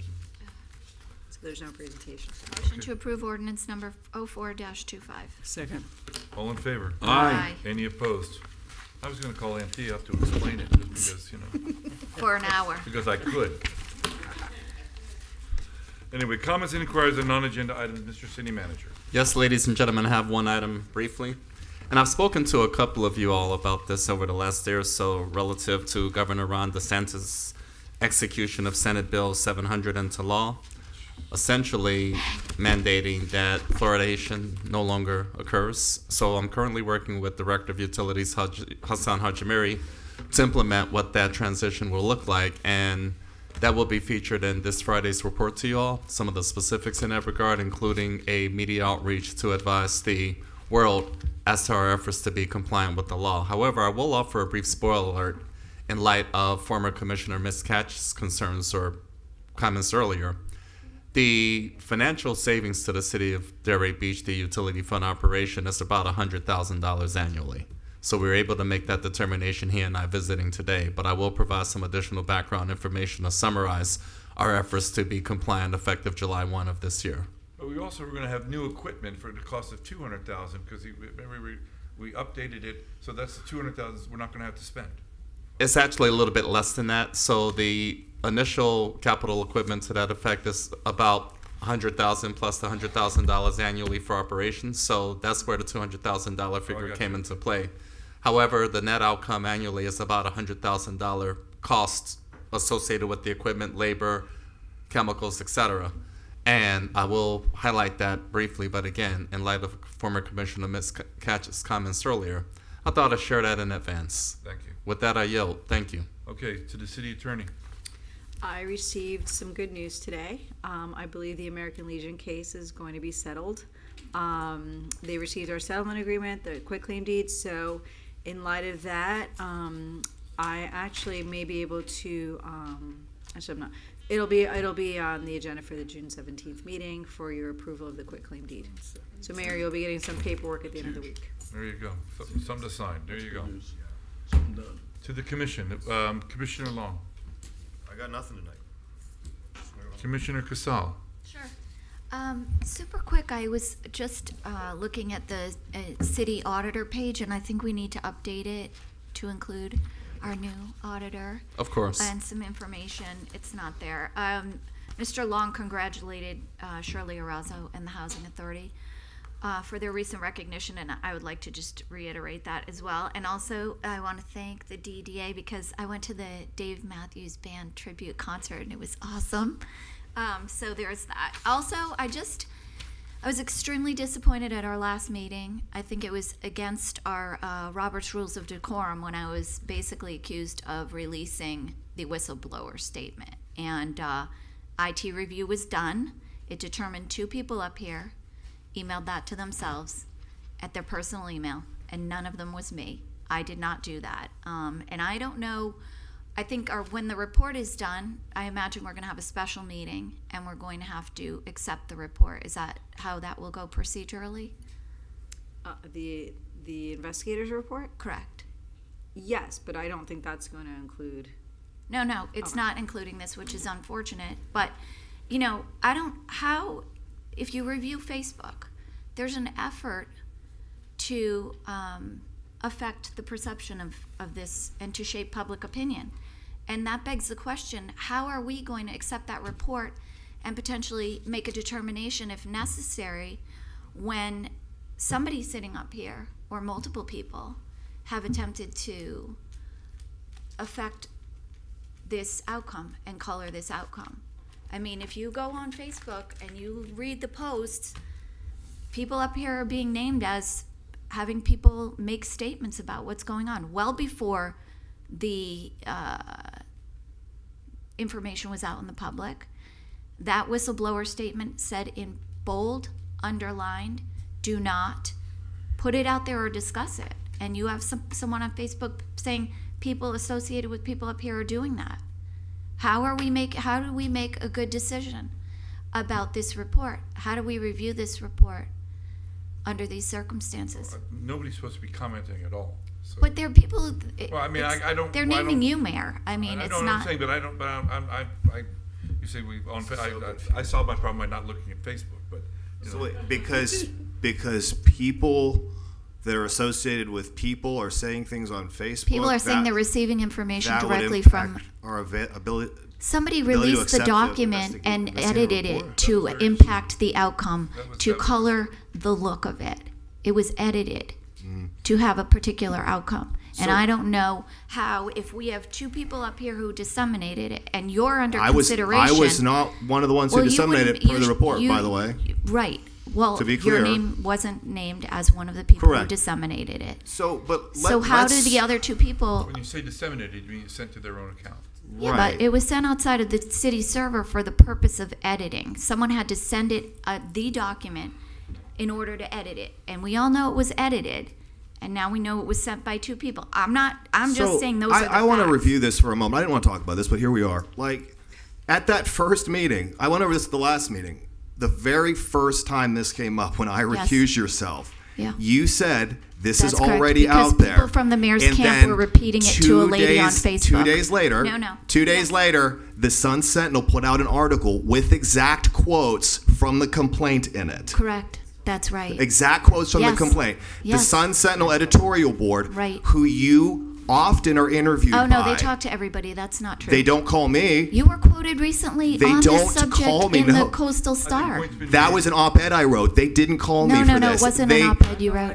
Yes, I wrote 2 op-eds that they published. They, You were they quoted literally said in their article by that I John declined to Pacenti comment. saying you were That's the quoted on Coastal this issue. Star. That's the Coastal Star. You I'm were- talking about the right. Sun Sentinel Okay, editorial well, it's a board. newspaper. You who were you quoted in it. interview with. I don't They don't interview with interview them. me. Look, comments are out of order. Fine. Thank you. Well, I just think, I No, don't know but- how this commission's going to make a determination on that report. Well, you know, Why I think would, everybody's gonna because have of to use their own Facebook, we best should judgment. make a determination on the report? That's your argument? No, I'm concerned that people are trying to affect the outcome and then they're making I the think determination you're on the afraid that report. this isn't going to fit your political narrative when you get the results of Oh, the it's not going to be a report. different narrative, even Enough. though Yeah, somebody look, up we're here is not trying to talking say about that. Look, we're not talking about it, right? Right. Okay, good. Comments? Yes. Good. Okay. Well, I wanted to ask, first of all, about the salary study. Do we have a policy in place that adjusts the salary scale? If not, I would like to propose that we consider that. The salary study that we had talks about, it recommended that in subsequent years after the adoption of the recommended pay plan, that the city should adjust the entire salary scale by the CPI annually as budget permits. We have general employees that are topping out on salaries. And so, you know, I think that everybody deserves a COLA, and if we do this, it will allow people to get a COLA. So do we have a policy in place currently? And if not, I would like for us to entertain adopting a policy as such as we work on this budget. And then, we already talked about, I attended that Housing Heroes Luncheon. We have already acknowledged those persons that were awardees. And then the climate plan that was mentioned, I thought that we approved that to move forward with it. No, consensus was offered to finalize the adoption. And as I've explained via last week's report and briefly mentioned today, various departments who are involved in implementing phases of the plan are being asked to review the contents. So once that occurs, that will come back to City Commission for formal adoption. So we are looking forward to having that on the agenda. Yes, ma'am. Okay, and the REEF initiative, we voted on the $40,000. Where are we with that? That is to be implemented as well. You'll have a follow-up update in terms of status as to how we are. Okay, that's it. Did you want to ask about moving I the didn't green go, meeting? but I have nothing further. The green Okay. meeting? You Did we went- want you to went- discuss moving the time of the green board meeting? Okay, well, hold on. Let me get my things first. I don't care when they have to. They can't get enough members, so that's a good idea. We should. Okay, well, is our decision? Is that a code we have to change? We want to change? I actually think they can vote on it and make a recommendation to the I mean, I manager. think it's They within have their own, bylaws. it's within their own control to when they want to have their meeting. That's correct. They can simply get together, convene, make a recommendation to the office of the city manager, of which I'll likely support it. Look, whatever gets that maximum participation, I support, you know, whatever it is. All right, at the next meeting, I'm going to be asking Missy for an update on the crest. I'm not going to ask you to do it now, to see where we are on the crest, because we got the, you know, we put some bids out. We have the things going. I just would kind of like to know where we are in it, so that we understand that that product is moving forward, which I know it is, but people are asking me what's going on. We're in a cone of silence, is that what you're saying? Oh. Yes. Never mind. Never mind. I didn't say anything. I brought this up, and I'm going to continue to bring it up about the police investigation on the incident that took place on West Atlantic. I understand there's an internal, I know you're doing it on IA. I'm just trying to get a timeline when we're going to have an answer, because it's been some months. Sure.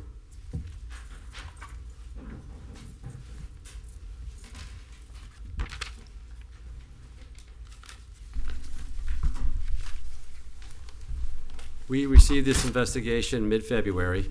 Per Florida state statute, we have 180 days to complete it. There were 14 people to interview. There were 8 firefighters and 6 police officers. The problem was trying to get everybody on a schedule.